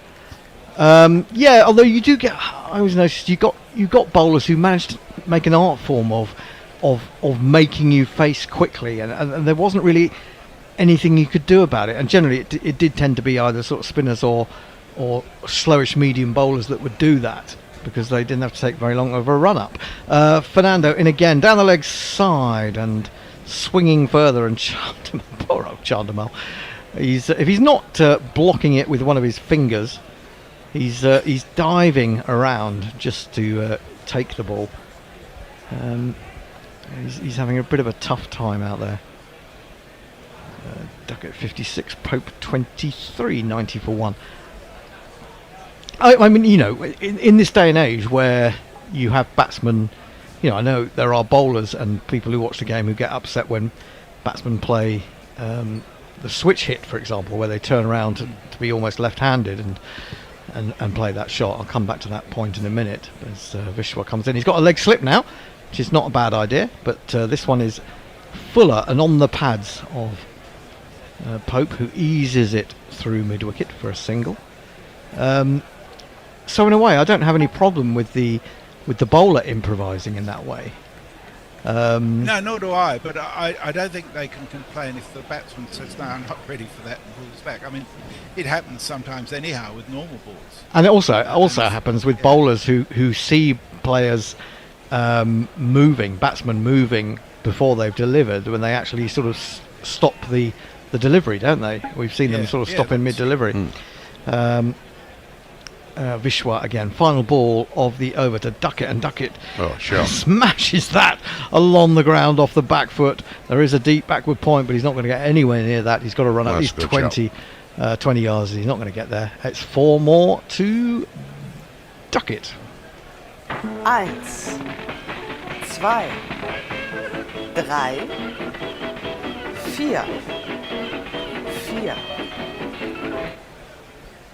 This is a fabulous innings to watch for Ducket, isn't it? It really is. It is, isn't it? Brian Barish is with us. He says, "G'day, cricket nerds. Had a blinder opening day of calling minor cricket in New Jersey last weekend. Oh, good. Both sight screens flew over.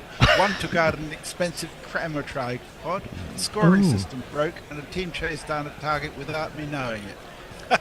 Well, it's all happening. 50 partnership is up here. 50 from 58 balls. That shows the speed at which England are going. Asitha in, bowls to Pope, who leaves that right at the last moment, and I think that was a very good leave. Yeah, and he was off stump, wasn't he? He did really.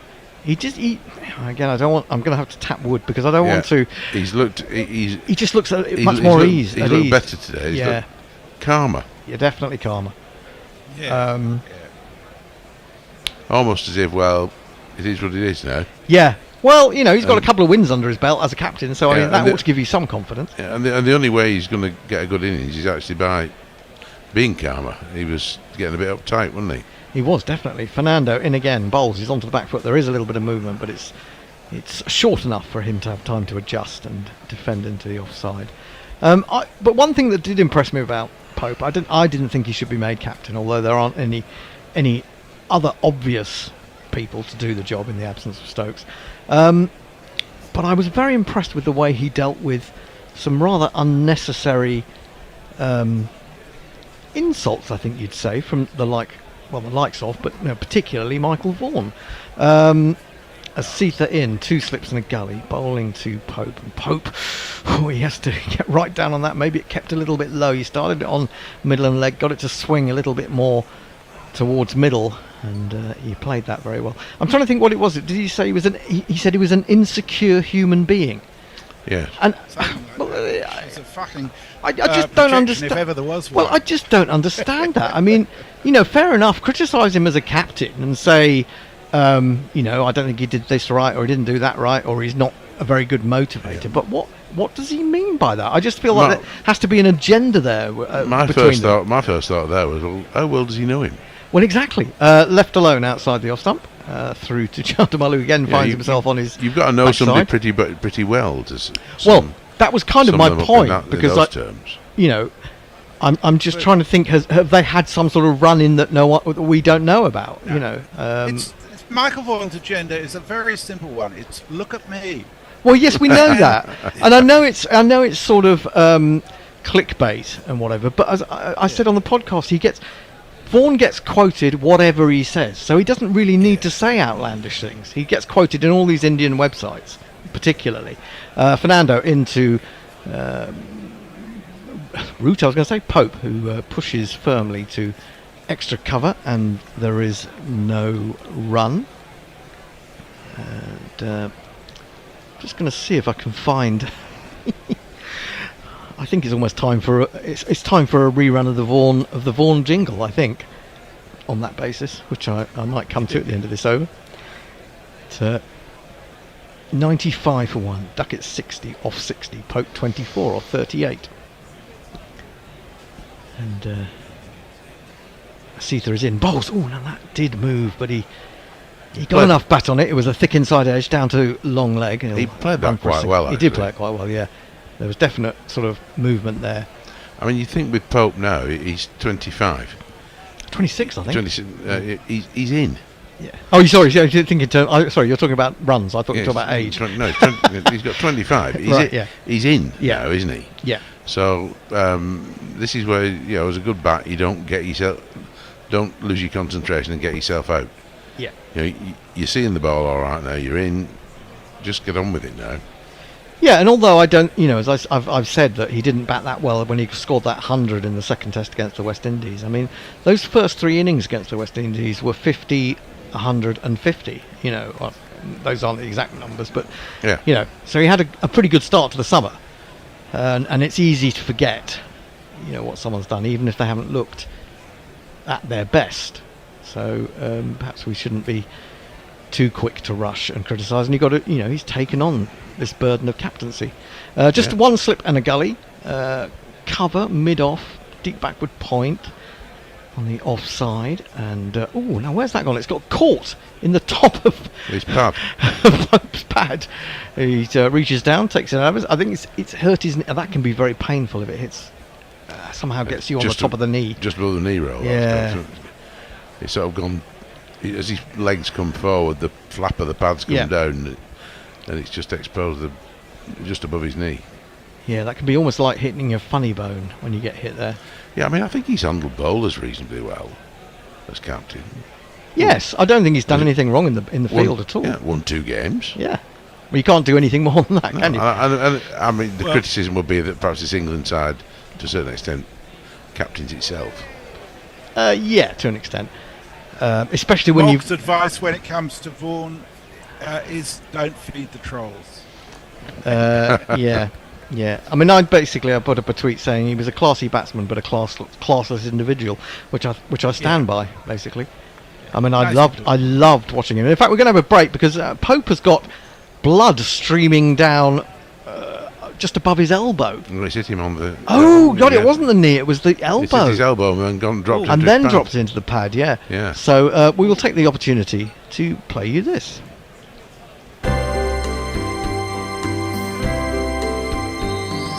Born free of his stupid voice and his dopey thoughts, Vaughan Free's the best way to go. Guerrilla Cricket is a guaranteed Michael Vaughan free zone. It's the only place where you will not hear the latest nonsense spouted by England's rent-a-god former captain. If you value the Michael Vaughan experience, please retune to Test Match Special, Channel 5, BT, The Daily Telegraph, Vogue, Country Living, Caravan and Motorhome, The Dandy, or The Beano. From his bullshit opinions and his causing divisions, he can go climb a tree. Stephen Kelp on the 24-yard ball says, I guess the issue is when the bowler is in some sense ready, but simply doesn't. Sorry, the batter is in some sense ready, but simply doesn't want to have to deal with the 25-yard ball. He also says Vaughan's comment seems particularly acidic. Leah says the gods be cursed. The start-stop, who the fuck knows or cares where the intervals will be, is getting on my nerves again. Josh Sholesh maybe meant that he's insecure, which leads to poor or rash decision making as a captain. Well, I mean, Vaughan's got to be pretty insecure the way he behaves. So. Defended on the back foot. We're back live. Pope has been cleaned up. He's got bandage on. He has got some sort of bandage that's been put over the stop the blood spurting from his elbow. That must have been the seam that got him, really, to actually break the skin in that way, I would have thought. Anyway, he seems happy enough. We've got one slip and a leg slip. Yeah, And so- Sri Lanka, what do you think? Sri Lanka will be a little bit disappointed. 96 for 1, having put England into bat under cloudy skies and having had a long break. Kumara in, bowls and worked by Pope, past mid-wicket. Mid-wicket thinks he's going to have to chase that, and he's very relieved to see that his old friend Milan Rathanayake is out there on the boundary. He doesn't have to put in the yards. They take the 1. Pope moves to 26, 97 for 1. And you might just want to check to see if Forthy's in the waiting room. Where is the Forster? No, I can't see him. Who's on next? I don't know. Someone's going to have to tell me who's on next. When's the changeover? We've still got 4 minutes, haven't we? Still got 4 minutes. 4 minutes. Yeah. So Tony, Forthy, and Andy are supposed to be on together. Okay. Well, I'll take it when Tony comes in. I'll do it. Oh, no, that's a good ball from Kumar. Back of a length, but just managed to get it to nibble away. I think Ducket was trying to convince everyone who was watching that he drew the bat inside the line of that, but I'm not sure he did. I think that was a little bit of kidology. Oh, yeah, he's and you definitely like stimulated that. two super chats, Ender. Oh, 2 super chats. Rick, tell me what they are. Tell me about the super chats. I'm Brett Nueva sent us £1.99. Vaughan Free is worth a small cheeky super chat. And Hattie the Batty says that jingle deserves the super chat. She sent us £2. Thank you both very much. I see that Disinterested Handjobber says, fucking sizzler of a jingle there, Hendo. Well, that was a Mog Hendo production. It was, I think you'll agree, it was a thing of perfection. This one nibbles, but well played by Ducket down into the gully. And there is no run. What? I'm trying to work out that the latest tweet, but I'll let Missy do that. Pope 26, Ducket 60, England 97 for 1. Yeah, so disappointing from a Sri Lankan perspective. You would say they would have hoped to have had 3 down by now. You would think. He's in again, bowls to Ducket, and Ducket plays that really cleverly away wide of gully. I thought he was going to go for 4. It's not. There is a man down there. A fielder appeared. He did. The side of the screen. Off screen, he entered stage right. Yes. And so he keeps Ducket down to 2. That is the end of the over. Well, we're going to do one more over. I saw Jason just pop in and then pop out again, so we'll hang on for now. Graham Corwell says, I have no problem with Vaughan as a commentator. However, I agree his comments about Pope were over the top and too personal for my liking. Yep. Jason Ty says, England missing Ronnie Irani in this team. How old's he now? Joshua Letchford just says, Vaughan, insecure, say it ain't so. And Leah has been, you got her going when you said Pope has been cleaned up. And then she was disappointed to discover that it was only taking some blood off him. Yes, all right. Well, I won't go there. Asitha bowls. Oh, no, he's gone for that as Pope, and he's got away with it. He just threw the bat at it. He was struggling to reach it. It's gone off the lower part of the bat, but it's flown over the slips and down to third man for one of these.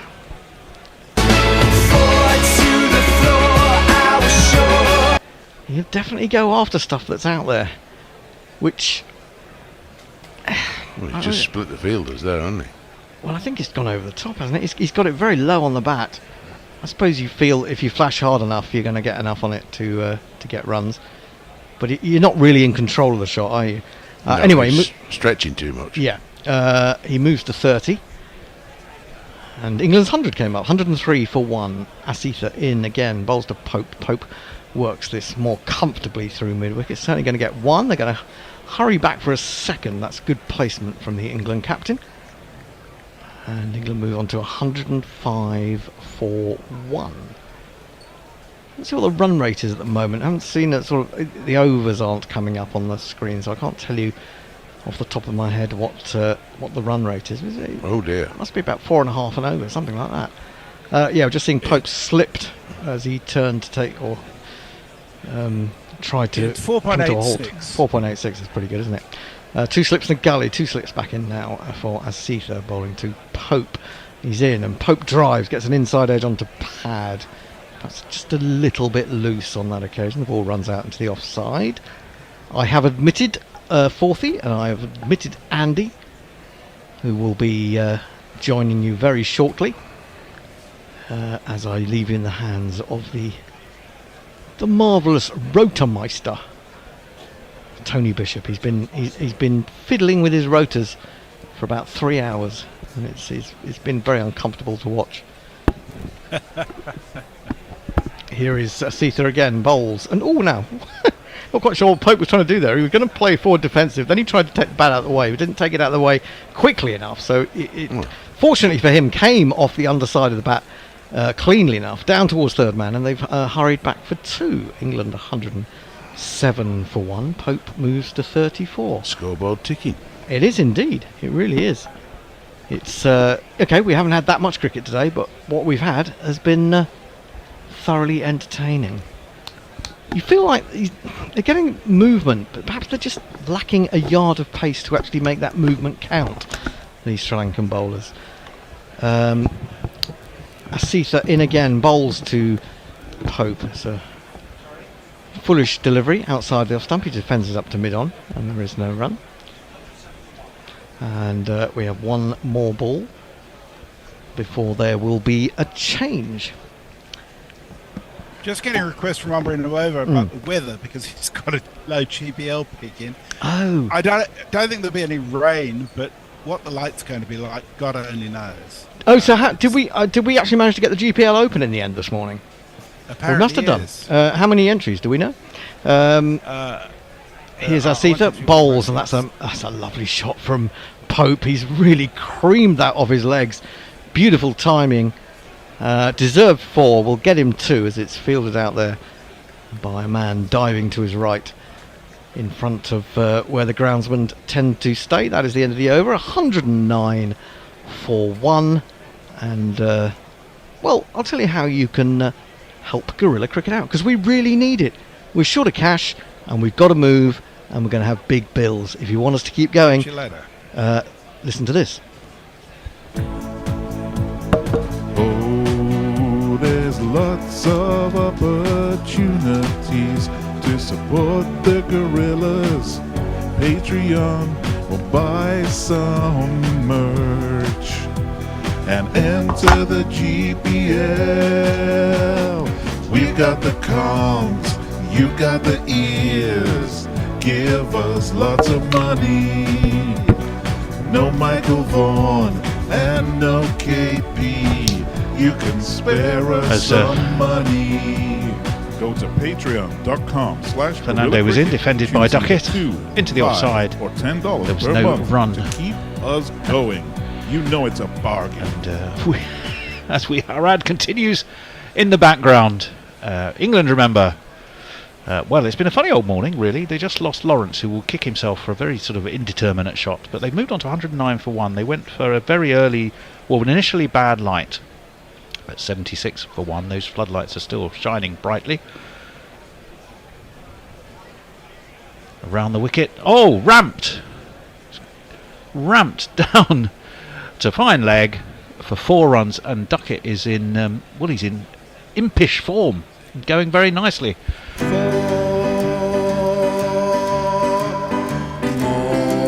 Kumara it was, who was just flipped away.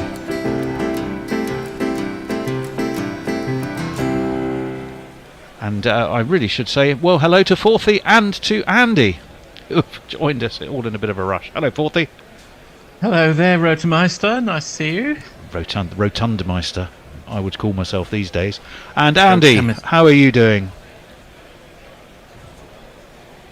Andy, how are you doing? Right, can you hear me okay? Well, we can't really see you particularly well, but we can definitely hear you. As that one's pulled away by Ducket, but he get a little bit under edgy, really. So it goes to mid-wicket. But England nonetheless advance to 114 for 1. Andy, Ducket today has been very adventurous. The one thing he's never been is tied down, is it?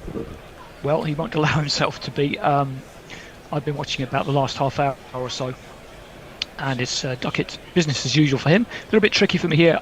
I'm almost exactly a ball behind. Oh, so I can't give you much instant reaction. That might make your ball by ball tricky, or we'll have to dance Not really, around it. You can adjust to me. Right, Kamara, in he comes. Onto the back foot goes Ollie Pope, who's also looking a very different kettle of fish on his home ground, as that's pushed into the onside, and there is no run on this occasion. 114 for 1 England. Yeah, so having gone off a bad light at 76 for 1 off I think about 15 overs. Early lunch, they finally got on again at 3:10. Since when England have been motoring along extremely confidently, really, to move on to 114. I think they should be concerned, Sri Lanka, because it's been a bit of a ball. Kamara, just a slip, a slip and a leg slip, whipped off his toes by a supremely confident Ollie Pope now, and whipped away through long on for 4 runs.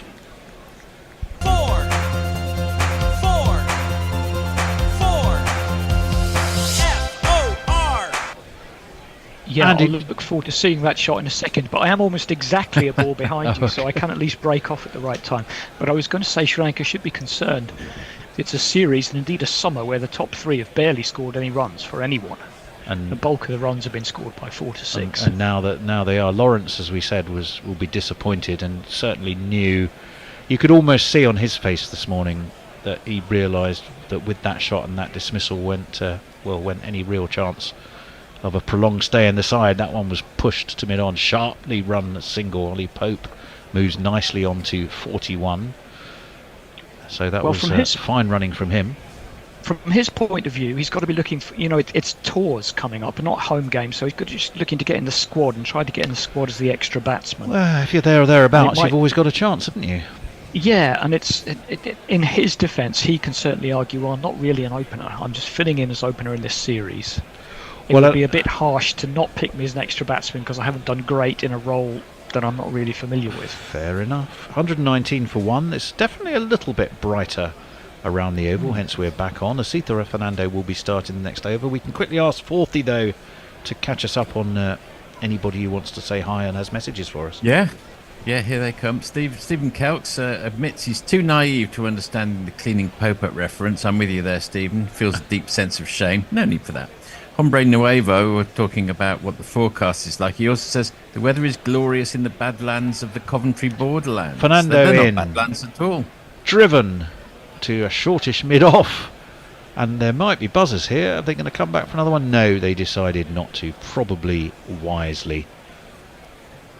So it's 120 that the score moves on to, just for the loss of that 1 wicket. I think there's an also, for Pope, who was a bit scratchy and he was twitchy and fidgety and didn't look comfortable for a while, but he is at his home ground. He is at a ground which he currently averages in first class cricket for Surrey at about 80. He did average over 100.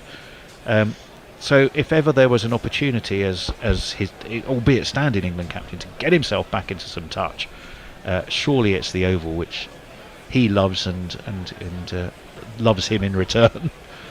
And that seems to be very much what is happening now. But let's see, we've got a slip, a gully, point and a cover point, as this one's driven by Ducket, but straight to mid-off. And there was no run, 120 for 1. Still Ducket, who is, exactly a runner ball for his 67. He's played some devilish shots. He's ramped, he's cut magnificently, he's driven well. And he too, he has, as ever, as you expect, Andy, with Ducket, one Harrow cut or Vatican slice. I suppose that would be the province of the Pope mainly. He's taken his chances, and that one's pulled by Ducket up in the air, but on the bounce towards mid-wicket. Sita Fernando, the fisherman, thought he might have caught his man there, or had his man caught in the net, but he didn't. Caught on the hook. On the hook. Any fishing analogies you want?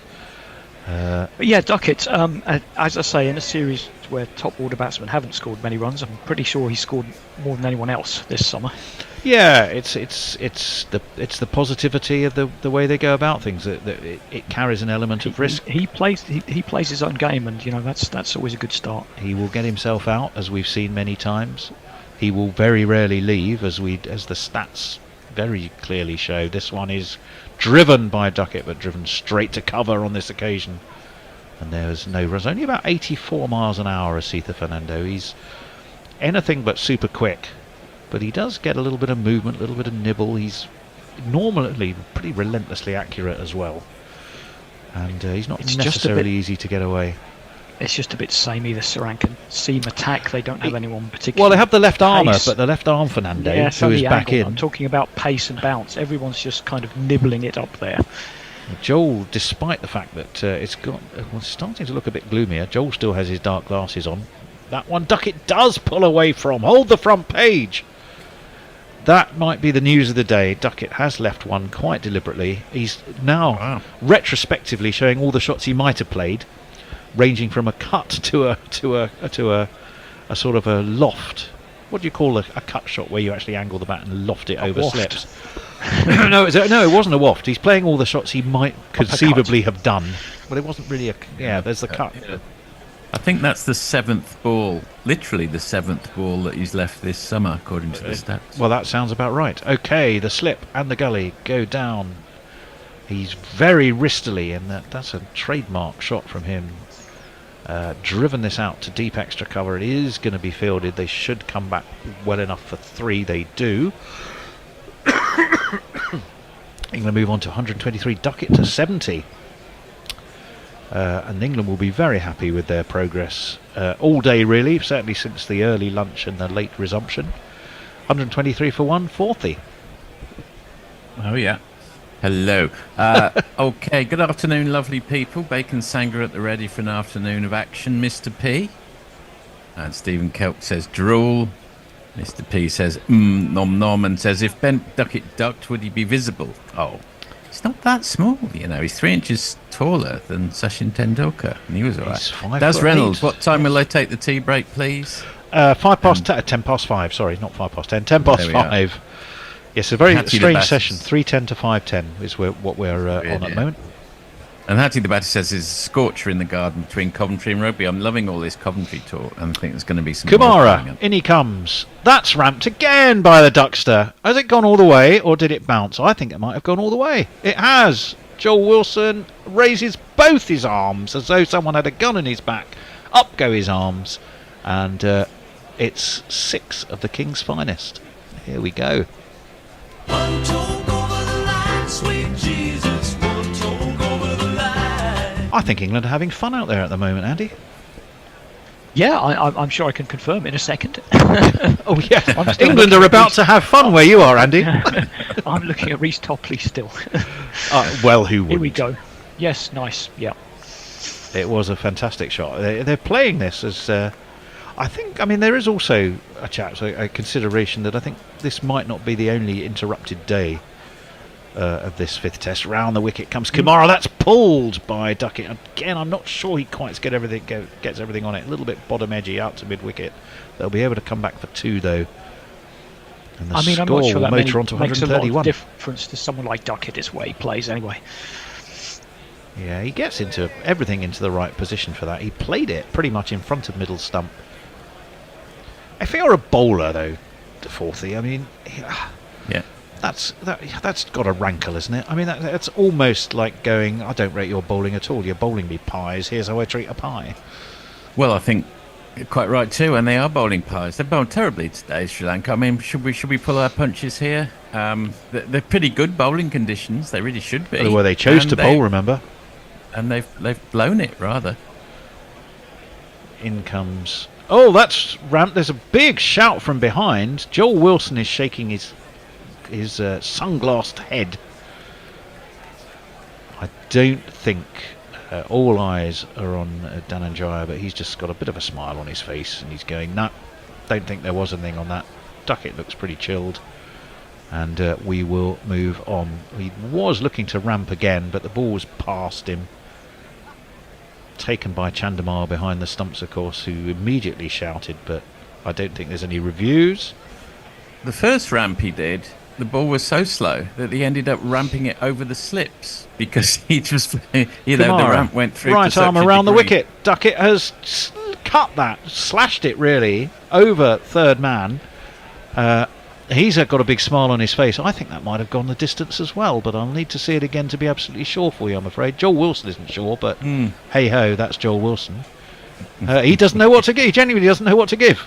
We're all still waiting. That Well, would no be from 2 here. because he wasn't very clear on that 6. Ducket doesn't know. Right, okay. It goes I think well it was 6 above by about slips. 10 yards, but Here it is goes. Joel. Yep. Should he maybe That's do gone. without the dark glasses in this light, Joel Wilson?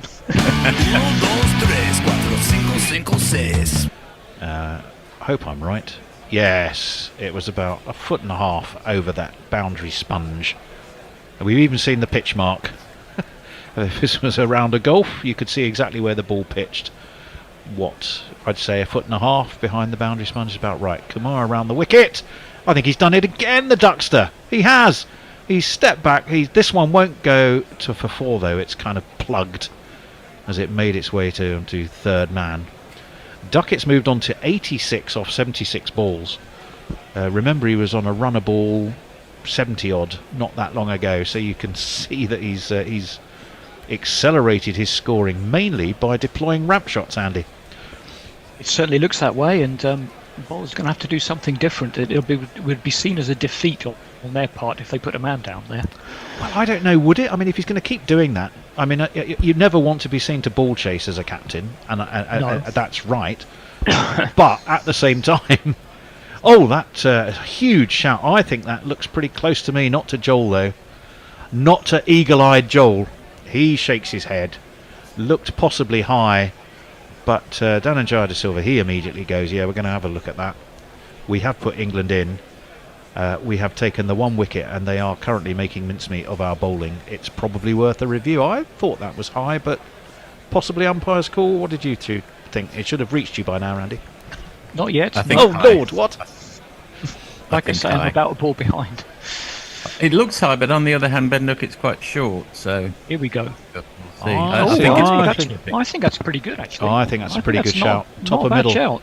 Yeah. Top of middle, unless it's height on umpire's call. Yeah. These quite often are, aren't they? Let's have a look. Yeah, it's rising, but Still it's going to have to rising. rise a fair bit.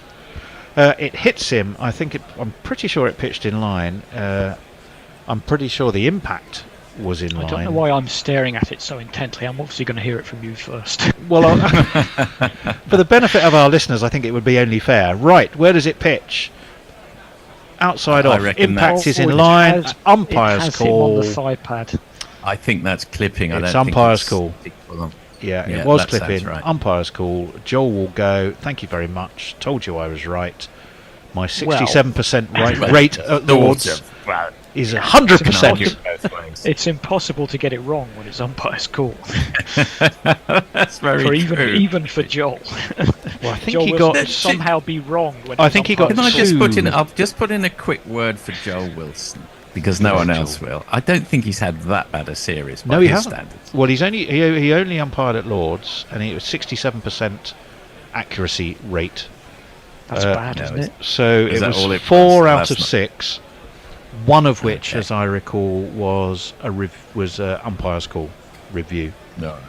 Okay. So just got the 67%. impression he'd been a little bit better Whereas I this time. think Gaffer's was 5 out of 7, so he was at 72%, but he had 2 umpires. Well, that's called. maybe a little wake-up call for Ducket that he should perhaps get his, not try to ramp everything, and he's still in a game here. Well, thank you, Dhananjaya de Silva. He must have known I was on commentary because he's bought on this man, and he knows I like his jingle. Hello, Mr. Milan, Ratnayaka, teach us the world of cricket from Sri Lanka. Not a superpower, but maybe one day they He's will. going to be in 2. Ollie Pope, who defends into the onside, fielded at short mid wicket, and there is no run. Pope 42. There's some tech talk here, Tony. Tony has great himself stuff. doubled up on screen. Greedy Rotenmeister, 2 Tech Tonys on screen. Is he getting appearance, Yeah. Tony? Brian and Yeah, Fractal Tony? Schrodinger's Tony from No, it's Mr. not. B? I've simultaneously alive and on YouTube. What's that film with Michael Keaton and the clones? Multiplicity. Multiplicity. Well, no, what it is we have a completely knackered computer that the bear has now gone off to Bromley to try and get fixed at the Apple store. That one's driven straight to shortish cover by Ollie Pope. No run on this occasion, only 80 miles an hour from Rathnayaka. Wouldn't it be cheaper to take it to some dodgy geezer on a street corner? Well, I far be it from me to say it, but I suspect Bear might know one or two. Nonetheless, he has gone the official Apple Store route. We think it's the thing that we had an emergency run out this morning to replace the charger, and realised that the charger was fine, but it was the computer that wasn't able to receive the charge, which sounds a little bit more dodgy. That one is driven, but quite defensively pushed really out towards cover. Again, there is no run, 139 for 1. The net result of which is we are unable to really shift who is on the YouTube screen. Although actually, while I've got two of you, I might be able to. Having said all of that as a sort of a feeble excuse, I might just be able to. Let's have a look and see what I can do. At the moment, I don't know what I'm doing. It's all going all over the place. Right, Rathnayaka over the wicket. Down the track comes Pope. They're going to have to hurry. A quick single. He pushed it to short extra. They will take another single and they will move on to 140. No. Right, here we go. I can do a one shot in the studio, and I should. But I think if I try and do a two-person zoom, the problem here is you won't necessarily see those two people. Let's have a look and see. No. Are people still seeing two of you? No, they're seeing one of me and none of you. That's the problem. Okay. I have a suggestion. You are both Tony. invisible. If on Zoom you just click the video thing on Zoom, it'll take you off the Zoom feed as a video. That one is defended by Ducket out into the offside. Why would we want to do that, Messrs? I'm still here. The only problem is we can't see those with me, if you know what I mean. And that's a technical issue because we haven't got the right computer to perform its magic. Quite funny on that single. Pope was halfway there when he played the shot. He only had half a run. He was. Yeah. He was halfway there. Was he living on a prayer though? He was, I suspect he was. It's 140 for 1. Rathnayaka is going to be in over the wicket. Oh, Duckett's done it again. He's ramped in it this time. He's just lobbed it in the most gentle way possible into the gloves of Dinesh Chandimal, and Ducket, who was on 86, has lived by the sword, the ramp sword mainly, and he's just died by it. I don't know.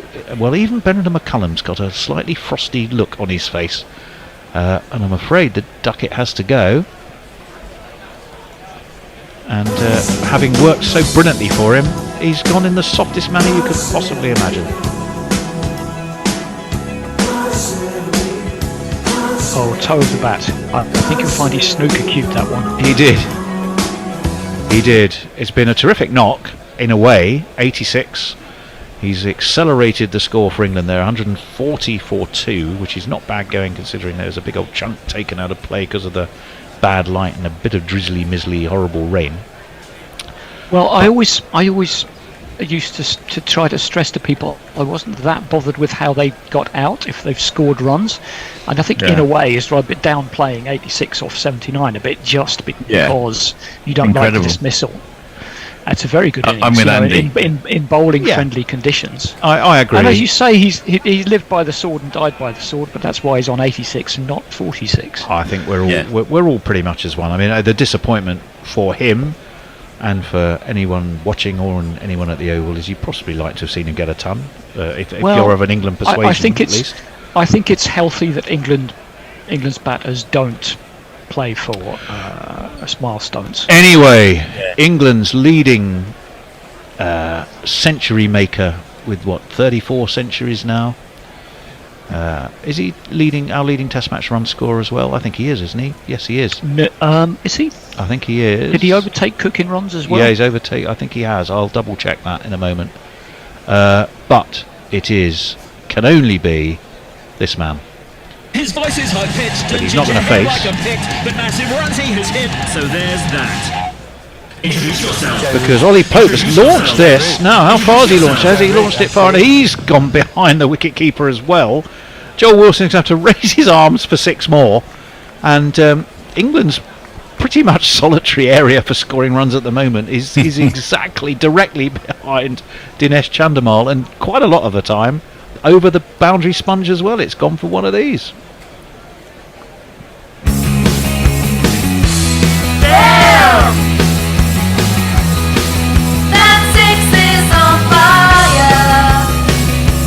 I wasn't sure that was exactly where he intended to put that one. No, that was just for clarification. That's not a ramp. That's a top edge pull shot. Yeah, I think so. Well, that's 2, if you like, slightly false shots. 1 has cost Ducket his wicket. 1 has got Ollie Pope 6 runs. That's a cut shot which he has been playing beautifully well all day, and it's beaten the man at deep backward point. I'm afraid it's a Sitha Fernando. It's the worst piece of Scottish goalkeeping you'll ever see in your life. He dived over it, on top of it, around it, and literally everything else. Alan Ruff, him incarnate. Yeah, 1978 version. And it's 4 more to Ollie Pope, and the 150 is up to England, for England, but they will, I think, consider themselves a tad fortunate there. Poor old Sitha, who's done his share of bowling today. It is. He has played the cut shot magnificently all day. Round came Fernando, dived, slipped, and wriggled through it's him. A rotten piece of fielding. It's also a poor ball. And 50 for Pope. Oh, well, it was 50 up, I beg your pardon. Thank you very much. It was 150 for England, 50 for Pope. That hurries Pope a little bit, but he gets on top of it, tickles it down to short fine leg. We'll get a single, and we will celebrate. Don't stop, because you've got to 50, Ollie. Don't stop, just because you got to 50. Don't stop, treat it as a start. You can use this to get a better score. The first 50's done, the first 50's done. He's still about 100 behind Alistair Cook. Yeah, I thought he was. But he's played somewhat less matches and has more centuries, of course, with 2 back-to-back centuries at Lords. Fair point, very fair point. That came off the combination of bat handle and glove, really, for Ollie Pope. He wasn't in control. 2 slips now. Sri Lanka encouraged to attack a little bit more. Chipped away round the corner. They got a leg slip, and that leg slip thought they were in the game. There's a dive to his right by Kamindu. That's Kamindu Mendis, I think. Yes, it is. And wow, it's 4 runs. How close was it to being a wicket? Very close, but it's 4 instead.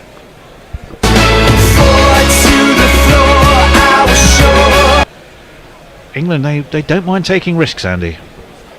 Well, they haven't done under Brendan McCullum, and it's generally paid off. Now we must get some messages in at the end of this over. The action has been fast and furious. There's 2 balls left. Lahira Kamara's in. It's worked off his legs by Joe Root out towards mid-wicket. There will be no run on this occasion. He'll stay on strike, still 155 for 2.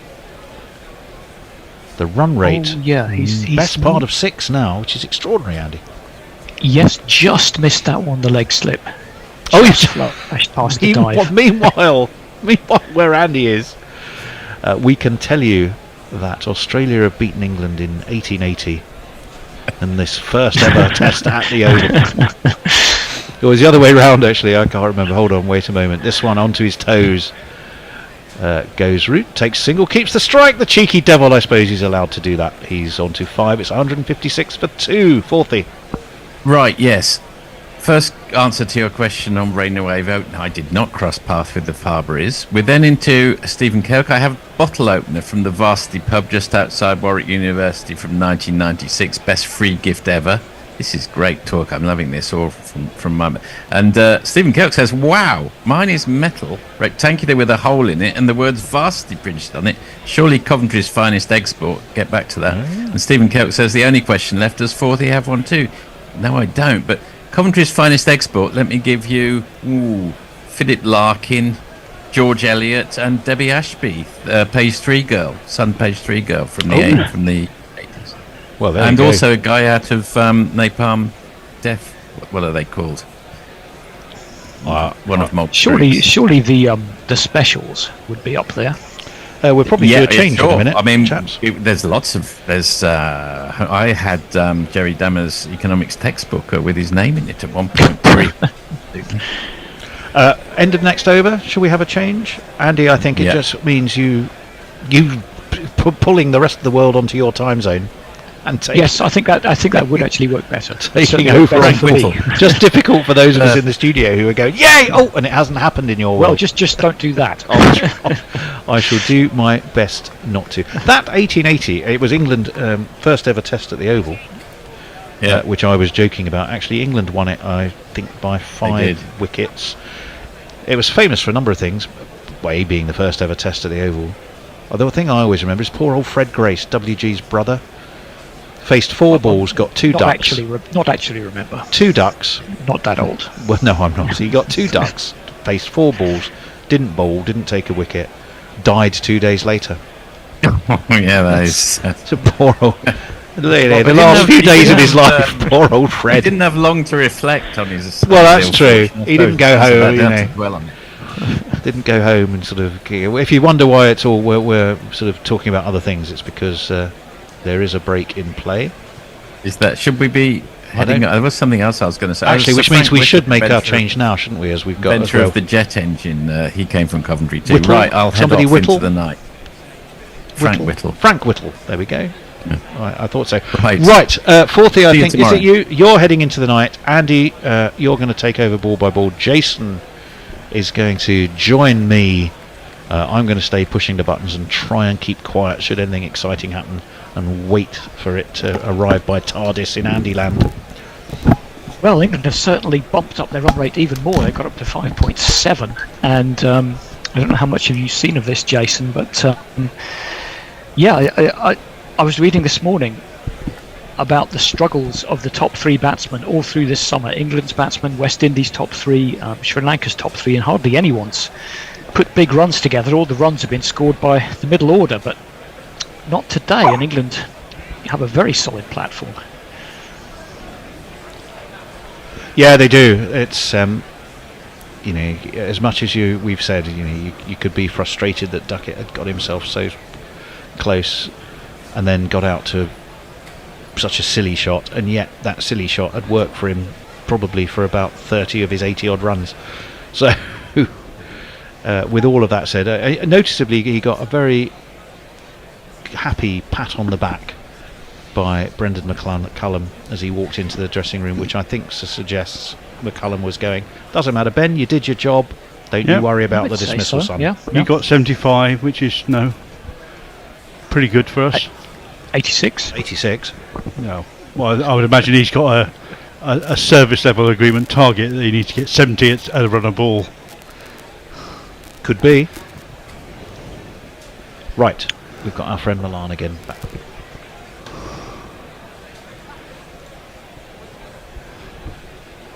Okay, so we'll sync up soon enough. I'm still watching all Ben Duckett's shots, mostly ramps by the look of it. He certainly does go down early for those. He's absolutely premeditating them, as I guess you have to at this pace. But finally, the field is back in place. 2 slips and a gully. And yes, it's going to be Milan, did you say? Milan Rathnayaka. Rathnayaka, yeah. He gets a little bit of shape on the ball. Figure. He's got 2 slips and a gully. Mid-on is fairly close.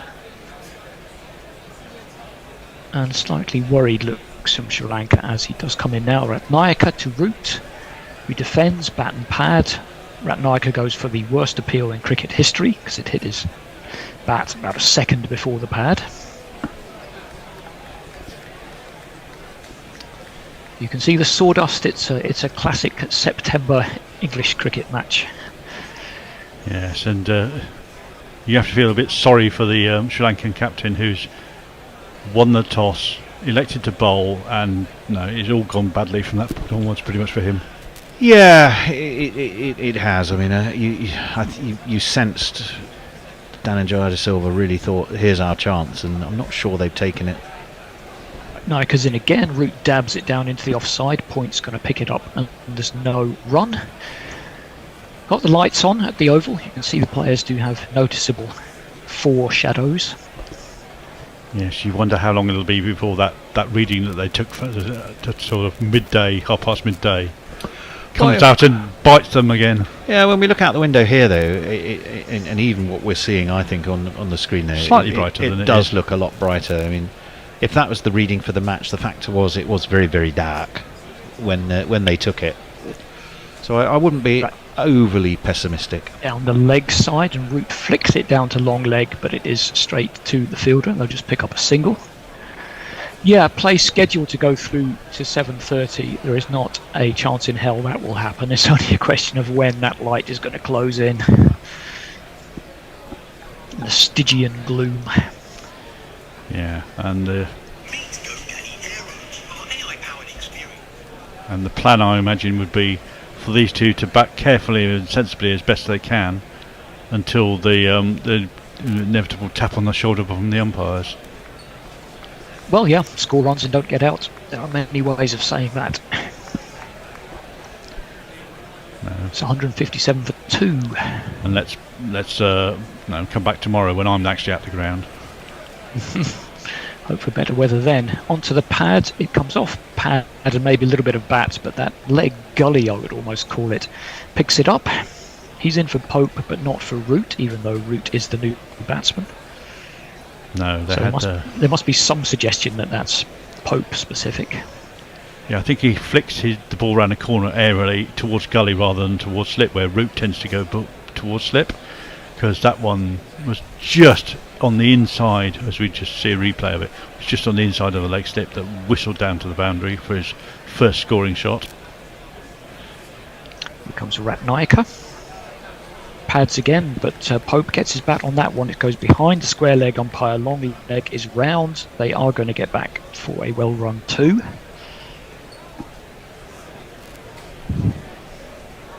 Pope just has a look at the bottom of his bat, flicks a bit of grass or mud off it. It's always a bit of an occupational hazard when it's a bit damp. Yeah. It's a good crowd there still for what is essentially a gloomy day. No people have gone to the pub and stayed there. I was looking at WhatsApp, a few people at the ground saying, yeah, going into the pub, we'll come back at 3 o'clock. I don't know if you can leave the ground or not. It's covered up. I've done that would before. help, yeah. In the 2013 Ashes series, we went to a pub in the vicinity and came back. Right. Andy, stop me when things are happening for you. No time for Ducket. Hopefully Root can do it, said George McPherson. Ombre Nuevo, I think he left for Southern. I'm not sure about that. Surely 40's Coventry's greatest export, says Jeremy Henderson. Leah, shut up Andy, Napalm Death are far better than the specials. Hattie, yes, Napalm Death, the band of 50-second songs. Jay Grover, very pleased I missed Hendo's response to Duckett's wicket. Stephen Kelk, also known as Coventry's finest export. And Hattie's telling us about the head-banging highlights of her youth. There you go. Oh, very nice. We can get started on that. I think Hendo was actually quite sanguine about Duckett's dismissal. It certainly wasn't a Hendo rant. I think it was me who was commentating it. That's probably why. Yeah. That might explain it. He's having a very nice conversation in the green room with a surprise that you might see when you go in there. Someone you wouldn't expect to ditch you. So yes. Is it Vishal Fernando? Is that right? Vishwa Fernando. Pretty close.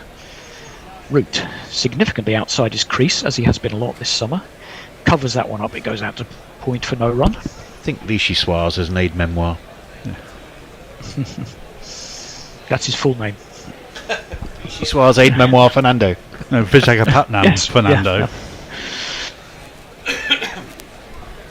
That would be comparatively joy short, for him by so the way. far. He's on none for 23. Yes, but in the canon of Sri Lankan names, Vishwa is definitely on the Joe side. On the shorter side. He comes in again, and Root steps even further down the wicket and is able to clip it past mid-wicket. And as he flops to the ground, that might be Angelo Matthews. They'll get a very comfortable 2. We thought Angelo Matthews had finally departed to his expected position of slip, where he doesn't need to lumber after a ball to the boundary and not catch up with them. Well, they didn't have. They were quite cruel to him in the last game. They didn't have him at slip. We'll see if he's in there now. If it wasn't Angelo Fernando, then it was quite a slow and poor piece of fielding. I mean, Angelo Matthews, sorry. It does look like he's at slip, actually, yes. I don't know who that lump at mid-wicket is. As that one's played up to mid-on for no run. A few of the Sri Lankan fast bowlers are actually quite bulky, shall we say. Yeah. Kumara's quite bulky, and the other Fernando, Asitha Fernando, is a fairly muscular individual. Well, if they need any motivation, Sri Lankan bowlers, as Fernando comes in again, it's short, and Root rather will feel he missed out there. It's there for his shot. He hasn't been in too long. He actually gets an under edge on that back cut, and it drops down to slip. But Root is homing in on Sangakkara's test run total. He's, I believe, about 35 short of that. So, Sri Lanka might not want him to overtake Sangakkara on their watch. I think then it's quite a jump to the next one. No, then it's only 60 odd more to Cook, I think, or if there's a couple of hundred more. At the end of the over, which is not far off, I'll give you those. I've got those stats available. Root does get that one between point and backward point, and they'll get a single. Yeah, I think actually he was 300 or 400 behind Cook still, despite overtaking him in numbers of hundreds. And it's very impressive the way Root has just demolished the rest of the so-called Big Four. When they were all kind of equal, Root, Kohli, Smith and Williamson, Root has scored all the tons since then. Well, I think part of the issue was Root had this period where he was getting 50s but not converting them to hundreds.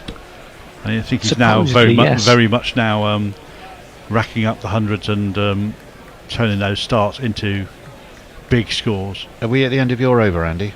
No, Ratnaik has just bowled one too far on leg stump, trying to bring that leg slip into play, and Pope tipped it round the corner easily for a single. Will interrupt me when your over starts again. O'Neill Harris says, hello GC, is there a ghost commentating?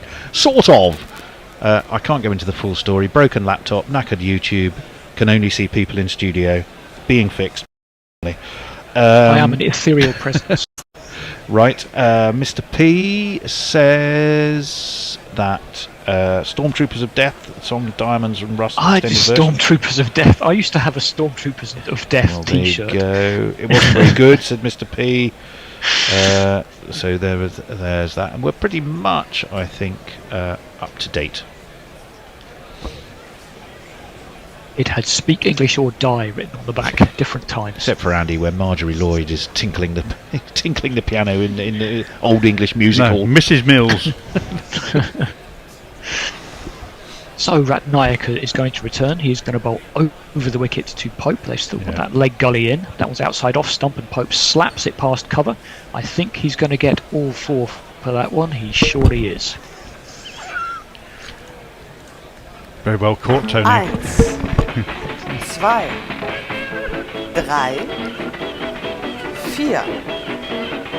4.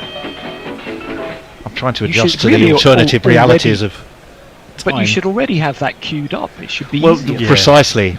I think I might have done, and then I kind of got caught off guard because so much time has elapsed before I actually got to play it. Not to worry. It's all a bit free-based here today. We've been freebasing dodgy commentary. That one is cut hard by Pope behind point, but it has gone straight out to the fielder. Now, I didn't realise if I wasn't on camera today, I could have dialed down my dress code a bit as well. Not that it's all that full. You haven't gone full Bennett, have you? I haven't gone. No, I'm still wearing dress trousers. suit, top hat and tails.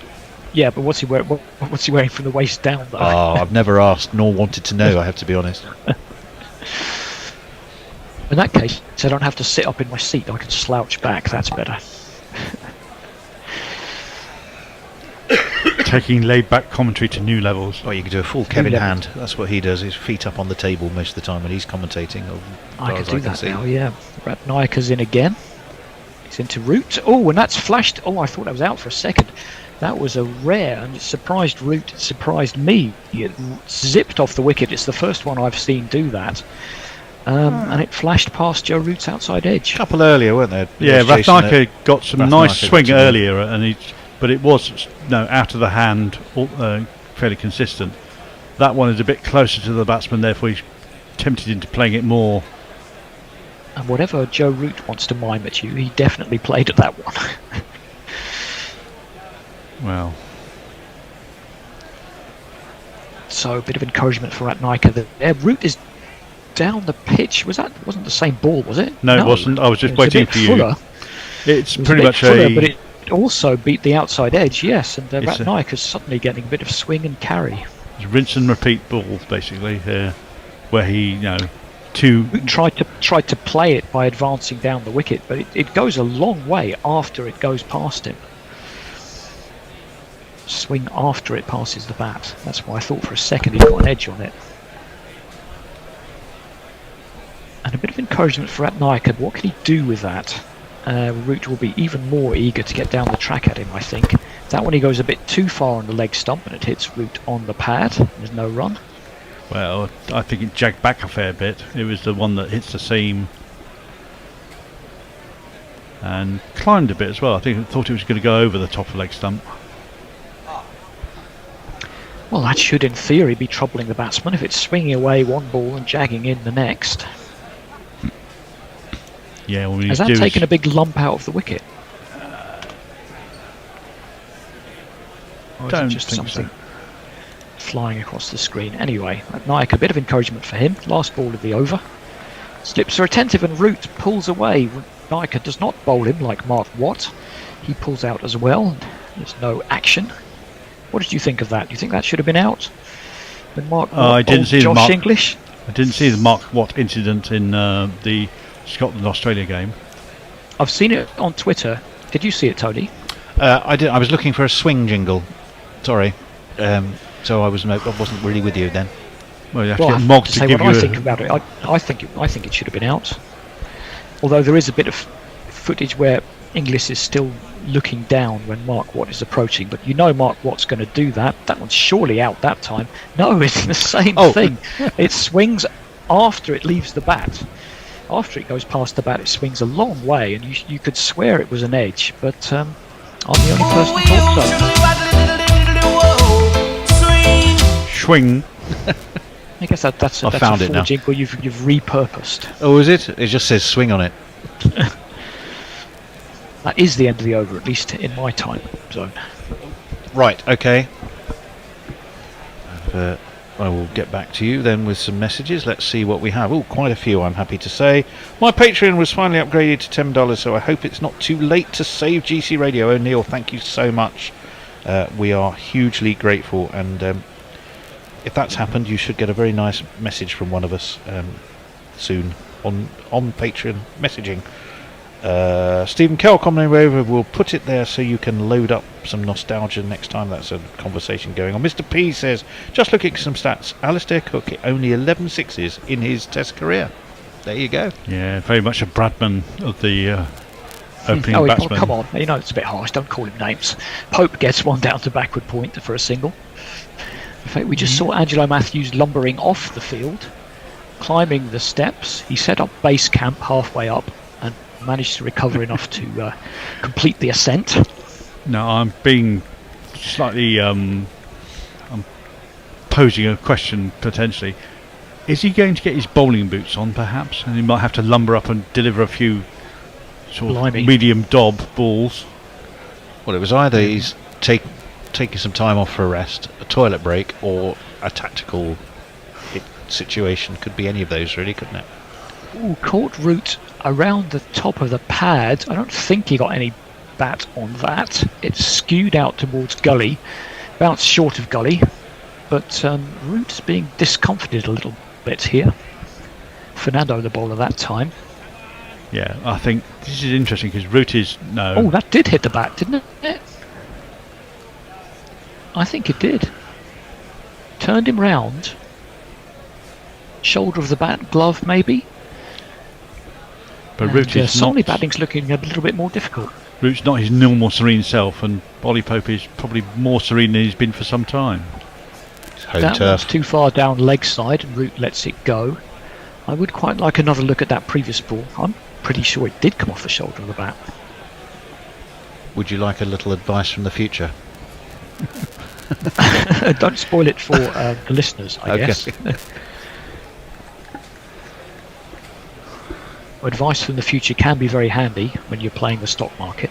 Well, betting on a horse race. Well, indeed, you're dead right. Yeah, Wasn't that the premise of one of the Back to the Future films? Yes, number he two. found the sports almanac. Yeah. Yes. Well, what did happen? Oh, no. That same ball, which the wicketkeeper dropped down the leg side. Yeah. Biff Back to Tannen the Future 2. Biff gets the almanac, and it's a very thinly veiled portrait of Donald Trump before he became a politician. Oh, do you know what? I'd not appreciated that, but now he you told me I becomes can see a it. real estate tycoon, doesn't he? Yeah. With a really Trump-like hairdo. Ahead of their time. So here comes Fernando. A bit of encouragement for him and Sri Lanka in general after that Ducket dismissal. He's again too far on leg, and Root is able to clip it down to long leg for a single. It would, I wonder if Angelo Matthews has run off to get his bowling boots. I've only seen one person ever do that when I've been playing cricket, and it won't surprise you to hear that that guy was quite far up himself. What, he had separate boots for his bowling? We were playing this game, we were playing at Halstead, and they were way too good for us. They had Darren Robinson playing, who scored a Grillion not out, as Fernando comes in again. And he goes, it's way too far down the leg side again, and there's no run. I'll let you do some tweets, and then I'll continue my we're actually Halstead story. pretty much up to date, I think. I can tell you, though, by way of an advertisement, our new podcast is out. The 81st Bishop and Bear has hit the streets. We were playing some of it earlier during the rain delay. It's yours to download now from whichever your favoured podcast platform is. Hendo's the guest. We cover all kinds of fascinating and interesting things, including identifying the connection between... Oh, who's the Leicestershire bowler? I've forgotten his name now. Josh Hull? No, the youngest bowler to take... Farhan Ahmed. Farhan Ahmed, Abraham Lincoln and W.G. Grace. If you can make that connection. If you can't, you'll find out in the Bishop and Bear. Left alone, they all have fulsome beards.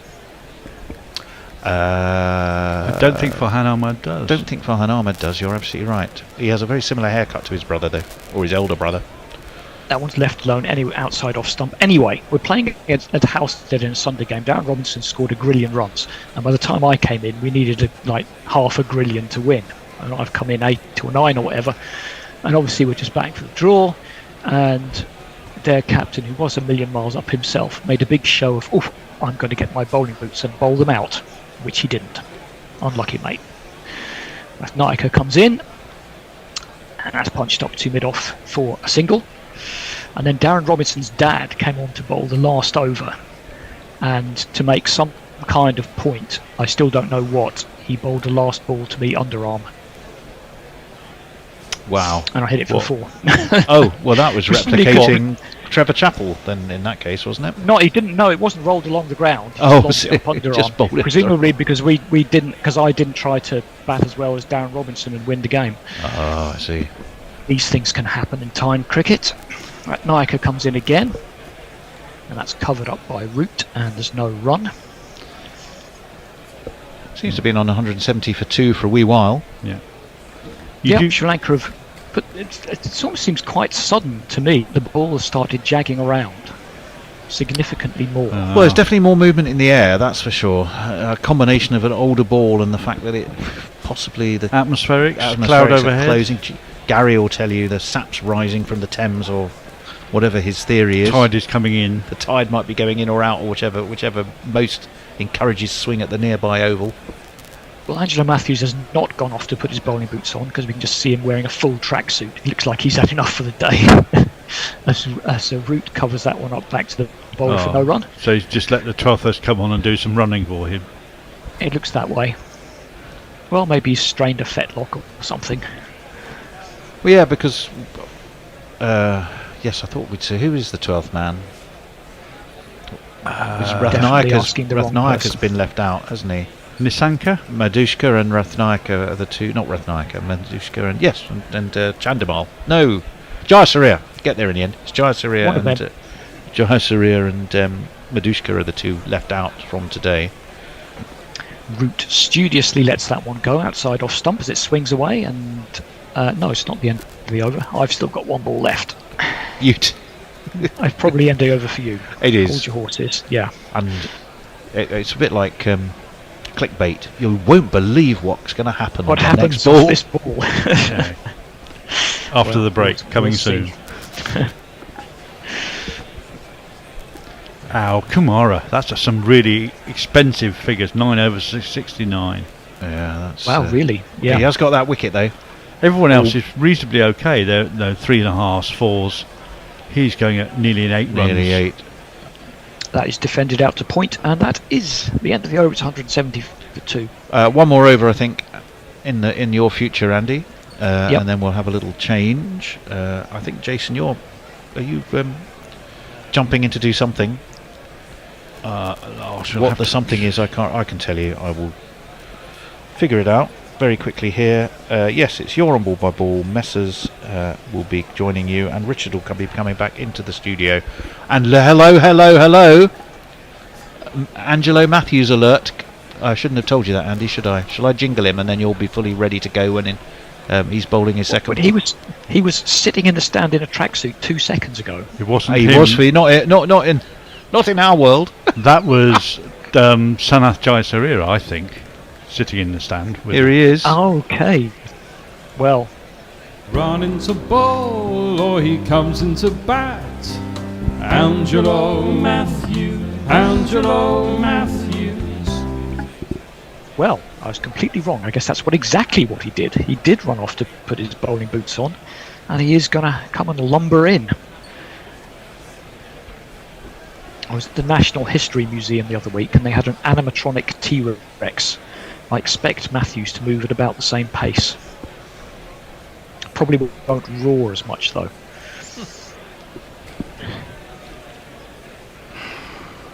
Here he comes. Yes, he's not exactly throwing himself at the wicket. Pope with a cut shot, hard down to deep point, who gets across, slips over, takes a bit of chunk out of the turf. They'll get a single. I think it's fair to say he is very much an occasional bowler, because his averages test matches is something like 54. Even in his prime, yeah. He's still clearly trying to get loose in there. He's only 37, according to the screen. But it seems like forever since he's been started playing at 19. Here he comes again. That's a bit fuller. It's very friendly, and Root drives it to short cover. There's no run.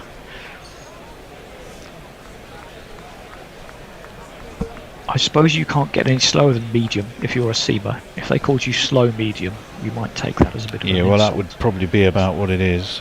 That would be what people might call me if they said if they gave me.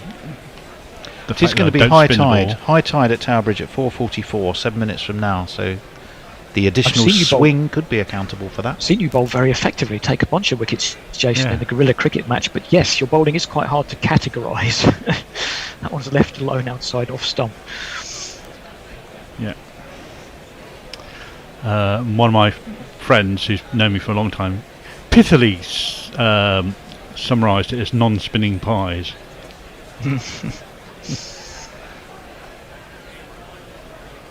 Used to play with a guy who bowled spin, and I still don't know how he did it. So Matthews comes in again.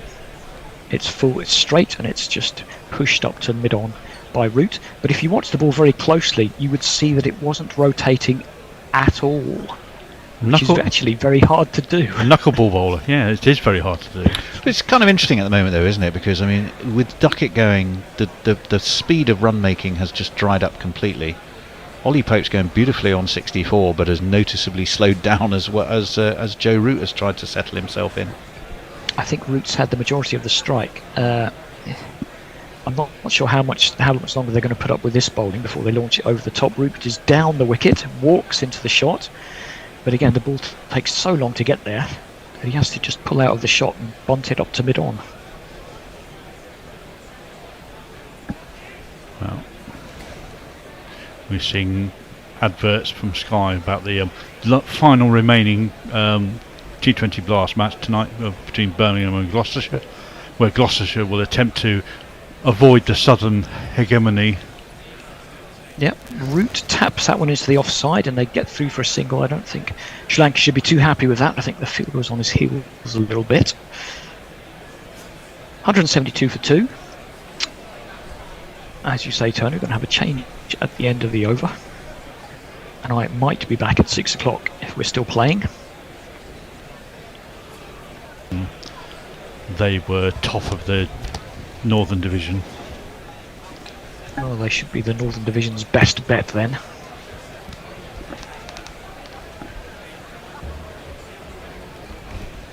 Oh, I think you can change now if you like, because it's even over is even completed in Eastern time over here.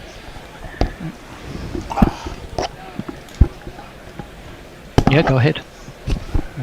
And that is Rathnayaka in, skewed off the outside edge to gully, along the floor, and there's no run. We'll just wait for Messi to join us. I'm with you. Thank you. Already here, just can't see. Now I've been joined by Richard in the studio, so we've got two Richard here and Jeremy in virtual invisible land. I just noticed the MI6 building over the top of the... Oh yeah, it's just on the other side of the Vauxhall Bridge. It is, yeah. There's quite a lot of built-up stuff around that area now, as some sawdust has gone onto the ground, whilst Rathnayaka's pacing around for his run-up. That's stoutly defended by Root under his eyes. Yeah. Root's not been at his most fluent. No, he's had a bit of a torrid time to begin the... Rathnayaka's got a really nice line going to him where he's just kissing the pitch and zipping away, with the occasional one, which is probably the wobble seam ball that just jags back very slightly, and it's quite hard to locate the ball at the moment for Root, who's on 11 off 33. England are 172 for 2. Rathnayaka in again to 2 slips. That's Fuller. Root's given that a drive, but that's well fielded in the follow through by Rathnayaka, who stops the ball and prevents a run.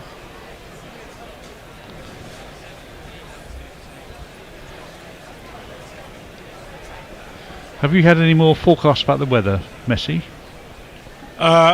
Looking at the radar, it seems to me unlikely that it will rain. It's just going to be light. What's impossible to predict is how heavy the cloud cover will be. Yeah. But it's hard to see it's getting through to 7:30, to be honest. Yes. Optimistic, that. And that's the change up. That's the one that attacks the stumps, and that's played well by Root in front of his front pad, down to mid on for no run. Yes, it's very much we're in a bit of a lull at the moment. England just reassessing after the loss of Ducket.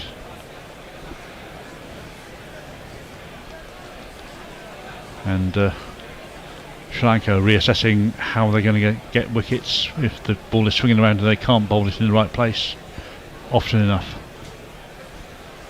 Rathnayaka, too short. Root stands tall, plays it off the back foot into the point area, and that's the end of the over. England are 172 for 2. Yeah, be calmed a little bit now. 4 runs off the last 4 overs, and 48 runs off the previous 6 overs. So yeah, it certainly slowed down pretty dramatically. Yeah, definitely be calmed. Stephen Kelk's leaving us. I need to go, sadly, as duties of the vicarage are upon me. Thank you for your coverage and all the lovely YouTube company as ever. SP says, that's Intergun.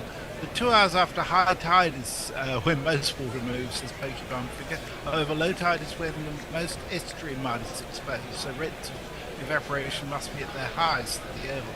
Well, it's exactly on high tide at the moment, and the swing over the last 20 minutes has probably been the greatest it has been during the day. So I've no doubt that Gary will take some strength from that for his theory. And that's a lovely shot by Ollie Pope off the gentle medium pace of Angelo Matthews.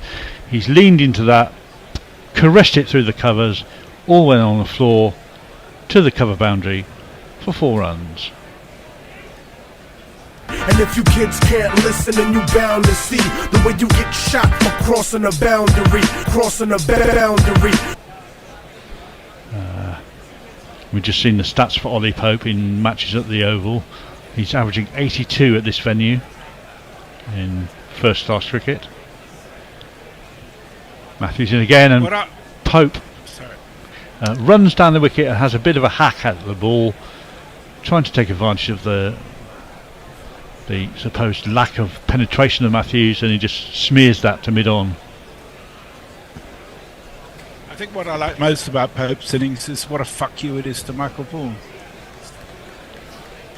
Well, it may sound petty, but yeah.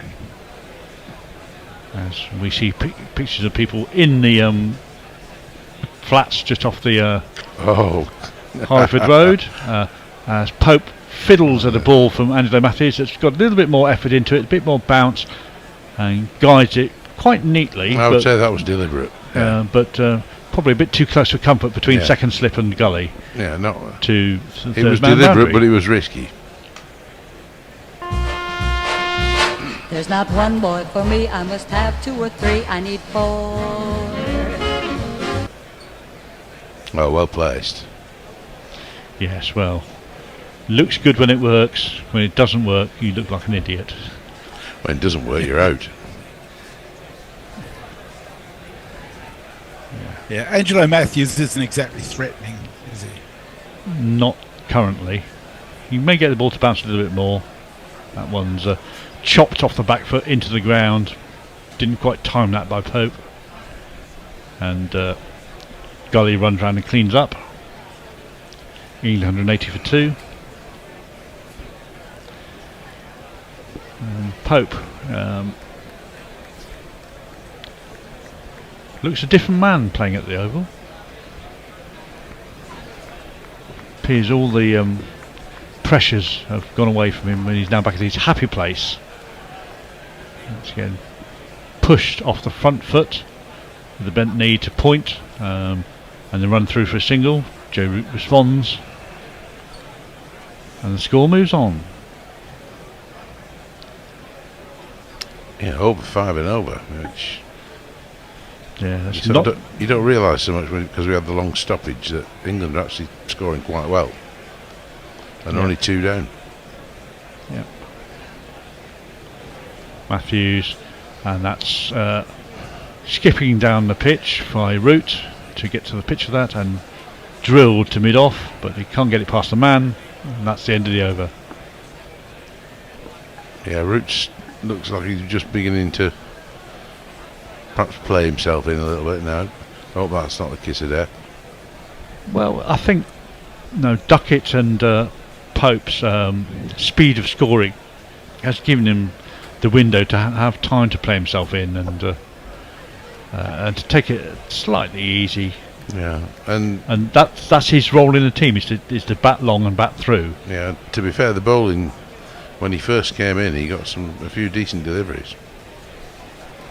Yeah. Des Reynolds asks what time they're scheduled to finish today. They're due to go through to 7:30 if they need the extra half hour today, which is likely. But if they do, it'll be surprising if the light should stay good enough for that. I doubt that. Asifa Fernando is going to come into the attack, and that's Root. Sorry, Pope chases that one a bit slightly with a inside edge. Bit too far away from him. Gets the inside edge and it goes down to the leg slip. Lucky that didn't chop that ball closer to the wicket. Yeah. got away with that. Again, bat was too far from pad, wasn't it? Weight was. Yeah, he went down the wicket rather than across to the ball. Yeah, he was tipping over his body weight. Anyway, here comes that's better. Fernando again. That's a better ball, clipped off the inside edge quite quickly to mid wicket, where the fielder makes a good scrambling stop.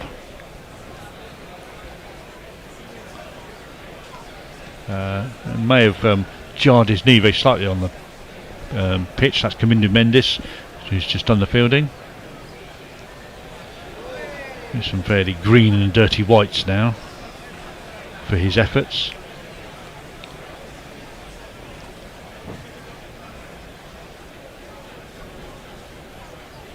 It's short of a length and just worked very neatly by Pope to point, and Root responds and they trot through for a quick single. England 182 for 2, and Pope doesn't seem to be discomforted by that knock on the elbow that he had maybe 20-30 minutes ago. It seems to that arm guard is doing its job, stemming the flow of blood, and the painkillers have obviously taken effect now. As we've watched Harry Brook having a chat with Brendan McCullum in the players area. Here comes Fernando again, 0 for 34 so far. That's defended stoutly by Root on the front foot. Tall, everything behind it. Textbook defensive shot.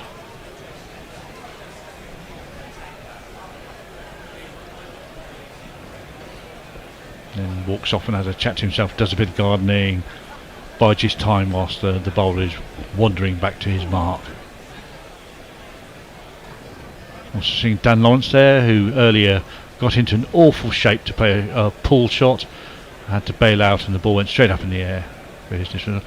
That's very wide by Fernando. Root does his best to get to his bat to that, and then gives the umpire a pointed look to say that surely that's a wide. That was just roundabout by the. That's Dan Lawrence's dismissal. Yeah, but Root's ball was just about by the return crease.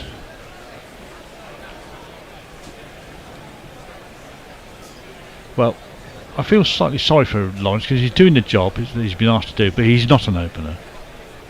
It's much better by Root. That's off the back foot, it's close to him, plays it with control through the gully area to that sort of depressed sort of fly gully that Sri Lanka have been deploying. And depressed. That's an interesting field description. I've never heard that used before. It's like a one day saving one position almost. Rather than the catching gully, he's right on the 30-yard boundary for that ball. But straight to him and there's no run. That was the end of the over. Mr. P says, "Yeah, fuck you, Michael Vaughan." That's up to date there. Just to bring you up to date, in Scotland, in Edinburgh, Scotland are 57 for 3 after 7.4 overs, chasing Australia's 196. Well, thank you, Messi. That's first ball of Matthews' new over. Cut off the back foot to the man on the point boundary, but it's only a single by Pope, who moves to 75.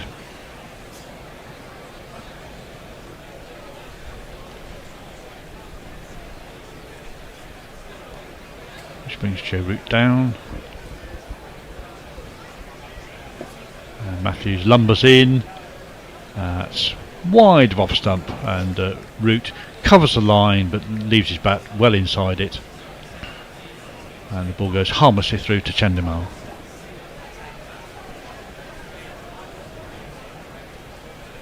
It's all a bit too easy, isn't it? There's no threat of any kind at the moment. There's no threat of them scoring runs quickly. There's no threat of wickets. There's no threat of the weather potentially at the moment. As Matthews comes in, that's more on off stump. Root takes that little shuffle down the wicket again. Yeah, and pushes it to the diving short at cover. The only threat of a wicket is a mistake, isn't it? Yes, I think they're playing a waiting game at the moment. The Sri Lankans, they're waiting for someone to make a mistake. And I'm not sure that's going to happen. Here comes Matthews. That's that dry line just out of stump, and Root tries to work that down through the gully area but can't beat the man. You know, Root doesn't give much away, does he? And Pope on 75 is now in, and really won't. He'll be determined. He's going to be concentrating harder and harder because he wants to make sure he turns his 75 into 100. Absolutely.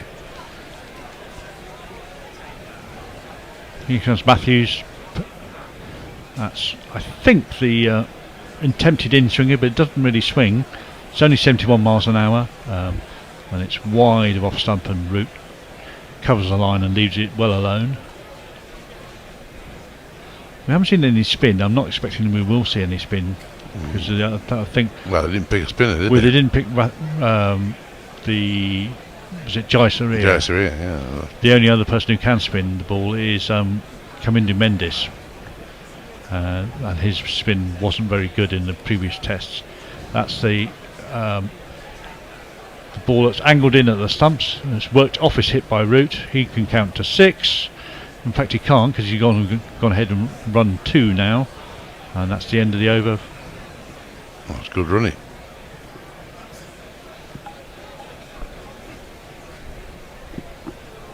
Anyone in socials land, Messi? So over on Twitter, Twitwoo says, I was never a believer in life after death, but it's great to hear Fred Truman on the airways again. Pornbot says, any reports of long balls in Scotland today? I don't think Watwell did any long balls today, I'm not sure. I'm not sure how Rich is going to take that comment about being compared to a Yorkshireman as a proud Lancastrian. Dial Square has sent us a list of 2 Surrey 11s playing each other, and asks who's going to win. That's got to be nearly wide as well. New over from Asitha Fernando, and that first ball is wide, and Pope gives it a watching glance as it goes past the keeper. Very generous umpiring going on here, isn't there? Tests are very different to one day in that regard. Yes, they are. But some of these would be stretching, I think, even a recreational wide rather than the professional wide. There is a leg slip deployed. That's short and wide, and Pope has gone after that with no footwork, but he's got the toe end of the bassinet over gully. He's got away with that. And fine of the quite square third man for a boundary. Wasn't his finest shot for 4, was it? 1, 2, 3, 4. As I said, there was no footwork at all there. He just played fast at it with his hands. And if there's one failing of Pope, that is that ball. Yeah, he's just not controlled that at all, as he could have gone down the fielder's throat. Pretty ugly. No, you'd be better off leaving that ball alone, I think. Like he did the last one. Yeah. You know, we're on day 1. And that's down the leg side. Pope has a little fiddle at that. Chandimal takes a tumbling stop behind the bowler's arm. There's some debate about whether or not he got an edge on it, but it's pretty clear from everybody's lack of intensity that he didn't. And there's quite a lot of animated chat going on from the Sri Lankans at the moment, from Angelo Matthews and others. And it is Angelo Matthews at leg slip, by the way. And that's a much better shot by Pope. That one's 4th stump line, played underneath his eyes, chopped down to the third man for an easy single. Easy single, but no chance of being out. Yeah, it's very much the root accumulation method. No, make sure you don't miss out on the easy 1s and 2s. Just keep scoreboard ticking over.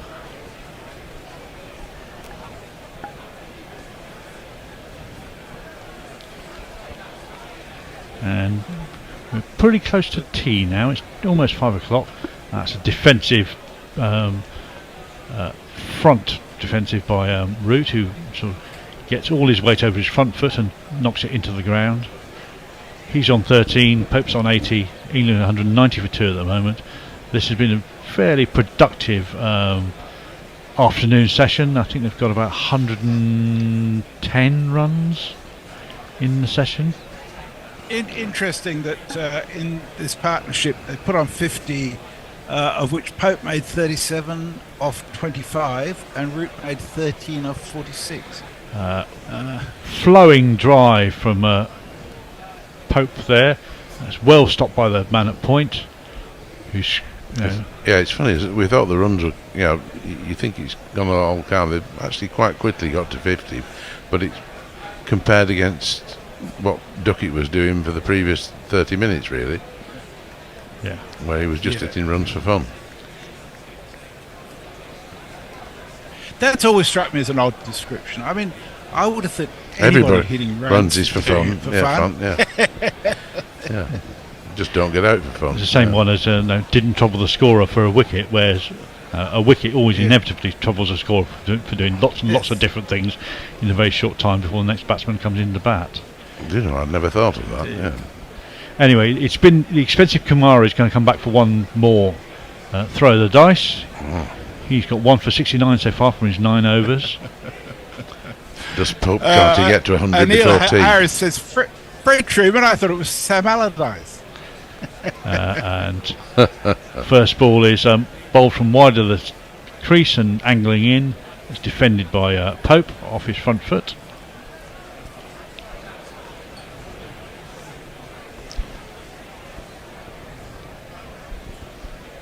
It's a breath of fresh air, I've got to say, having that accent with this.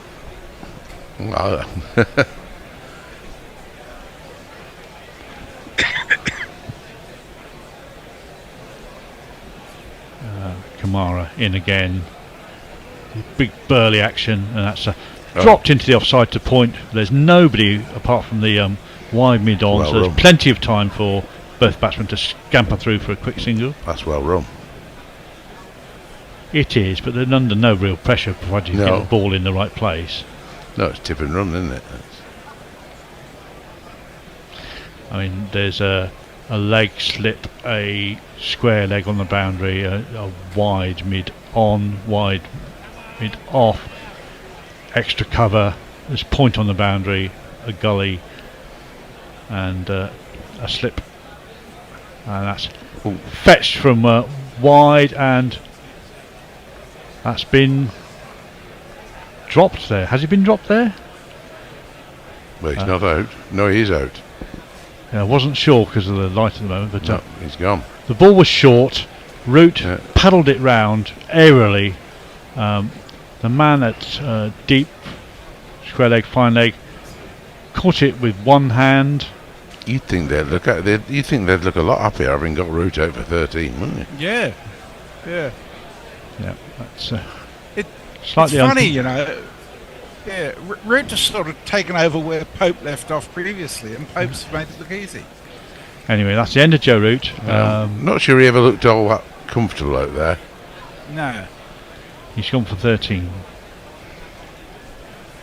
You silly little boy, what on earth were you playing at? No! Yes. On the stroke of tea, that's probably not a great shot. No. And it's I won't say undeserved because I have bowled better in the session, but as an unexpected wicket at that juncture. Yeah, there was no need to do that to that ball, was there? No. Yeah. They're under Jono 71 says another wicket given away. Yeah. Which I think is true. Absolutely, yeah. So that is 3 down now. I think of those 3, only 1 wicket has been earned. The other 2 have been gifted. Certainly Lawrence was gifted, and also Roots recently, but it brings this man to the crease from jigging him up.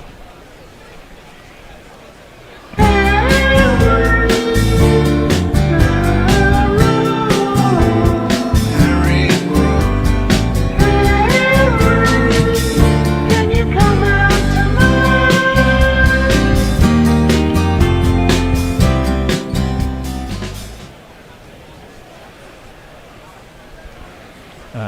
Kamara to Brook. Defends into the ground and he has to kick it away because it bounces up towards the stumps. And that will give Kamara, who hasn't bowled particularly economically, a second wicket. No, Root knew it as soon as he hit that, didn't he? Yeah. He knew he'd fallen for it. And it was, I think, Vishwa Fernando down there who took the catch. Here's Kamara, and Brook's not wasting any time. He's advancing down the wicket and trying to smash that through the offside, but doesn't manage to beat. Do you do that penultimate over before tea? It's odd. When you've just come in? I know it's the Bazball way, but I would have said no, play until tea. Yeah, and then come out conservatively, and then reassess after tea. Yes. They're in a good position, having been put in. They are 190 odd for 3 now. And a slower, loopy bouncer. Brook goes inside it and tries to help it up and over, but can't catch up to the ball. Thankfully, he didn't get an edge on that. And that's the end of that over. Brown in Brisbane says England's still getting along at almost 5 and over. Just arrived in the Crown and Cushion on my way home. That sounds could be a long way home though tonight, Brian. It is when you have to stumble home. Ben McCormick says Root falling victim to his own poor scoring rate. He's not normally a batter who looks like he's pressured by his own scoring rate. Yeah, he did get a couple of good balls. I mean, but 13 or 48 is somewhat un-Root-like. Yeah, he just didn't. And Brown in Brisbane shares your views. Says, what the fuck is Brook doing? First ball. And Leah confirms this. It was indeed Vishwa, hero of Durban at fine leg, who took the catch. Yeah, that's Fernando's first ball, defended by Pope.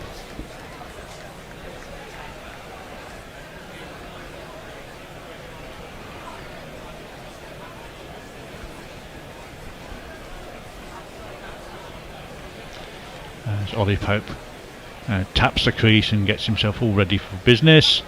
That's on his legs and it's whipped through mid-wicket. Good shot. That's going almost to the boundary. That's well stopped by the fielder who chases back from mid on. But they will make 3.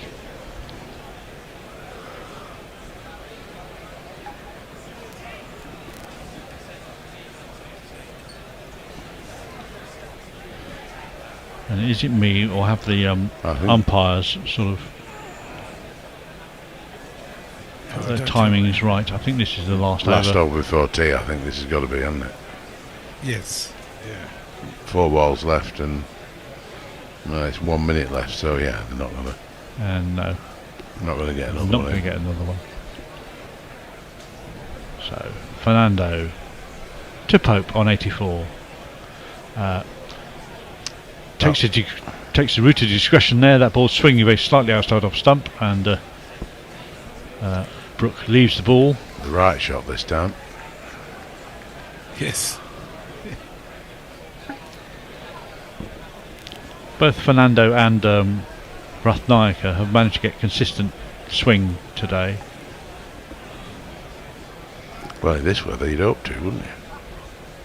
Maybe not late swing, but certainly swing from the moment the ball's delivered. Brook faces up. That's on rising on leg stump and work towards square leg mid wicket, where the man makes a running save.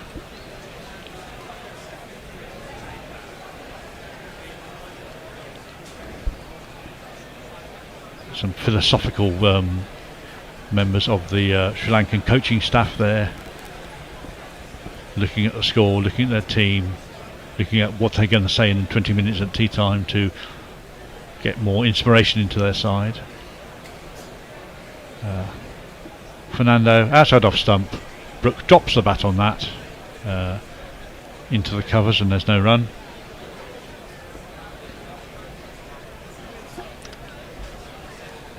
survive one more, and then it's quick break. tea and cakes for. Yes. Yeah. The clouds look reasonably high still, so hopefully the light's going to hold up after tea. Oh yeah, I doubt it going on to 7 though. That's a better ball by That's a good Fernando. Brooks played that from the crease rather than coming forward and defending with that, and that's just nipped slightly off the pitch, gone past the outside edge to the keeper. That's the end of the over. That's the end of the session. Yeah, I think England can be generally satisfied, other than the fact that probably all 3 wickets were gifted. Yeah, avoidable. So England make 194 for 3 now at the end of the 2 sessions. Yep. That's what? How many overs have they had? There have been 40 overs. I was going to say it's going to be round about 40 overs. That's so just under 5 and over, which is it's a good scoring rate. Good scoring rate. Getting the clap by McCullum. Yeah. Afternoon's work well done. Yeah. So any especially more, by Pope. Yeah. Any more socials from you before? Well, just Brian in Brisbane saying, did Brook attempt those 2 shots of his own thinking or the coach's instructions? Yeah, he wondered actually. It just seems nuts to me. Anyhow. Yeah, me too. We're sort of used to that now as well. Yeah. Oh, and a couple have just come in. Warren says, Fred Truman, I thought it might be Jay Grover on comms.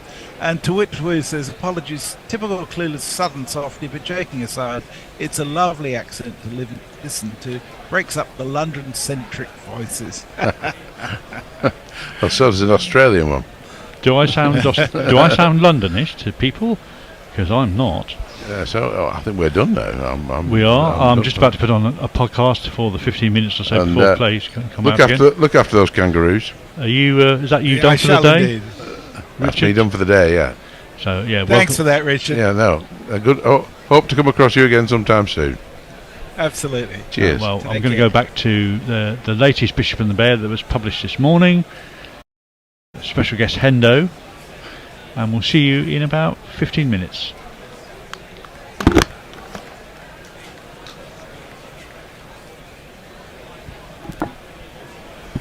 This episode is brought to you by Starbucks Chilled Classics.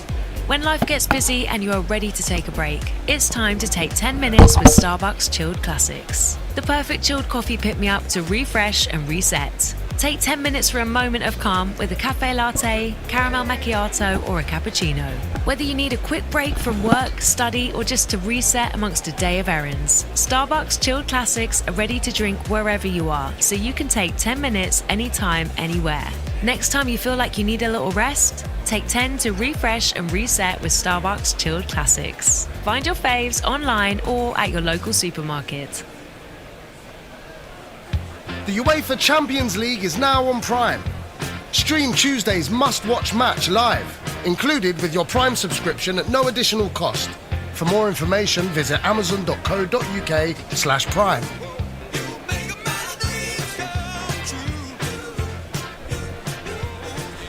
Get a chance to win an e-bike with Esso and see where summer could take you. Perhaps you'll challenge a seagull to a race down the promenade. Or ride through a festival mosh pit! Or even just take the scenic route home so you can stop off for an ice cream. Just the one, please, mate. I'm riding. Scan your Nectar card at Esso or visit esso.co.uk to enter.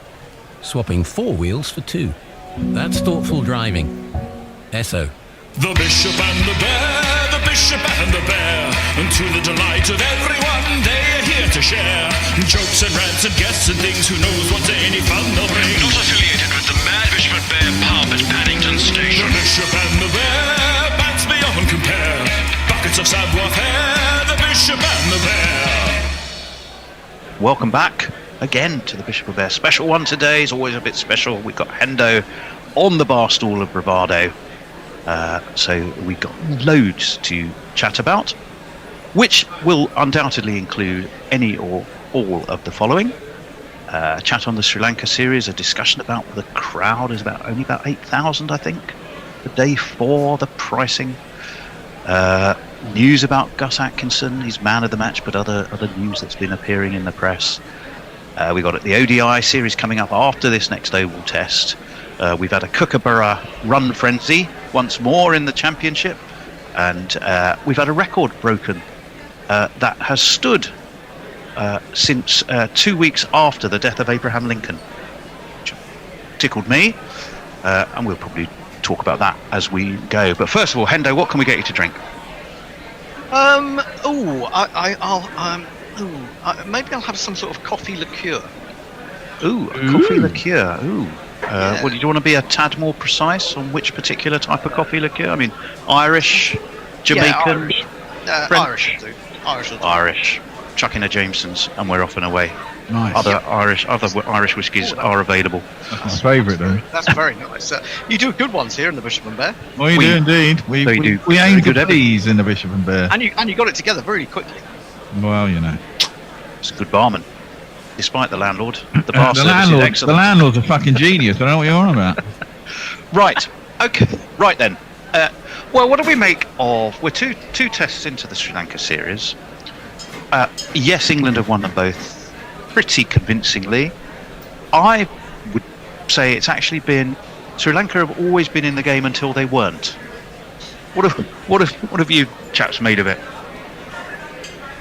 Well, I think they've had opportunities, but I think that's true of a lot of test matches in general. I mean, think of the times that we've said when we've been doing the Ashes, especially from Australia, and we said, well, England are in this day 3 or whatever, and then it suddenly all falls apart.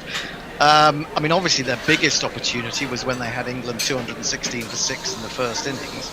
But I guess that, they didn't know that Gus Atkinson was likely to come out and play like that. I mean, everyone knew that he could hold a bat, but no one knew that he could play shots quite as inventive and attractive as those over a sustained period. And Joe Root at the other end, but it was a really great knock, and I just think that Sri Lanka were probably as surprised as the rest of us.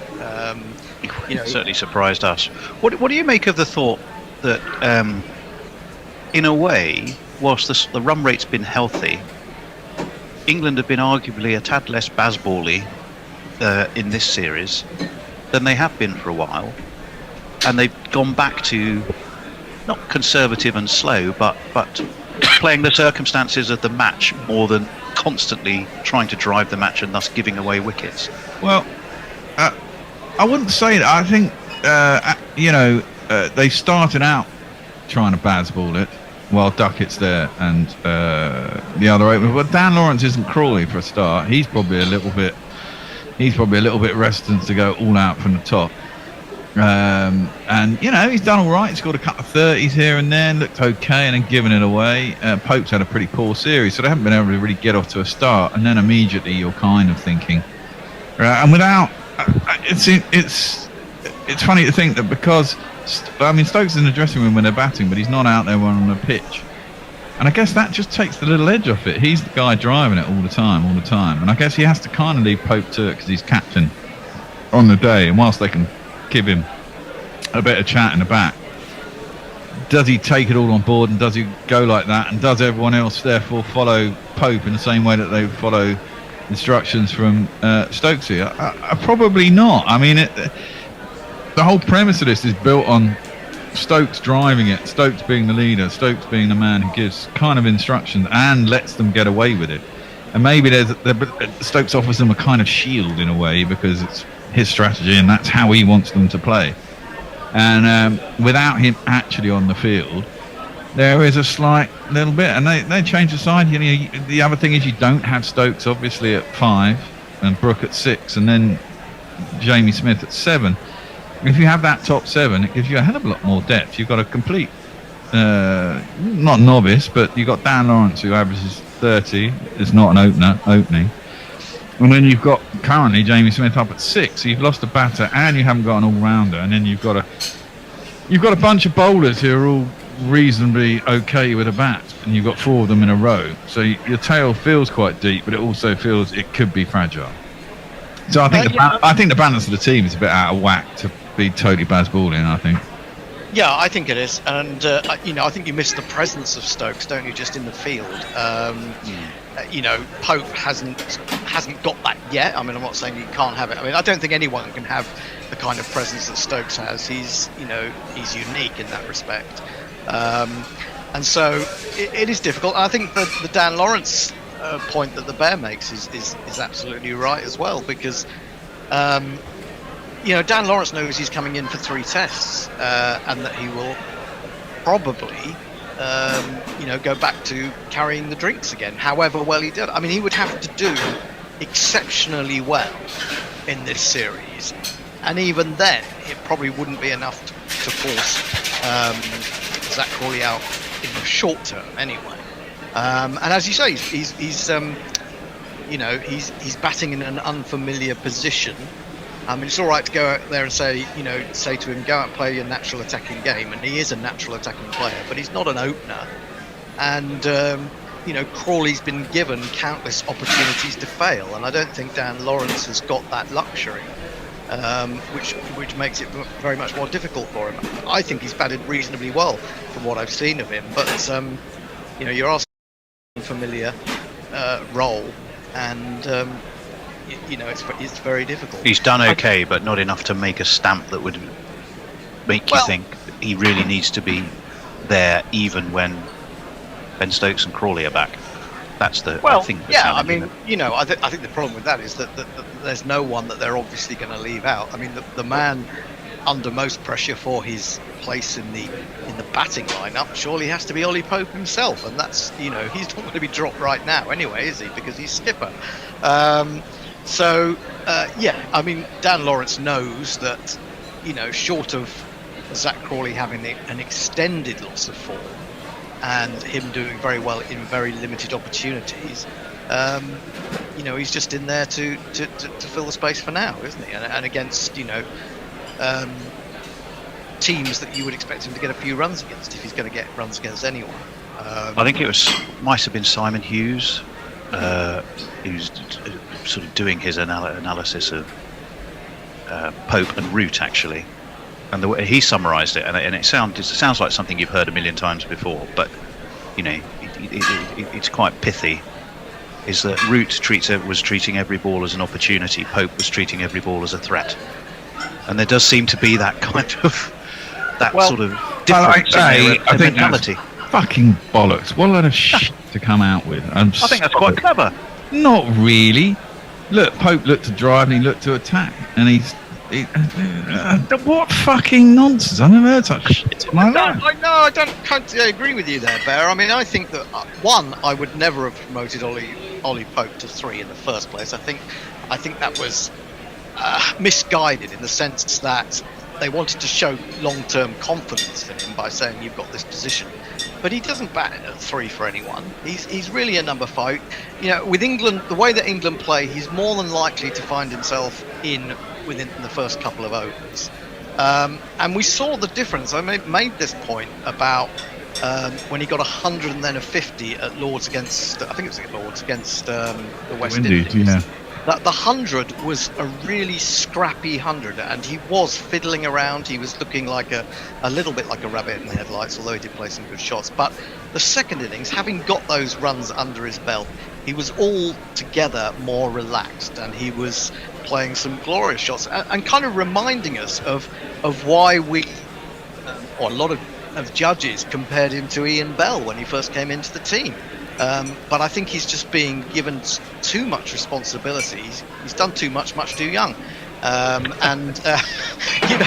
feel like he's in a very difficult situation. I even said before this series started, when we knew that Ben Stokes wasn't going to play, that I would have moved Pope down the order, because if he's been out in the field for any length of time, he then has to come in, possibly second ball of the innings if something terrible happens, or at least early in the innings. He hasn't had time to sort of get out of captaincy mode, to think he's into batting mode. And I just think that's, this is one of the reasons, I think, wasn't it, that Root didn't want to bat 3. He wanted to bat 4, because he especially when he was captain, because he knew that the stress that captaincy was making on him. And even if you win the toss and you bat, for example, as someone said, you've still got to go out, put the blazer on, make a decision at the toss. You've got to think about you've got to think about the team rather than just yourself, and getting your own game in order. So I think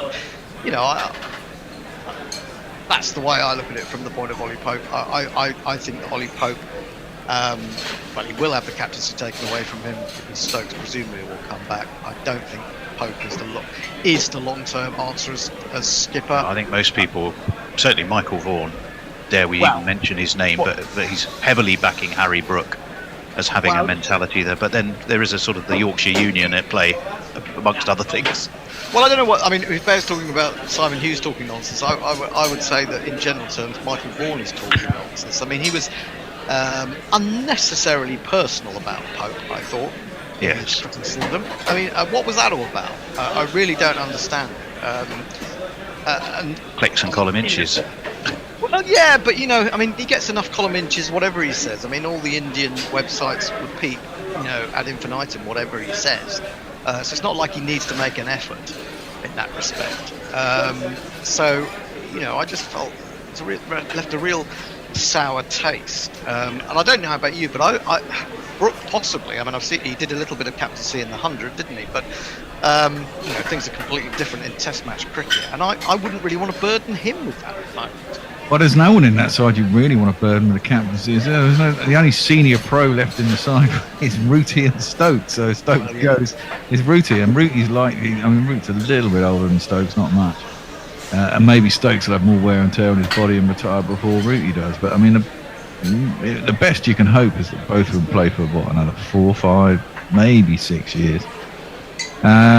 And then, I mean, by then, if Brook's still playing, he's 25 now, he'd be 31, he'd be a senior pro, and he'd be fine. In fact, Pope, if he's still in the side in 6 years' time or 5 years' time, you think they'd have enough experience to take it on then? I mean, I think apart from the results, he needed to catch a break somewhere, and even his reviewing, I think it was 8 or 9-0.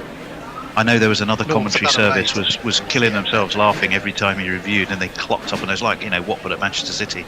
There's another one went in, and it was I think 8 or 9-0 at one point, kind of against him. So even the reviewing didn't seem to work. Yeah, but some of those were umpires cool. They kept the reviews. So, I mean, that's I wouldn't say that's a bad review. That's worth taking a risk on, isn't it? I mean, there was one review that was particularly useless, where they reviewed a caught behind because all the slips went up. Jamie Smith didn't go up, the bowler didn't go up, and the slips were convinced, and he missed it by about a good 4 or 5 inches. It was like, what the hell? But them's the rolls. You got to run out from backward point. It's quite a smart run out. And look, he knows it's temporary. We know it's temporary. He's doing a job to fill a hole against a team that we expect to win. And going back to the premise of the original question, yeah, it's been all right at times, but Sri Lanka haven't taken the opportunities when they should have done. England have taken them when they have done, and as I've said so many times on the show, when you're playing a slightly weaker side who are not that good here, it looks close, but it actually isn't, and that's the way it goes. The teams that struggle in Test cricket, the teams who can't string 2 bowling performances or batting performances together in the same test, and it's the same with the West Indies. In that second test, they got 400. Other than on their own patch. Well, not even necessarily on their own patch. I mean, last time we went to Sri Lanka, we beat them 3-0. So, and that was with Root as captain. That is true. And with inexperienced spinners. And we had Leach and we had... Who did we have? I mean, we had... No, it wasn't. Was it Will Jacks was bowling a little bit there? It wasn't Will Jacks. No, that wasn't Will Jacks. Was it Bess? Wasn't Bess, was it? Yeah, we had Don Bess. Right, we had Don Bess. Bess and Leach. We got a 5-er with all shit for wickets. I mean, they were terrible balls, and he got 5 wickets with them. It was the worst 5-er you've ever seen. But and so these teams are teams that can't string. I mean, that's the thing that Test cricket does, isn't it? I mean, over 2 innings, class tells. The West Indies they were 50 runs ahead in that second test. We got 420 or something. They got 480, and you thought, we got a game on here. And then they were literally bowled out in an afternoon. Well, certainly one thing was true at Lord's. Again. And that was that there were two magnificent standout performances. I think it's interesting it's the three of us here chatting, because there was one amongst our number who stood out as the rest of us were going, you've got to give the man of the match award to Joe Root. 2 centuries, a record-breaking century at that. Surely he's the man of the match. And then there was one of us who was absolutely clear, no, it'll be Atkinson, it will be Atkinson, it's definitely, and we think. Well, we are back. We are back indeed. Well, England are nearly back. The Sri Lankans are wandering down the steps from the side of the pavilion where the dressing rooms are. We should have Messers, the eternal one and only Messers, will be back with us. Hender's changed himself a bit, I see. Well, he has, yes. I will tell you about that in a minute. We are also joined, a man who came in as a visitor today, as a precursor to rejoining the crew after, oh gosh, how long? Well, since pre-COVID anyway. Well, pre-COVID, it's Ditch Boltby. Hello, welcome back, Ditch. Thank you very much indeed, it's lovely to be back. Delight to have you back with us. Nothing to do with you, of course, but the light meters are out once more. It would be rather a shame if your second debut, yes. Your return to the fold was marked by literally no balls being delivered, the light meters into play, but I think we're fine. I think they're just doing a check. Remember, the light was checked this morning, well in advance of lunchtime. I mean, at least Ditch has got 5 years of stories to tell us to fill in the time. Well, there you are. But fingers crossed, we should be fine. What was the score when they went off? 71 was it? England had got to, if I remember rightly. 76 for 1 they were. They were 76 for 1 after 15. Then, of course, off they went at tea. They were 194 for 3. And I think, Ditch, all wickets you have to look at them and go, England will feel that they gave them away rather than they were taken. Absolutely, I don't think Sri Lanka have taken a wicket today. Although there are 3 wickets that have gone. Lawrence was probably, but even that seemed a bit of a lazy shot. We have a slip and a leg slip. And we're going to get back into the action. First ball is nicely met by Ollie Pope, who dabs it down really towards gully, and there is no run. Yeah, and that ball was probably in about the place. If he'd bowled it there all day, England would probably have half the number of runs, but they've sprayed it around so much, haven't they? We should probably give Ollie a little welcome back, seeing as he's going so well. We got a Pope! We got a Pope! Take a good hard look, it's Ollie Pope! It's Ollie Pope! It's Ollie Pope! Take a hard look at Ollie Pope! Run rate still close to 5. That one's cut up and over the slip, down towards third man. All the way it goes, and Ollie Pope is back and humming with a 4. And if you kids can't listen, then you bound to see the way you get shot for crossing a boundary. Yeah, kind of got a first slip and a gully in it. It was really gully it went over, wasn't it? Yeah, I think did he hit it into the ground? Let's have a look at this. Oh no, it was up and over. Yeah. You'd have to have been you'd have to have been Josh Hull's height. Yeah. With extended arms, and you might have been in the game for that. But it moves Ollie Pope onto 88. Harry Brook, of course, the new man. It was Joe Root who was dismissed, and that was when off they went for tea. That one is cut. Actually, cut away down to deep back the point. Asitha Fernando is the man down there.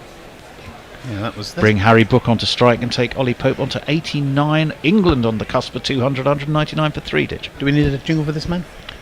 We will do. We'll do it in a minute, shall we? We probably will. It is going to be Harry Brook. We'll just wait and see what happens with England so close to their 200. Oh, yeah. Yeah, we've had almost as much cutting as goes on in the barbers today. Well, there has been a fair bit of it. Brook has his bat raised. The first slip goes down. Brook angles the bat, guides to backward point. Asitha Fernando barrels around. He's a barrelly shaped little fellow. And he puts in the throw, and Brook is off and running with a single. And England have made the 200, so 200 for 3. They will think of that as a good day's work so far, particularly given the conditions and having been put in. And here's Harry Brook.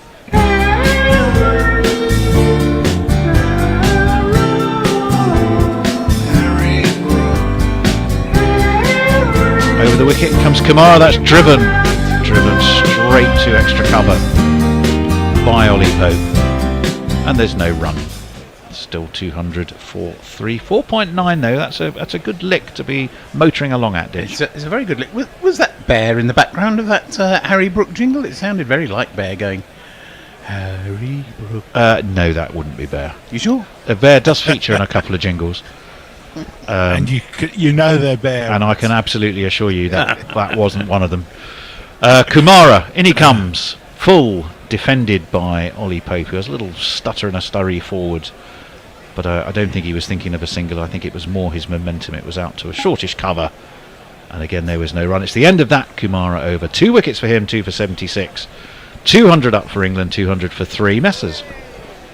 Well, Brown in Brisbane has sent us a very nice photo of him sneaking in a quick pint on the way home at the Crown and Cushion pint of John Smith's. It looks very, very attractive. I might even have one of his beers as a result of him bringing on the thirst for me. Apart from that, I think people are still on their tea break. They may well be. Oh, of course, all the timings today have been somewhat shuffled around. We're going to see the fisherman Asitha Fernando. Right arm over. Edged past slip. Fortune for Harry Brook smiles upon him. It's 4 down to third man, but Ditch, it could so easily have been curtains. Yeah, well, I mean, they're completely 1, 2, unnecessary. 3, 4. It came charging down the way. He's only faced 9 balls, 8 before this one, and he charged, stepped a couple of steps down the wicket as though he was going to smash him over the top, realised it wasn't in the right place, and got a fairly snickery little edge. Well, it was a half drive. He'd got himself a bit tucked up, hadn't he? He'd taken a couple of steps forward and didn't give himself room for the drive I think he was looking to make. Maybe a little bit of hint of away movement from Fernando. Yeah, or maybe I think Fernando maybe saw him coming. Anyway, it's enough for them to put in a second slip, cut by Brook, but cut straight out towards cover.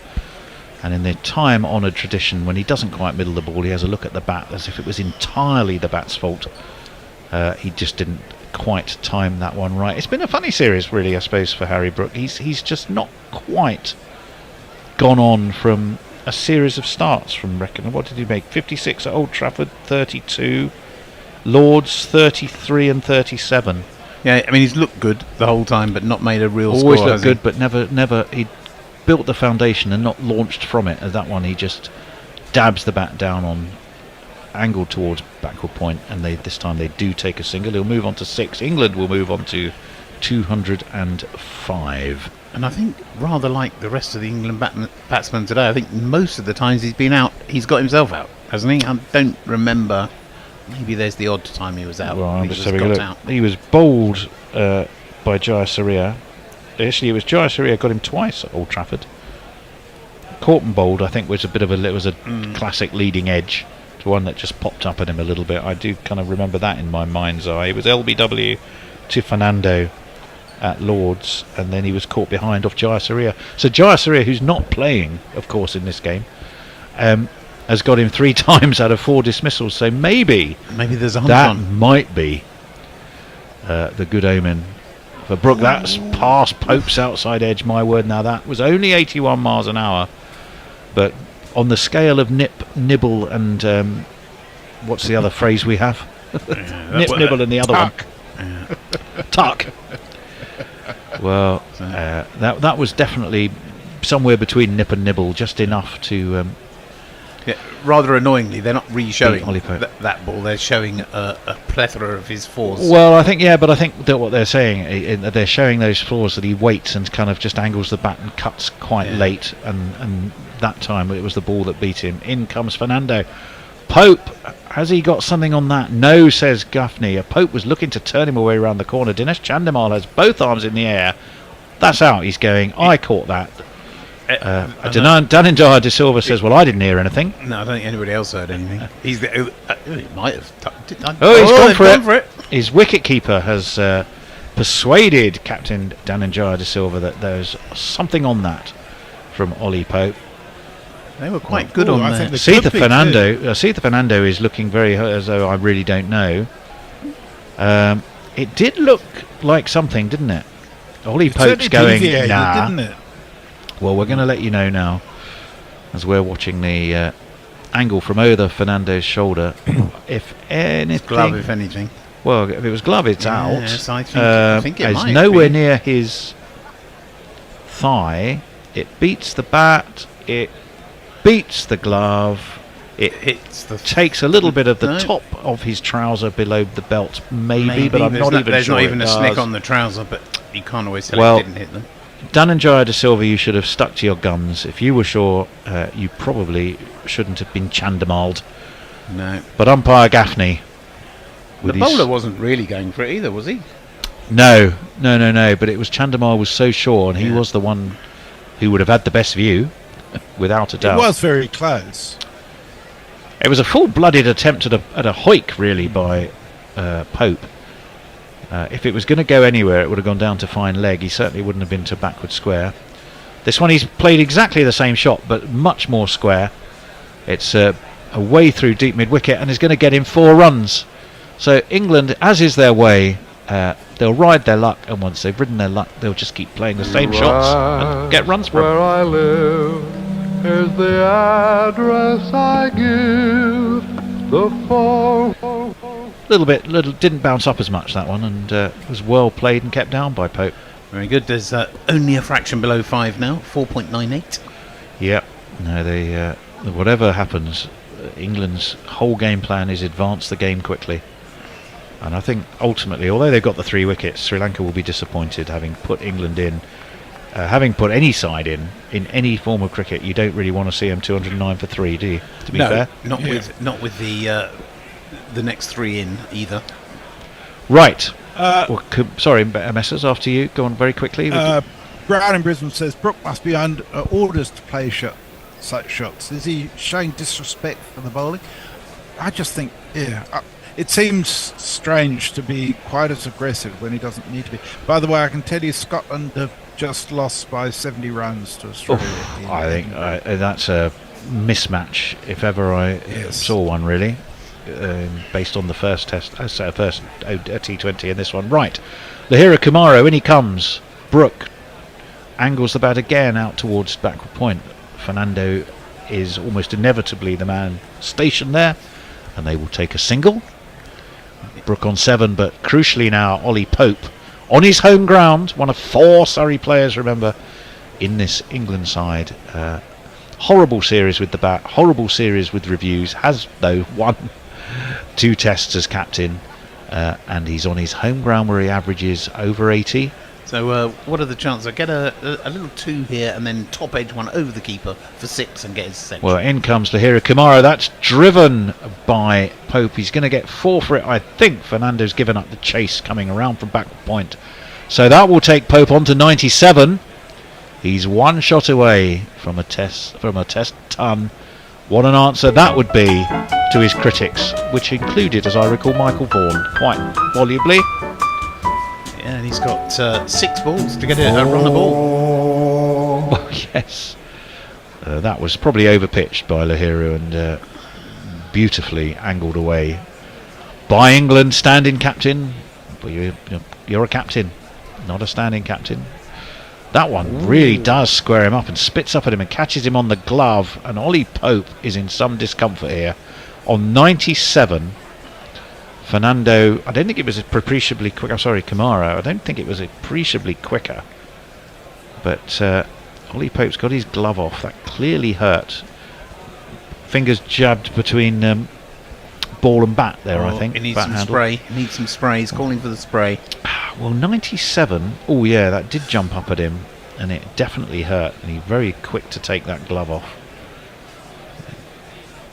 Yeah, that will have hurt him, and we can see why he needs that spray. So he's already worn one on the elbow that needed treatment, and now he's worn one on the fingers. It was certainly a little bit quicker. Kamara's got that extra couple of yards of pace, hasn't he, Ditch, over Fernando? Yeah, definitely. At the other end. That little bit quicker. And, I think Ollie's all right, but it's not the sort of distraction you want when you're on 97. He took the glove off and looked at his thumb, and now he seems more worried about his arm, which Perhaps he got a. Well, he also got the knock on his arm Yeah. under his elbow earlier as well, so that arm of his has taken a bit of a battering today. Perhaps there's a bit of nerve endings being already affected, and the whack on the thumb made it worse.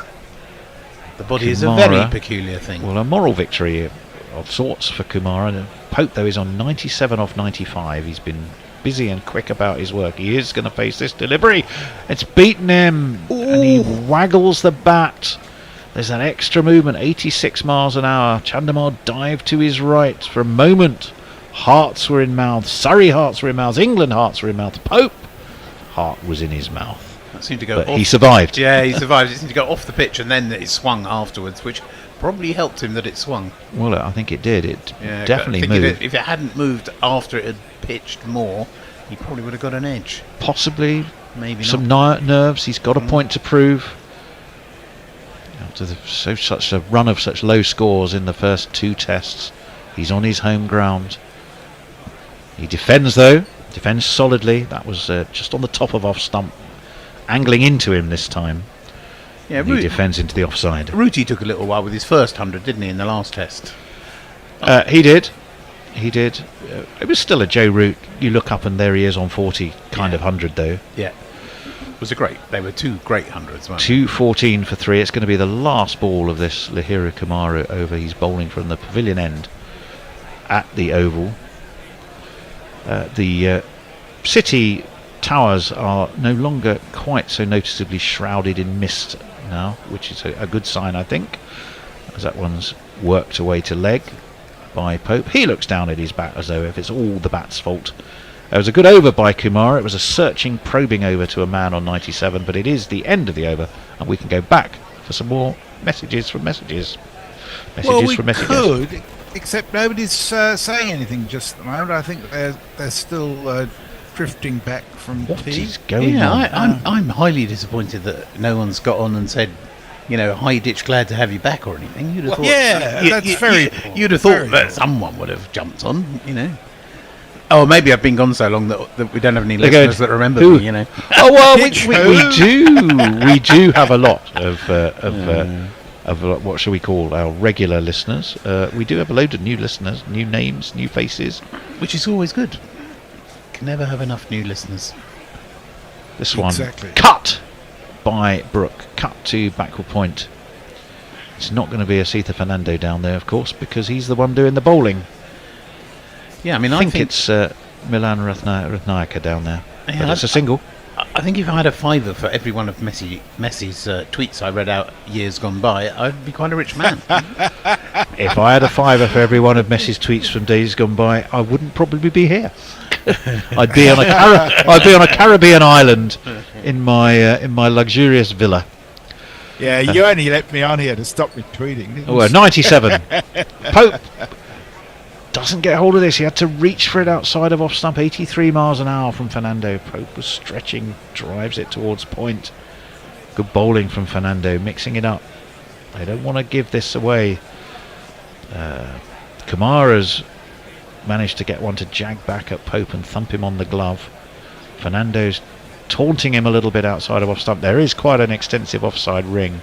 The slip gully, a point, an extra cover and a mid-off are all encircled to try and protect that offside. Down the track comes Pope. He comes a long way down. Just as well he did, because I think that was worn on the pad, but outside of the line. Yeah, and outside the line, and he'd chungered down, so it'd have probably been too far down, wouldn't he, as well? Yeah, he took 1-2 steps down, but he was well outside the line of off stump when the ball struck him. Indication, though, I think, Ditch, that he wants that. He wants to get that job done. He wants those 3 figures, and he's just showing signs of being a little bit twitchy. That's wide of off stump again. This time he's got it between point and cover. They're going to come back for 2. I don't think get a third. They won't get the third. No, they won't. So he moves on to 99. That's pretty much exactly what happened. Not an ice cream day, but he's on a 99 anyway. Can he stick a flake in the top? Yeah, and we'll find out. He's missed out on the in even time 100 as well. So he's messed around too much. He's done 101 balls now.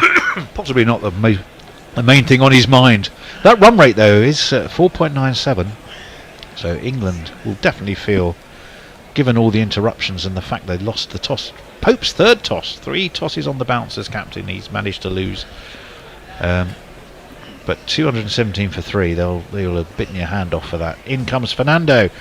Pope drives, he's driven past point, and Ollie Pope on his home ground, after all the pressure of the low scores as captain, he moves on to 103 runs. What a fantastic effort by him. He's been aggressive today, he's been purposeful, he's not let the criticism get to him, and most of all, he has become a centurion. Well played, Ollie Pope. 10, 20, 30, 40, 50, 60, 70, 80, 90, 100. 221 for 3. You are a centurion. And he's going to be increasing his average at the Oval. His average is currently somewhere in the 80s. In the 80s, it is. It was a much more pleasant century to watch than the one he made against the West Indies earlier this year too. Yeah, that was a bit scratchy and sniffy. Fernando in. Pope forward, pushes to mid-on. No run. Yep, 103 off 102 balls. So now exactly 103 off 103 balls. So it is. He's a runner ball on his 103. Just didn't quite make it for his 100. England will consider things are going very well, and you do definitely have some messages, Messi, that you Senor Peel, relay. Rich Peel says, "Hi Ditch, great to have you back. You happy now? Stop moaning, you big baby. Love you, man." I wasn't moaning, I was just trying to get people to tweet so you had something to do, Messi. Yeah. Brown in Brisbane says 103 and 102 balls. Well done, sir. Indeed. Yeah, it's a fantastic effort, and he will be a relieved man, I think. You can look at the cameras as often. Well, we'll just wait for Lahiru Kamara, and that's past the outside edge of a very loose-looking drive from Harry Brook. Even the other end, Ollie Pope turned around and went, "Ooh, that was indeed close." We'll have a look at some of his previous scores. 135 back in 2020 was his first ton.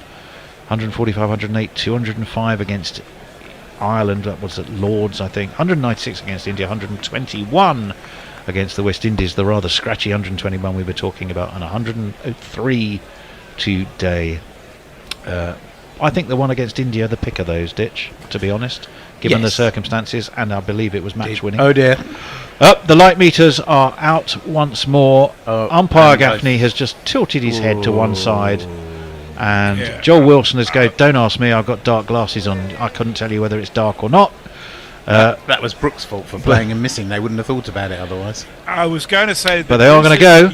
Cards are coming up, and I think they could be with us for quite a long time. Well, it's nearly 6 o'clock. You wonder at what point that might mean. Then, frankly, the end of the day is coming up. Lahiru Kamara seems to see the funny side of it. Yeah, and there's some funny rule about, I think maybe if they're not back out at 6:30, then it's over anyway. So they could play till 7:30, but only if you're players playing. going. I think you may be right on that. Well, I'm not absolutely sure about that. It's all very good-natured. Ollie Pope's hand is being shaken by all the Sri Lankan team, which I think is nice, because that shows an awareness of the pressure he's been under, and of course the fact it's his home ground. Yeah, there was a nice bit of gentle banter this morning when they went off for bad light and they were having a bit of a josh with Ducket. They were. Well, Ducket didn't make it to his 100. The shot that he'd played so many times with success was the one that finally got him. It was the classic living by and then dying by the same sword for Ben Ducket. But Ollie Pope is walking up those steps into the home dressing room next to the old Surrey Pavilion, and he's getting the plaudits and appreciation of all of his team. England's normal test captain, Ben Stokes. And we're just looking at a replay of him getting that 100. He is punching the air, he is shouting, "Come on," he is tilting his head back in absolute joy, delight, relief, and "I told you so" Michael Vaughan type expressions. I think it's always nice to get 100, isn't it? But I think it's extra nice to get 100 when you're the skipper.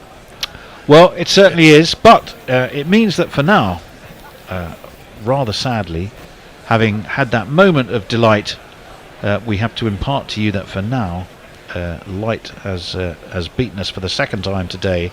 England on 221 for 3. They came back out after tea at 194 for 3.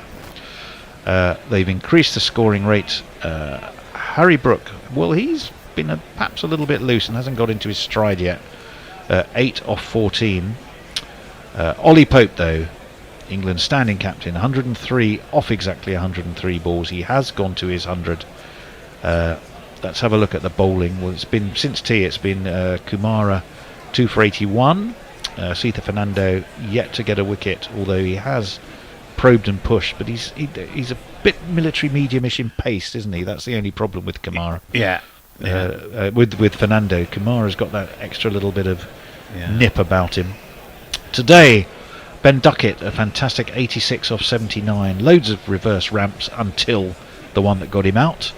That was off Milan Rathnayaka, caught behind by Chandamal. Dan Lawrence, he will be the one who feels he's massively missed out, along with Joe Root.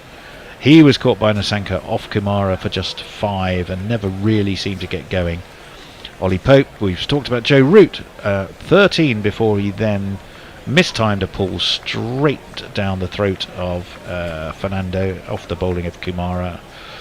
So those are the wickets. None for 58 for Sita Fernando, none for 29 for Vishvar Fernando, the left arm, right arm combo that Sri Lanka favoured for this game. Lahira Kumaro 2 for 81, definitely I think the pick of the bowlers. Milan Rathnayaka 1 for 34, and Angelo Matthews trotted off to get his bowling boots. Bowled 3 overs, and that was it, for 14, without really ever looking anything like threatening. So 221 for 3. Ditch. Yeah, the bowler. Happy England? Yeah, happy England, definitely happy England. It's quite interesting looking at those figures they just had up there for the batsmen's runs and balls. The rest of the batting, apart from Ducket and Pope, took quite a lot of balls to get there, not very many runs. So I'd be quite interested to see what the scoring rate for Ducket and Pope is and the scoring rate for the rest. Root was, I didn't realise he'd been in that long.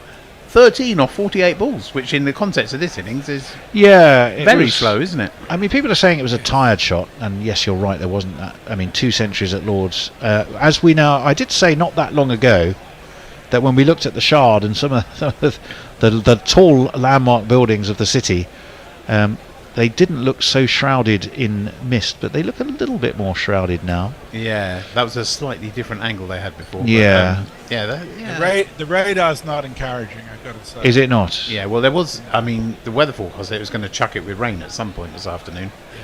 But they had a shower, didn't they? Yeah, it didn't really chuck it. Barely that. It barely spat compared to what we'd had overnight. The umpires are still milling around as they need to be seen to be doing. Couple of messages to get through. Jay Grover says, "Hooray, ditch!" Also, what on earth is this Jay Grover doll business? A Jay Grover doll? Who mentioned a Jay Grover doll? I don't know. Is it like an action man? But Jay, come on. Well, I don't know. If it comes with a bottle of whiskey and a pack of pills. Well, now you may say that. I would have no idea, I've got to be honest. Richard Peel says, if a pink ball is good enough for day and night tests, why can't we play all test matches with a pink ball to help prevent this bad light nonsense? Can I answer that one? I think the pink ball, you're right, but it has a character all of its own. And yes, I think particularly there is a period in the day and night tests which are horrible, round about that twilight time where it suddenly seems to do heaps more.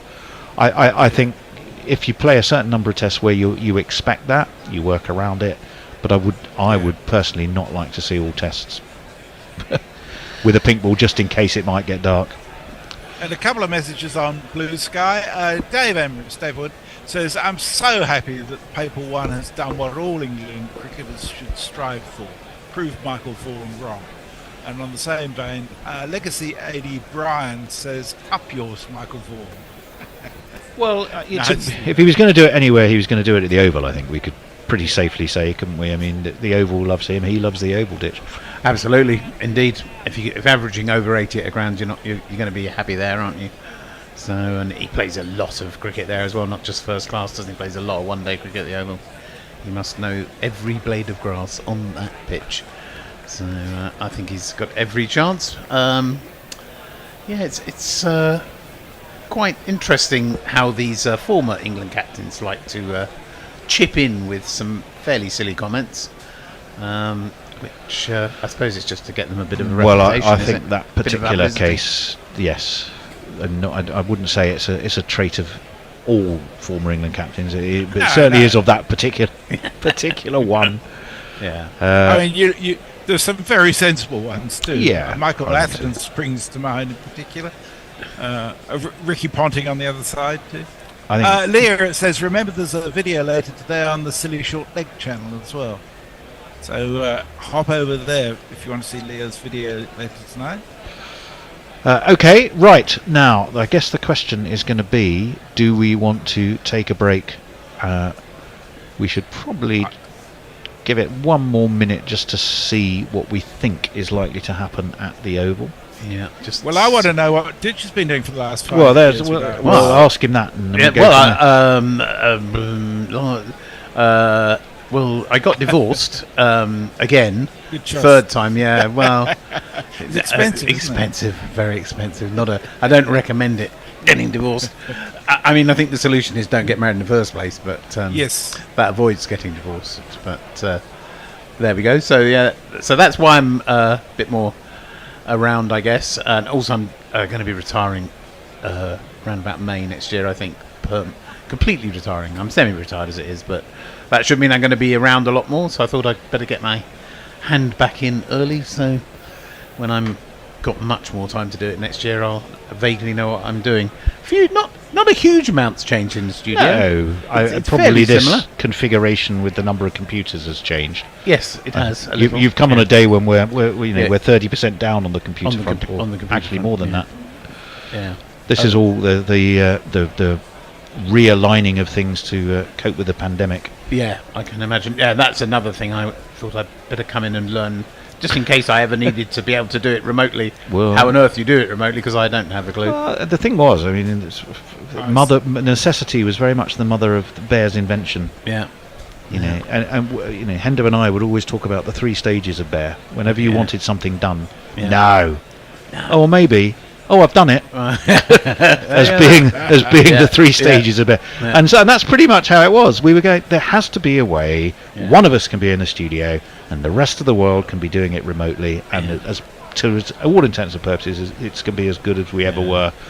And or maybe done. That's it. All within about a day and a half, I think. It was that close. Yeah, very good. That sounds like that. So there it was. There it was. Well, actually, no. Do you know what? I think we are going to take a break. Looking at the scenes we're seeing there, it's getting very, very, very, very dark. Actually, I wonder if we should. It's kind of the hint there is that Sky are showing the tomorrow on their little thing. That's a subtle hint. Play you a bit of this. More play It really is very, very dark out there. You can't necessarily see it at home on your TV screens, but it is very dark. Very dark indeed. Bill? Tony? Bill? Tony? Oh, well, it's just me then.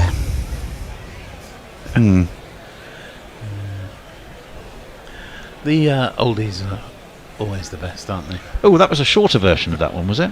Yeah. Oh, well, I could have sworn we had the longer version.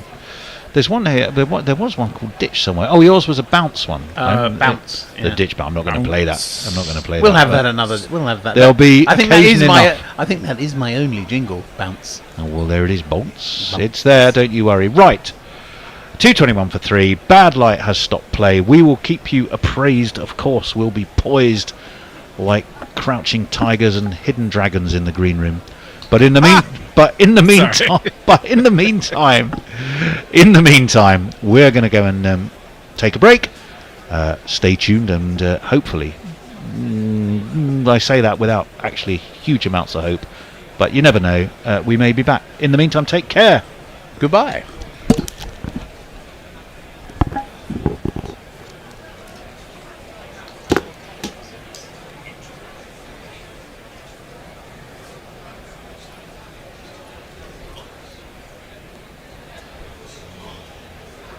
You're talking nonsense, bollocks, never. And who was right? Hendo, do you want to pick up the story from there? Absolutely. I mean, I just think, yes, you can look at. I know that Joe Root hasn't scored 2 centuries in one test before, and so it's the first from him. But he's scored what now? 34, 35 test hundreds is kind of what he does. You kind of expect it. Gus Atkinson was a tale of the unexpected, and you can look to Root's first innings where, we got that big century or 128 or something like that. I think it was. 143. Okay. He kind of gave it away, didn't he? In the end. Yeah. The reverse ramp came back out, didn't it? Reverse ramp. And then, although you can say that Root sort of guided Atkinson through, I don't really think that was true. I mean, he just came out and played with incredible freedom. Whether he can play with that kind of freedom again, or sort of more regularly, remains to be seen. But I just thought that the combination of 100 at a runner ball when England were in a really, slightly sticky situation, and then the 5 wickets in the second innings, I just thought that had, it was a good all-round performance, whereas Rooty was doing what he does, which is bat well, whereas Atkinson was bowling well and also batting well. So I just felt that the combination of, contributing 2 skills to the match slightly outweighed Root's batting, I suppose. That's the way I was looking at it. The benefit of hindsight, and indeed history, has proven that your theory to be correct. Well, I think it's probably correct as well. As it takes 20 wickets to win a match, doesn't it? Not, runs are always important. And the thing was, Sunday was probably the best day for batting on that pitch. The sun was blazing all day. It was hot. The pitch had done a little bit throughout the test, but it seemed to be dying a little bit. Even with the new ball, didn't seem to be as much as there had been on previous days. There were overheads on previous days. There was everything that a bowler could hope for to at least assist them on previous days, and there wasn't on that 5th day. And it proved pretty difficult. I mean, there were 3 or 4 50s in that Sri Lankan second innings. They were quite difficult to prize out on what was a pretty slow dead wicket. And he got a 5-fer, which ended up winning the game. And it took took patience and guile to get there, and he scored 100. I mean, I think I said at the time, he had 2 wickets, and they were 7 down or 6 down, and I thought, well, what if he gets three of these last 4 wickets, which of course he did, and so he claimed it, and I think, to be honest, I felt he deserved man of the match, but I did think it would go to Root because it always tends to go to batsmen over bowlers, and I speak as a sort of former batsman myself, but who tends to look at batting more closely than I look at the bowling. But I think anyone who performs like that in an all-round manner, I think deserves it slightly more than the guy who's doing what he always does. Yeah, I mean, with hindsight, I'm more than happy to agree with you. As no matter how great Root was, and he certainly was fantastic. 34, I think, and he managed to equal and then pass Alistair Cook in the same match, which was special in its own right. And he'll overtake him on total runs and Sangakkara. He's about 100, 120, doesn't he? To take over the 2, and then he'll just be below Callis, Ponting, and Thatcher. Yeah, no, he's definitely got Sangakkara in his sights. What? Now, I mean, the other piece of news that's come out about Gus, and it's been picked up finally by all the newspapers, is the awful story about his mum, and the fact that she'd sadly been killed in a road accident by a dangerous driver, and literally as he's playing in the test match in Southwark Crown Court, the guy's being put away for 8 years. This was complete news to me. It had been kept completely under wraps until, I suppose, the conviction of the guy who did it, who, just to add an extra something to the story, turns out to be an actor who's appeared in a number of things, including EastEnders. But it was an awful story. It happened back in 2020. But you know, for the lad to be so confident and determined, with kind of must have known that all of this was going on at the same time. I mean, that shows incredible mental fortitude, doesn't it? Yeah, I think it does. But the other thing I would say, we had a little bit of discussion this morning on the WhatsApp, and I think initial notions were that this is a bit tacky of some newspapers bringing this up at this point. Now, I don't know how long ago those particular newspapers got hold of that story and knew about it. But actually, sort of using my journalistic instincts, I have to say, having read it and looked through it, I think almost any journalist would have run with that as a story, because not only is it a human interest story, I mean, it does say something about Gus Atkinson's fortitude, and not only that, knowing his backstory might make us in the cricket media a little less quick to rush to judgment, you know, when naturally enough his form will fall away a little bit, even if it doesn't, you know, even if he goes on to have a fantastic career in general, there will be a period when things don't go for him. And I think it's a sort of reminder to us that people have things going on in their personal lives, despite how great things can seem on the surface. There are often a lot of unpleasant things going on behind the scenes that people have to deal with. I mean, I think I'm trying to think. Was it Joseph, not Shamal, Azari Joseph? I think he played in a test between. Was it a test between England and?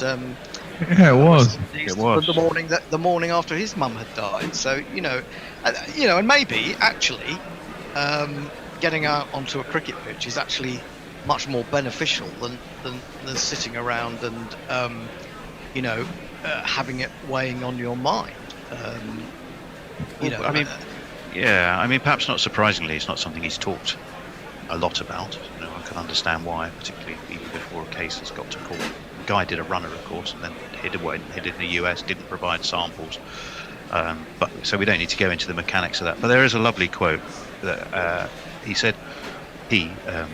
Gus Atkinson said, "She pushed me forward, almost behind my back. She'd get in touch with Surrey and make sure I was still in the loop, when perhaps I might have been falling behind the others. Once she passed away, my career could have gone one of two ways. I wanted to take it in the direction she would have wanted, and that I wanted as well." So he's kind of sort of almost acknowledging it. She's a motivating force still, despite everything, and maybe we saw some of that manifested to England's benefit at Lord's, I guess. Well, I think also that in a sense, you can from that quote, you can take the fact that he's turned something really horrific into a sort of motivating force in a way. Yeah. Which is surely better than, he could, as you say, it could go either way. He could have, wallowed. I'm not saying that people for whom these sort of things happen, are wallowing in, but you can just ruminate over such things and wonder why they've happened. But it sounds like he's used it in a positive way and used it. I'm not saying that that's what he did, but he's found a way of dealing with it.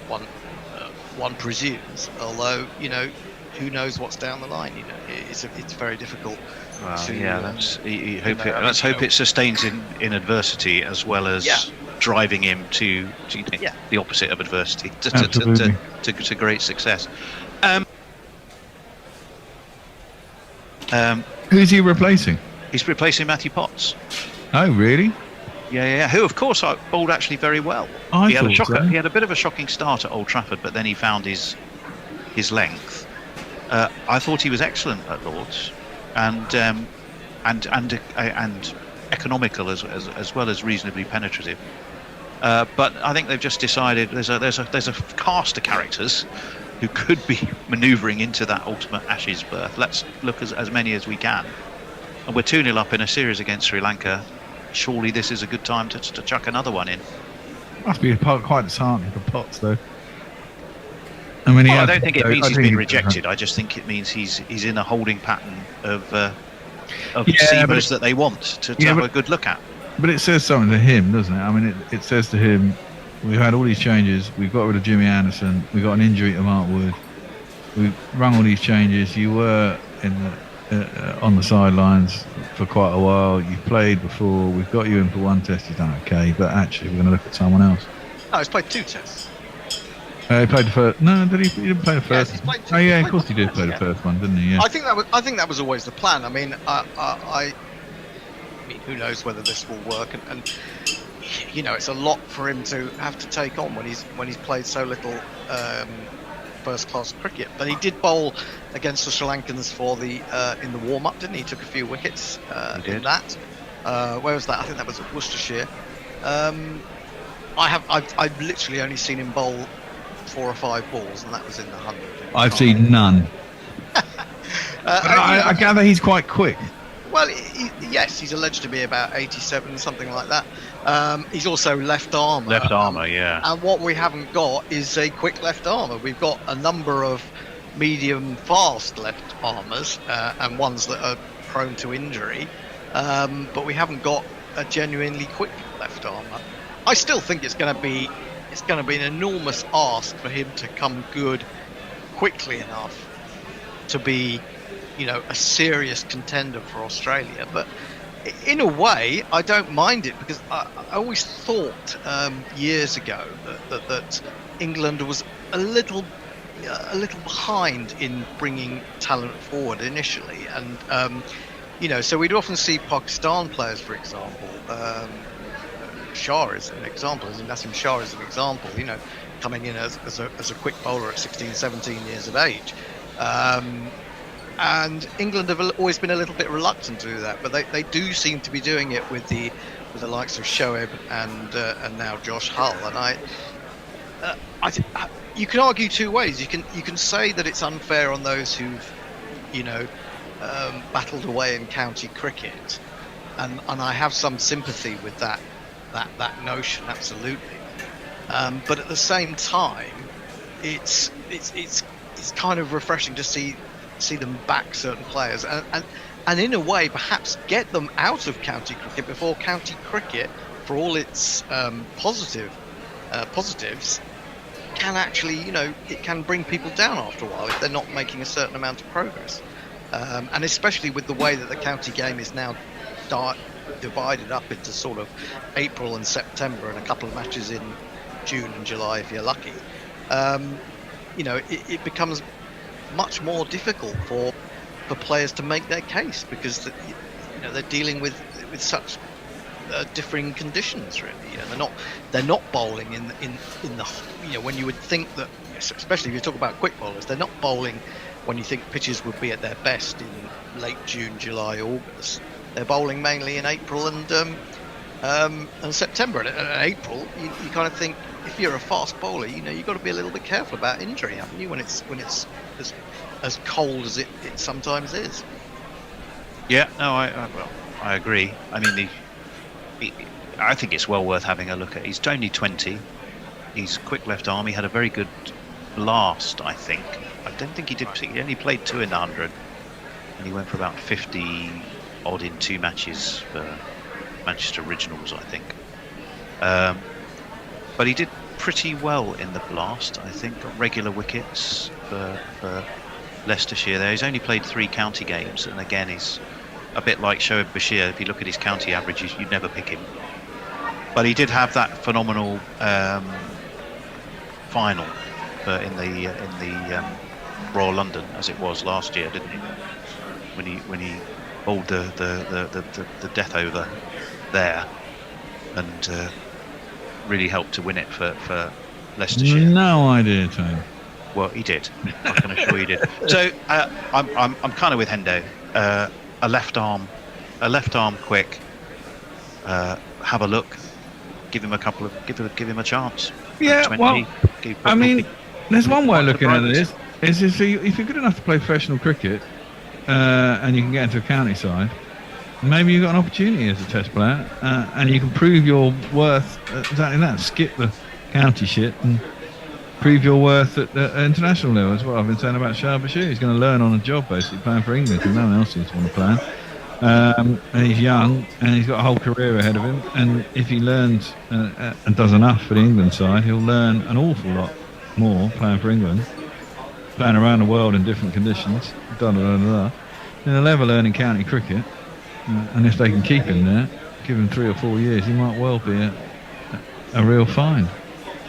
Well, yeah. Sorry, Hendo, go on. I think it's possible, but I think the other thing is that one would imagine that they're not purely going on what they've seen of him, which probably isn't much in the county game. They must have had him in the nets. They must have had a look at him there, and they must have had him bowling to some of England's better batsmen, and they've judged that actually it wouldn't be too much of a risk to put him in there. They've got to see now what he's like under the pressure of an international game. And if you go back to all those years, when was it? Was it in Australia where Stephen Finn was described as unselectable? Yeah, it was in the Ashes series. And that's purely from watching a guy in the nets, and so if you're watching a guy in the nets, and you have to then transplant that to the actual game. But if he was bowling rubbish in the nets, then I presume they wouldn't risk it. So the fact that they are prepared to be given this game and to have announced it, I know they announced their teams quite early now, England anyway, but the fact that they've done that, I think, shows that they've got a reasonable level of confidence that he won't let himself or England down. Yeah, I think so. You've already got the Series 1 when it's a time to experiment traditionally, and I'm sure England will take it. What I think we really should have a chat about as well today is the just that 8,000 crowd, day 4, test match on the line, best part of a full day of test cricket, and yet Gus Atkinson's fifer, and yet 8,000 people were there. Lord's only a third full. It seems, though, that the MCC have held their hands up and said we really do need to look at our pricing policy going forwards. My only worry is they might also start to think that certain tests are only valid as 4-day games, and that it will open that can of worms again. It's going to happen with Zimbabwe, it happened with Ireland. You do worry if they start to go, our 5th days are economically viable anymore.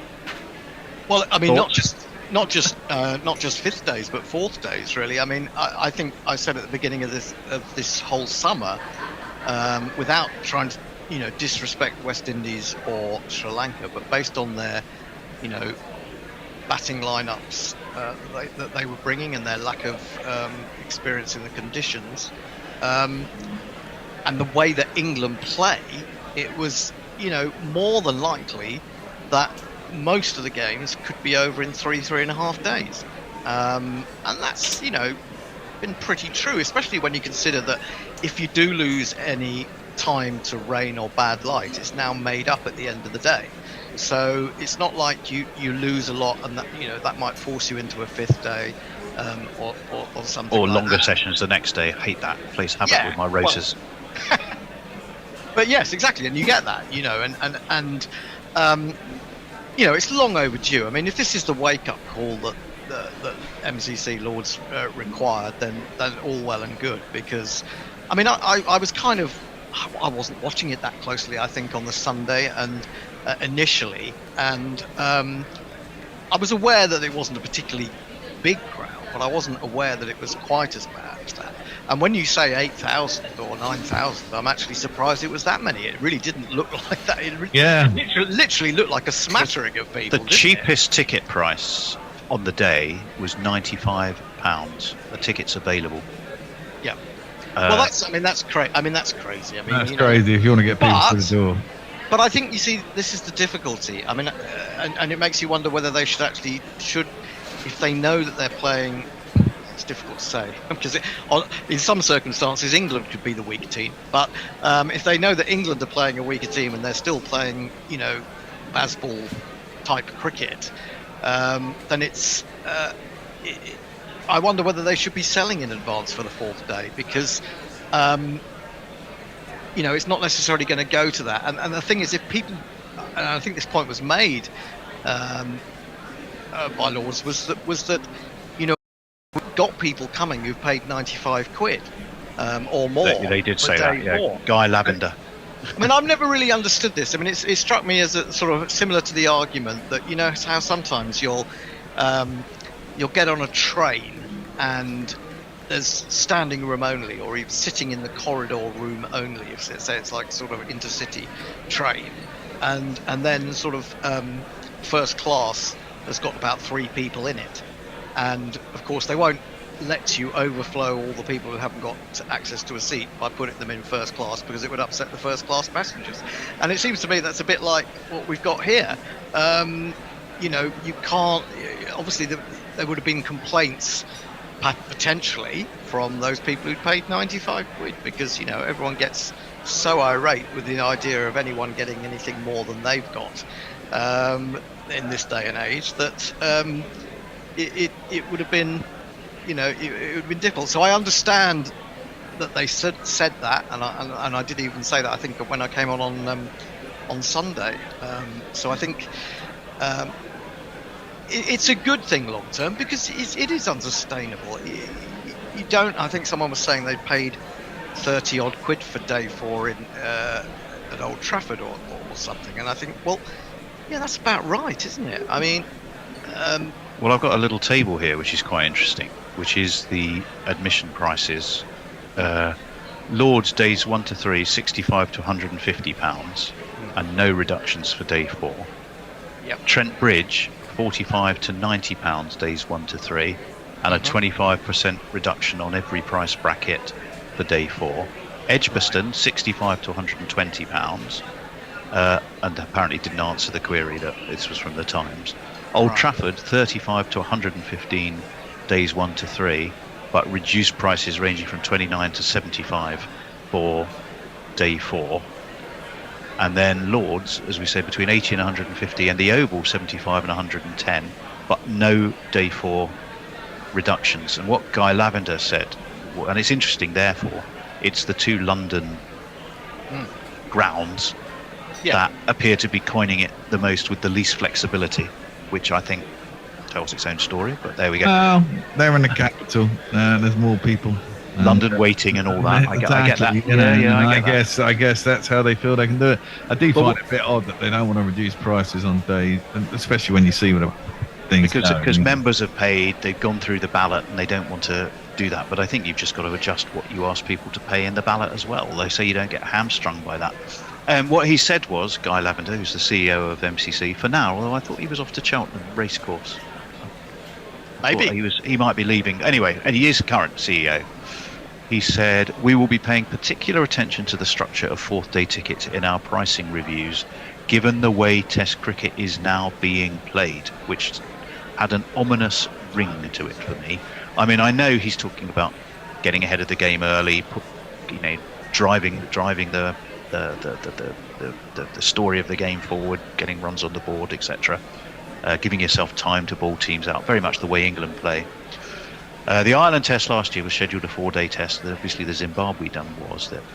I think the calls potentially for 4-day tests are going to get a bit louder. But he did say we will be paying particular attention to the structure of 4th-day tickets in our pricing reviews, given the way Test cricket is now being played. So, I mean, I think you had a fantastic opportunity at Lords for children-free, anything to get people along to the game. And it was utterly missed, and it was a fantastic day's cricket. Okay, there was no day 5, and yes, it was about England ultimately driving towards what seemed a pretty inevitable win, given that the total set for Sri Lanka to chase was so huge. But you've excluded a lot of people from the chance to experience a fun day in great weather of Test cricket by being just too greedy and too inflexible, and that I think is a bit of a tragedy. Well, I think also that we kind of need a breakdown of that 9,000 or 8,000 or whatever the actual. It was 8,000 tickets plus 3,000 members. So I guess in the ground potentially you had 12,000. Oh, really? I mean, Yeah. well, that seems a lot more than it looked like. But also the other thing you have to ask yourself is, of those numbers, how many of them had actually booked in advance, and how many did turn up and buy tickets on the day? Because if it was a really small number that came on the day, then you would have thought that they would have known how low the crowd was going to be from the point of view of those that had already booked their tickets, and they might have adjusted their prices based on that. I mean, I think it seems they're being wise after the event, aren't they? Here, and I think because in London they generally do sell out or get close to selling out in most test matches, I think they're just complacent, and I think they probably thought that people would flood in and pay these ridiculous prices. But actually, the very fact that people in London are now even saying no, this is too much. I've been saying it for years. I mean, I won't go to test matches in London anymore because. I just don't think it's value for money. Really, I really don't. I think they're asking too much, and I'm not wealthy, but I'm not poor, and it's just a case of how much do you pay for, an individual thing, and if you can do other things and it doesn't cost you, or it doesn't cost you as much, then you're possibly going to do those. Do you have a limit of what you pay, Bear? Do you have a sort of in mind that I would go for this amount, but I wouldn't pay more? Well, certainly 75 quid seems a lot to me, to be honest. Just to go along, and that's the bottom price. I certainly wouldn't pay 120, 130 quid for a test match. I mean, don't forget, if you want families, you've got to get your family there. Well, so exactly. And B, you've got to eat. And then, you're looking at 400, 500, 600 quid for a day at a test match. Quite frankly, I stated before, kind of prefer my sport on TV. I like my replays. Yes, you're an armchair fan there. Absolutely, and I like being able to see everything from behind the bowler's arm. I don't want to sit at a square leg. I've kind of, I watch a lot of cricket and I watch a lot of live cricket at county level. But I used to always go to test matches.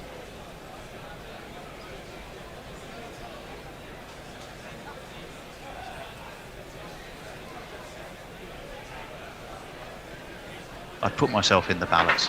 As a member, I'd normally get tickets, but I started to feel I was being not ripped off, but I definitely felt I was being overcharged. Yeah, and that sort of happened to pretty much coincide at the same time with the fact that I actually get a lot of pleasure out of talking to it to other people via the medium of guerrilla commentary. so now I definitely sort of lean much more towards the fun I have commentating.